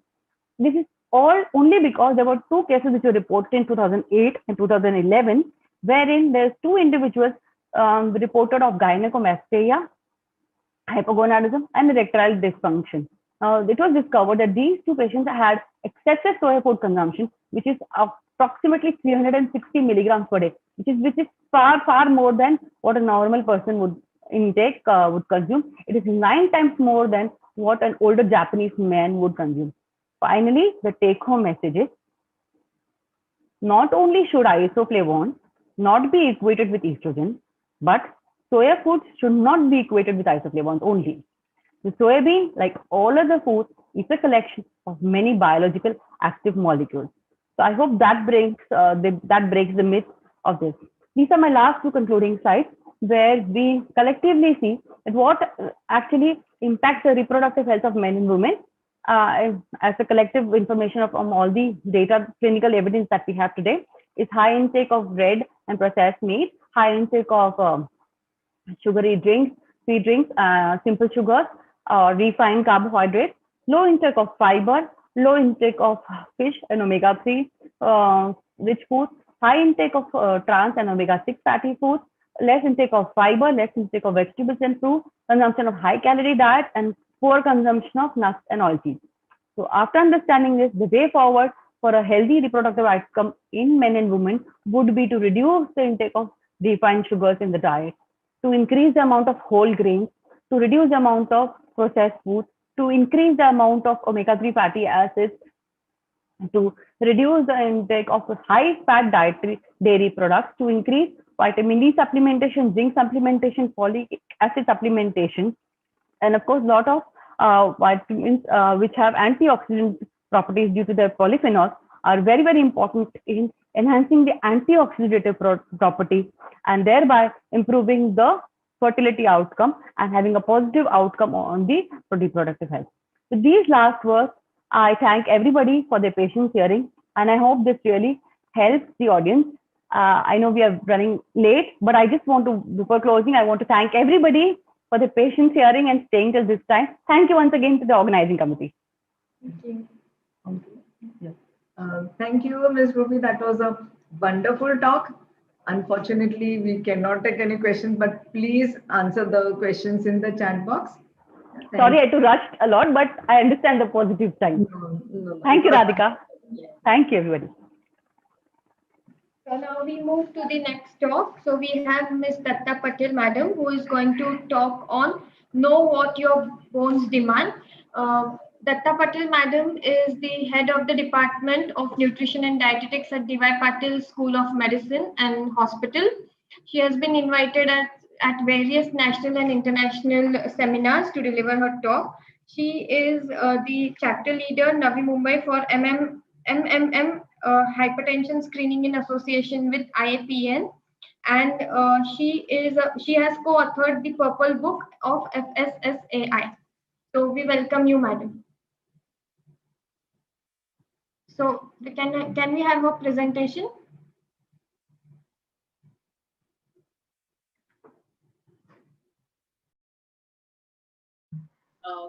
Before starting my topic, What Your Bones Demand, let me thank Dr. Shashank and Radhika and entire team of Nutribolism Conference for giving me this opportunity to present here myself. So my topic is What Your Bones Demand. Before we start on what our bones demand, let's understand what our bones made of.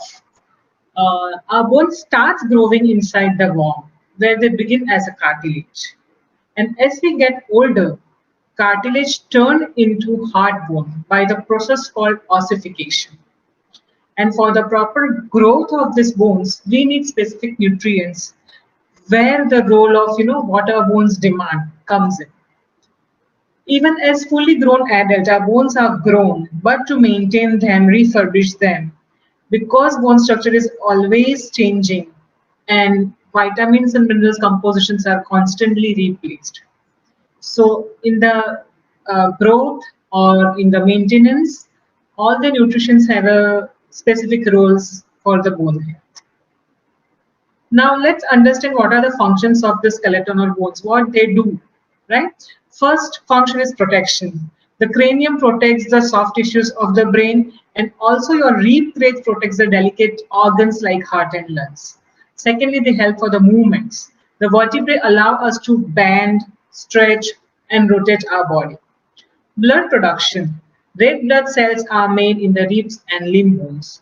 They give us a support. The bones of the leg support the body, so weight-bearing bones. The vertebrae also support your head structure. Movement. The bones and joints work together with muscles to enable us to walk, run, or sprint. So these are the functions of the bones. And now understand the bone health. There are two mechanisms which principally determine adult bone health, right? The first mechanism is maximum attainment of a peak bone mass, PBM, which happens during the growth phase. And second is rate of bone mass loss, which occurs with the advancing of the age. So basically, when you achieve a peak bone mass during the growth period, and when you start losing your bone mass as your age increases.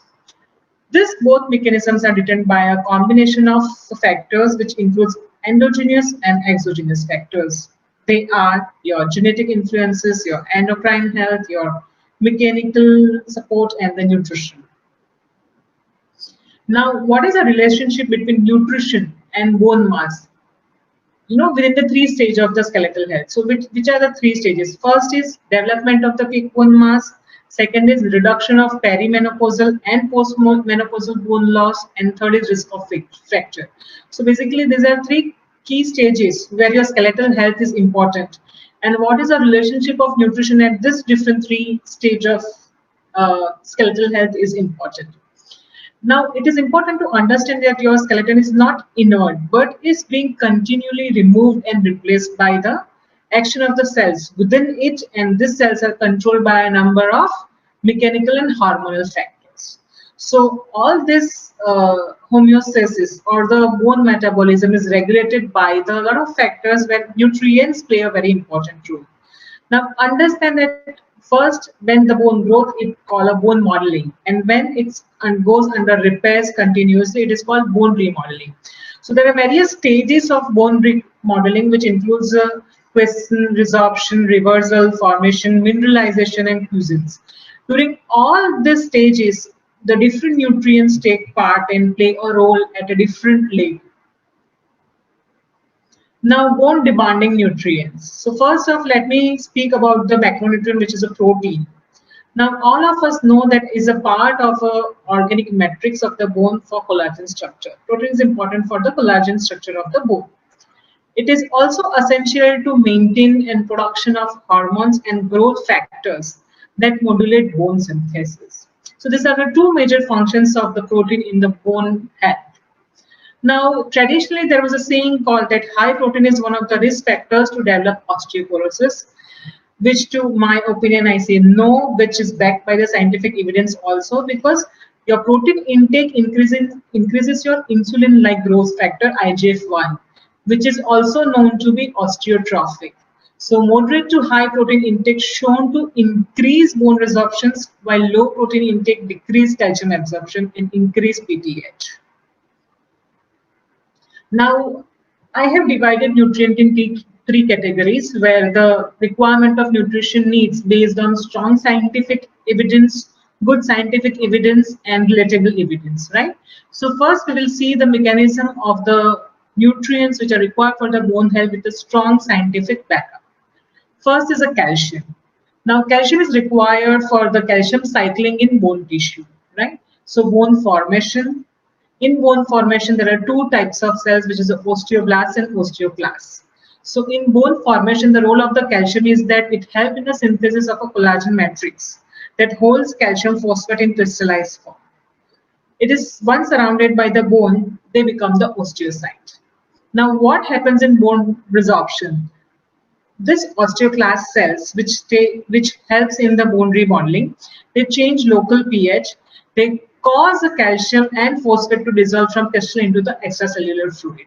So in bone formation and bone resorption, for the activity of osteoblasts and osteoclasts, in both of the areas you require a calcium. That's why calcium is the one of the strong scientifically evident nutrient required for the health of the bone. The next nutrient which is important now about the calcium. There are a lot of studies done on the calcium. And there was one study which was done on the children where we were talking about the peak bone mass which you will attain during the growth period. So what was observed in that study, that peak bone mass was increased in the milk and calcium supplement groups. So there was two groups where one was consuming milk and milk products and other group was consuming calcium. They've observed the peak bone mass in both, but the population which was consuming milk has shown the increased peak bone mass compared to the supplementation group. Now, why this was occurred, one of the concern is that because the group which was consuming milk, they were also consuming more of the cereals and other nutrients. So there may be an effect of only the milk or the mix of nutrients, which is still a question. But the another factor which was observed during this study is that calcium supplementation benefits are lost once supplements are stopped. But the milk and calcium enriched food studies shown that the effect persists 1 year after stopping the consumption. So the same group, they have discontinued the consumption and then observed the post effect. So effect of calcium supplements was ceased when they stopped taking the calcium supplements. But the group which were taking milk and calcium rich foods, they were showing the positive effect persisting 1 year after the consumption on bone growth and the peak bone mass. Now, why calcium help, as we have already said, that it raises the insulin-like growth factor, which stimulate the periosteal bone opposition, and thus it helps in the remodeling activity by osteoblasts and osteoclasts. Next nutrient needs, which also a strong scientific evidence, is vitamin D. Now, what does vitamin D do? So basically, vitamin D helps in the increased absorption of calcium, dietary calcium, the calcium which we take from the food, and leads to the increased serum calcium level. Also, when your serum calcium level drops, calcitriol and PTH are activated. So your parathyroid hormone and calcitriol is activated. This which will cause serum into the increased calcium serum absorption from your kidneys and bone when there is a largest deposit of calcium. This absorption again leads to increased serum calcium. So vitamin D has a two role. First, it helps in the absorption of dietary calcium for food and increase serum calcium level. And second, when there is a drop or decrease in serum calcium level, the calcium and calcitriol and PTH is activated, and which cause increase in calcium absorption from the storehouses, which is the kidney and bone, and which again increase the serum calcium level. So basically, vitamin D helps in maintaining serum calcium level.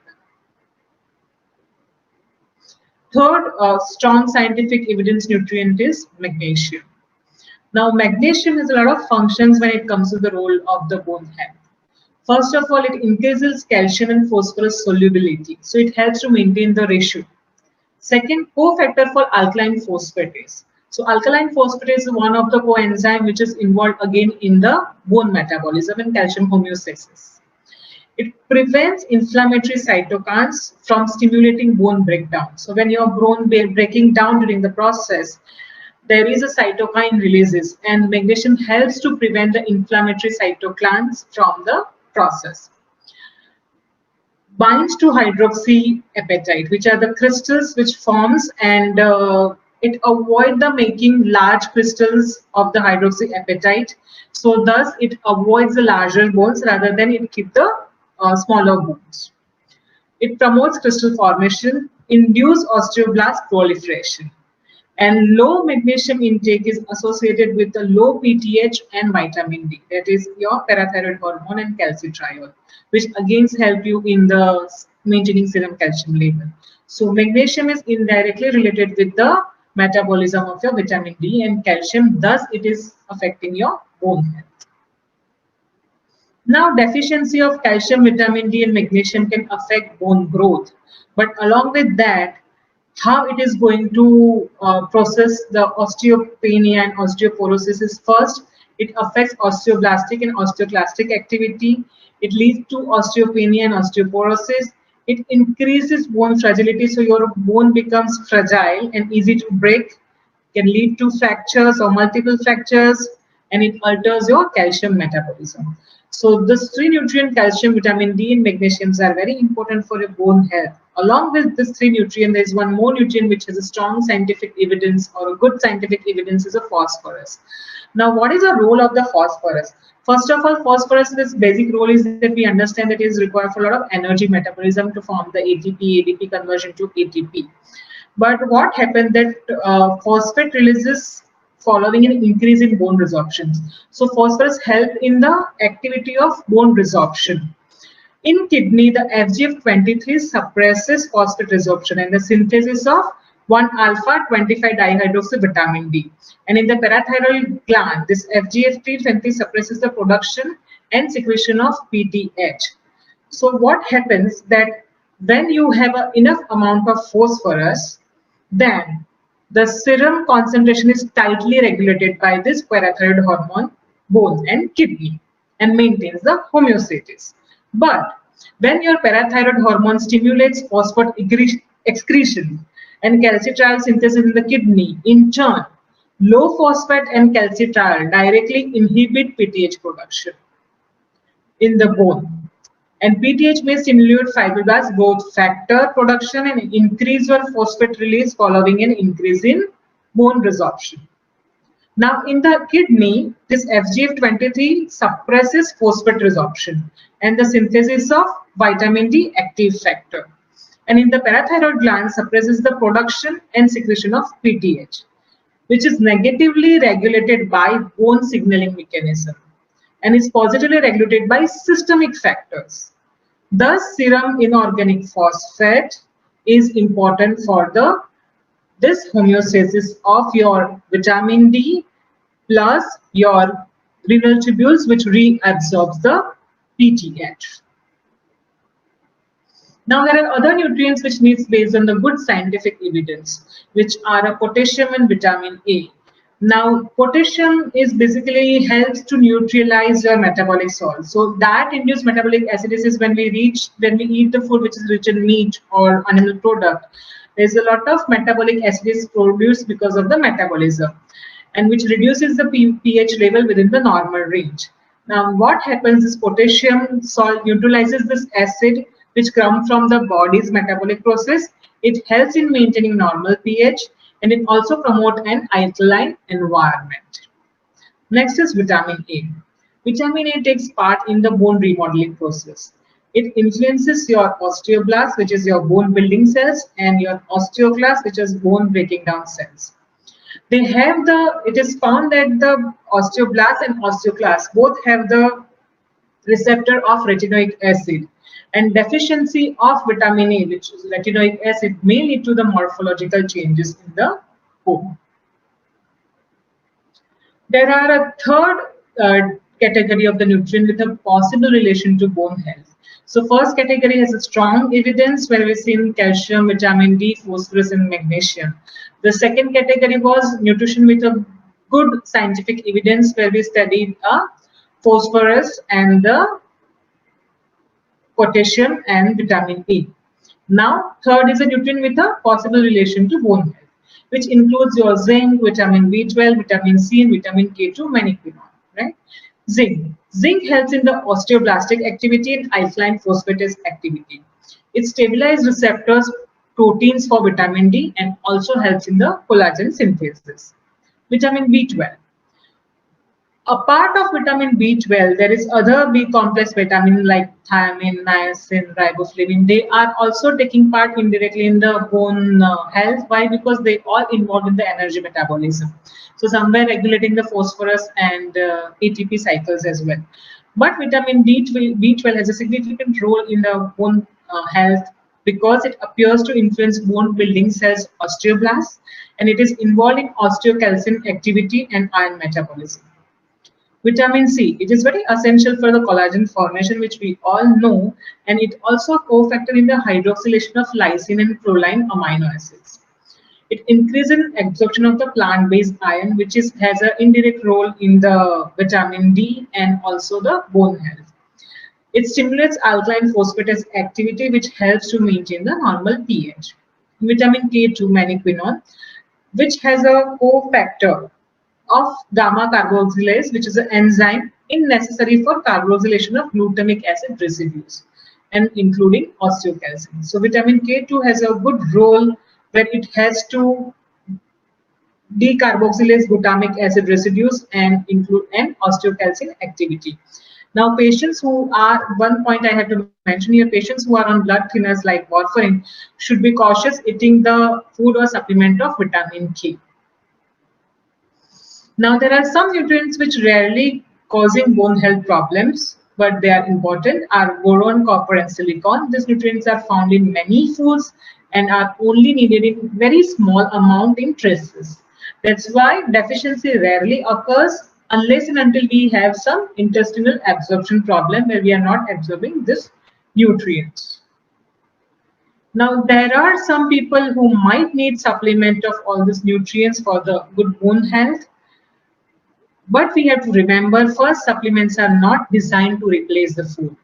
There are some clinical condition which demands the supplementation, which includes intestinal bypass surgery, bariatric surgery, malabsorption syndromes or problem like celiac or Crohn's disease, IBS, chronic kidney or liver disease, diabetes, COPD, neurological disorders, sex hormone deficiency, primary hyperthyroidism or untreated hyperthyroidism, Cushing syndrome, AIDS, HIV, and lymphoma. So these few conditions definitely seek attention that we need to help a person with the supplementation. But it is also very important that what our bones demand.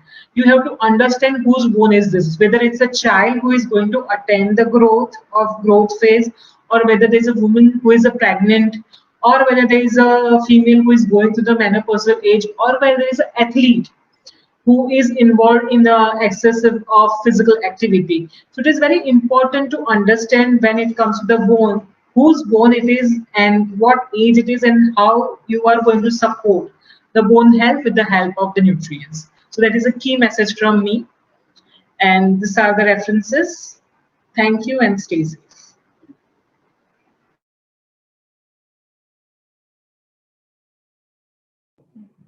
Thank you so much, ma'am. A very good message, I must say, after this a very different topic and very good talk.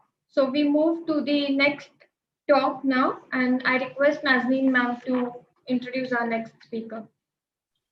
Thank you, Radhika.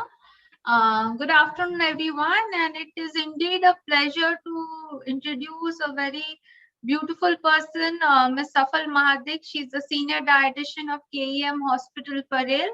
Her area of interest is cardiac and respiratory disorders, endocrine GI disorders, pediatric and inborn errors of metabolism. Safal is a very, very well experienced dietitian. She's a senior dietitian at KEM Hospital since 32 years. She's also an adjunct faculty at the SVT College, Mumbai, and cardiothoracic nutrition and IEM disorders. We take a lot of pride because Safal is one of the most ace RD trainers amongst many in Mumbai. And she's an excellent teacher as well. She has authored many publications and has received several awards. She's currently an LEC member at IDM Mumbai chapter. She's also the LEC life member of ISPEN and certified ISPEN LLL courses. So Safal, it is indeed a pleasure to have you here, and we look forward to your presentation today. Over to you. Thank you.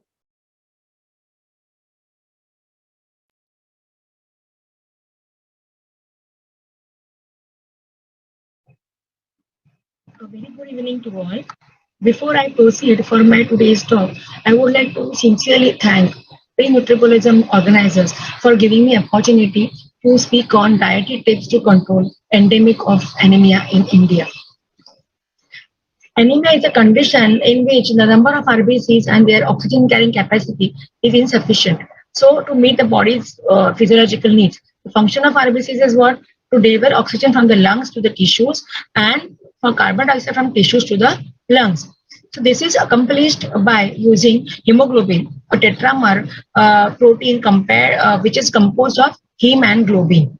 Anemia impairs the body's ability to exchange its gases and by decreasing the number of RBCs transporting oxygen and carbon dioxide. Before we start with the tips to tackle anemia, let's know the gist. What are the nutrients which are important in the erythropoiesis formation? Vitamin B12 is very necessary for the synthesis of RBCs. Diets with very little or no animal protein coupled with malabsorption related with the parasitic infections might result in megaloblastic anemias. Folic acid is one more important nutrient essential for the formation and maturation of RBCs, and is very necessary for the cell growth and repair. So deficiency reduces the rate of DNA synthesis with consequent impaired cell proliferation, and this shortens the lifespan of circulating RBCs, which results in microcytic anemia. Other one is microcytic anemia, which is where the main nutrients are iron and pyridoxine, that is B6, because B6 is required for iron incorporation. Let's move on to vulnerable groups of India, which requires real our attention. And requirements are more during this active period of growth in childhood, especially from 6 months to 3 years. Also, the blood loss during menstruation, the increased iron requirement during pregnancy, lactation period, all this predisposes women to the poor iron stores. If, even many a times we have heard and seen this picture that Indian housewife eats last, or sometimes they eat leftovers. So the food maybe it is prepared for the whole family, but the portion size which is eaten by women is found to be less. So that can be a valid reason to get anemia in the family as compared to other family members. In this slide, you can see the cutoffs to differentiate anemia into mild, moderate, and severe in different population groups, which is given by the World Health Organization. As you can see in this slide here, India is one of the main countries with high prevalence of anemia in the world. As you can see, children under 5 years are nearly 58%, pregnant women nearly 50%, 58% lactating women. So these numbers are really scary, and it is also estimated that anemia is underlying cause for nearly 20 to 40% of maternal deaths in India, and which we have to really sincerely think about it.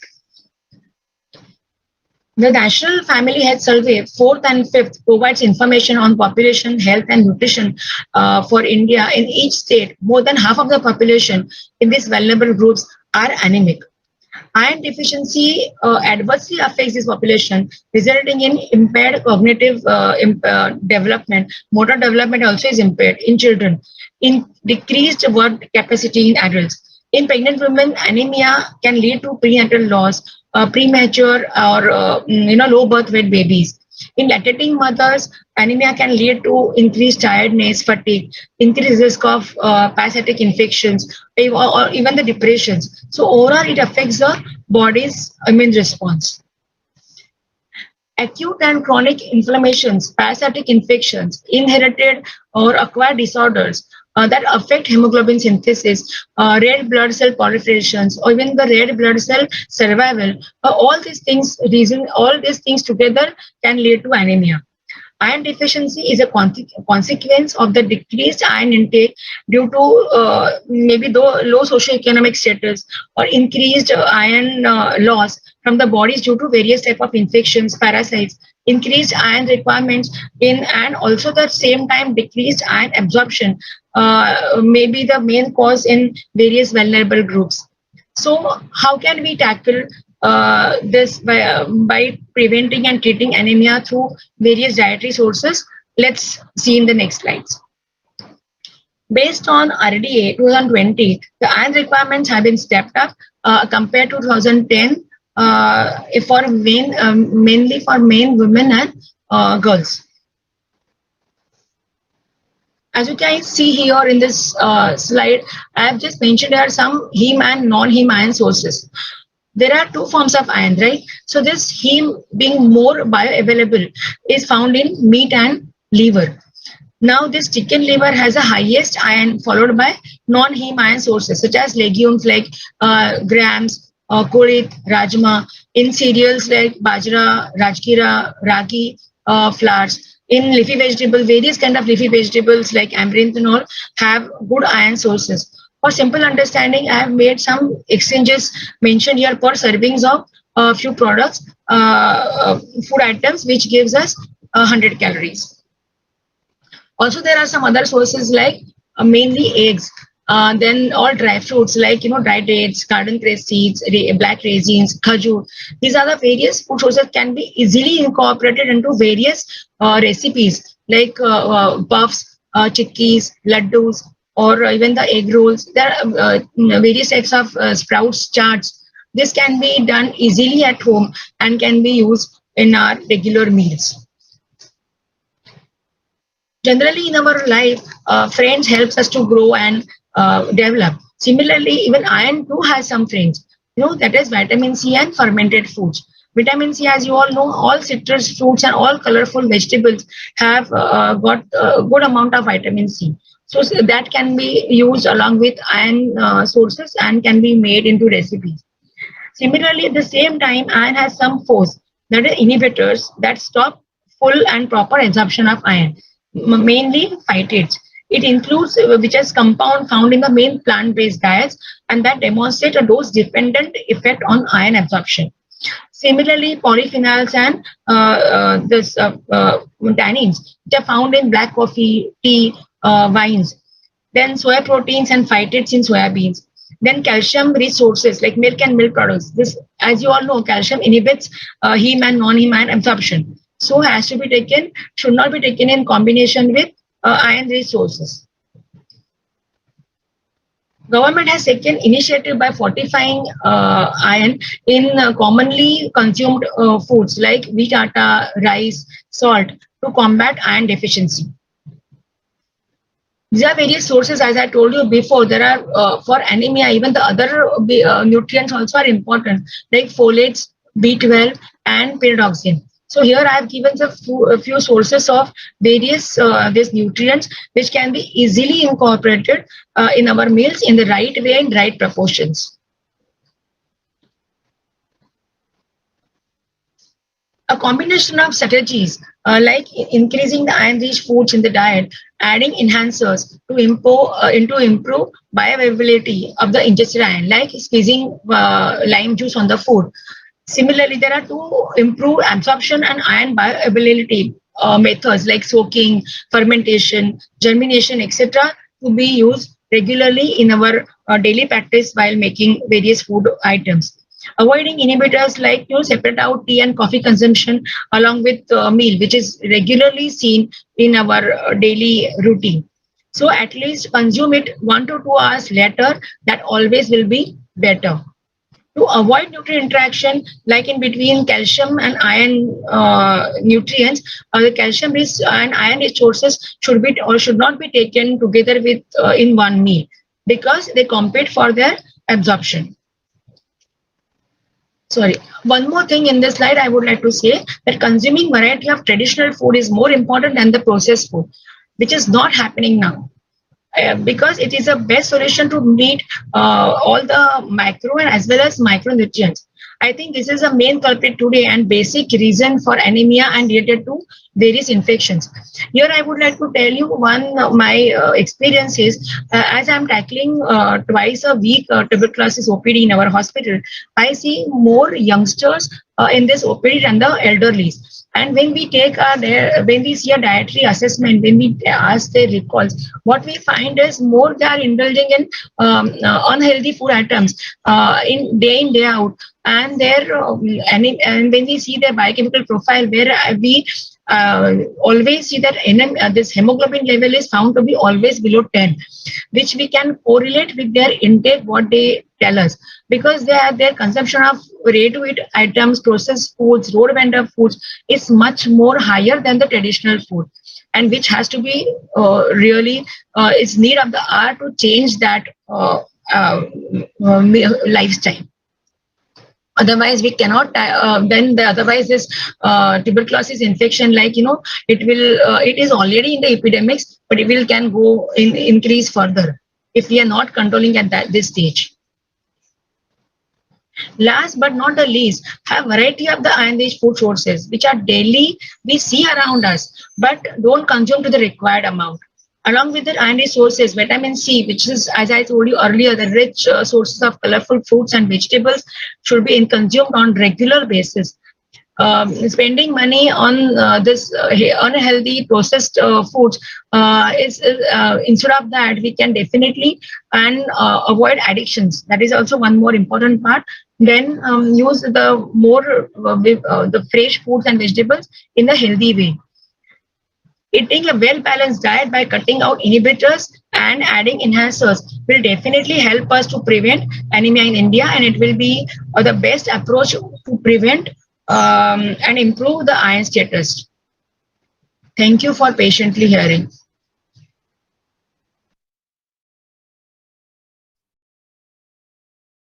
Thank you, Safal, for a very, very crisp and an excellent presentation. I think you've covered all the key points in a very short time. And it was a wonderful presentation. Over to you, Radhika. Yes. Thank you so much, If we have any questions, we can just put the questions for Safal in the chat box. Yes. So thank you so much, Safal Madam and Nazneen Madam for moderating the session. So now I think we have concluded today's, we are on the way to conclude today's session. But before that, we would like to announce the quiz results, the quiz that we had contested on last Sunday, that is on 2nd of May. So to declare the results, I would like to invite our clinical psychologist, Aditi. So let me take an opportunity to introduce Aditi. So Miss Aditi Shri Kumar, I'm very proud to introduce her today. Aditi would be the first one to pursue, the first psychologist to pursue her PhD in obesity and psychology. She is a double gold medalist in psychology, and my dear friend and support all throughout my journey in bariatrics. So I think that Aditi would be the best person to declare the awards today. Welcome, Aditi, and we are eager to know the results. Thank you so much for the kind introduction, Radhika. And I'm very happy to introduce the winners to you for NutriBrain quiz that was held on the first day of the conference. We had as many as 250 people who participated, 250 delegates who participated in the NutriBrain quiz that we held. And though we had a lot of people give correct answers, we chose the fastest person who was able to answer the quiz. And the winners are, I would like to proudly announce, the first person to win the prize, the quiz is Miss Mansi Shivde, who was the quickest to answer it. The second was Pallavi Khadke, and the third was Miss Dipali Chaudhary. As a prize for the NutriBrain quiz, the quiz was a very interesting one, we are happy to announce that we will be giving all three of them complimentary conference registrations for the main Nutribolism that will happen in September. So all three of them will be a part of the Nutribolism conference, but it will be complimentary from the team Nutribolism. Thank you. And I would also like to add to this. Thank you, Aditi. So we would also be giving all of them awards by the hands of our IDA president, Dr. Jagmeet Madan Madam, and Aero president. So now I think it's time to conclude the session, and maybe I won't say a vote of thanks because pre-Nutribolism was just a course which for the upcoming Nutribolism. So rather I would say it would be a warm welcome for everyone, including the faculties, delegates, the well-wishers, seniors, and I welcome you all for the actual Nutribolism in September. So before we conclude, I would first of all like to thank Almighty for giving this thought of pre-Nutribolism and unique theme of pre-Nutribolism, and blessings from our Honorable Health Minister, Mr. Rajesh Topeji sir, and Aero and IDEA, as well as LOC and all my patrons. However, the real success is when all the attendees appreciate the Congress, and I am satisfied as well as grateful to all the registrants from IDA, and we had many registrants from different countries like Oman, UK, and etc. And the real impact and satisfaction of pre-Nutribolism was when we received almost 25 registrations more after day one. Like people were still interested to register, and we got 25 more. Today we have new 25 registrants who are attending the conference. It means all the faculties have made an extraordinary impact through the presentations, and the delegates really received a new information and tips, I suppose.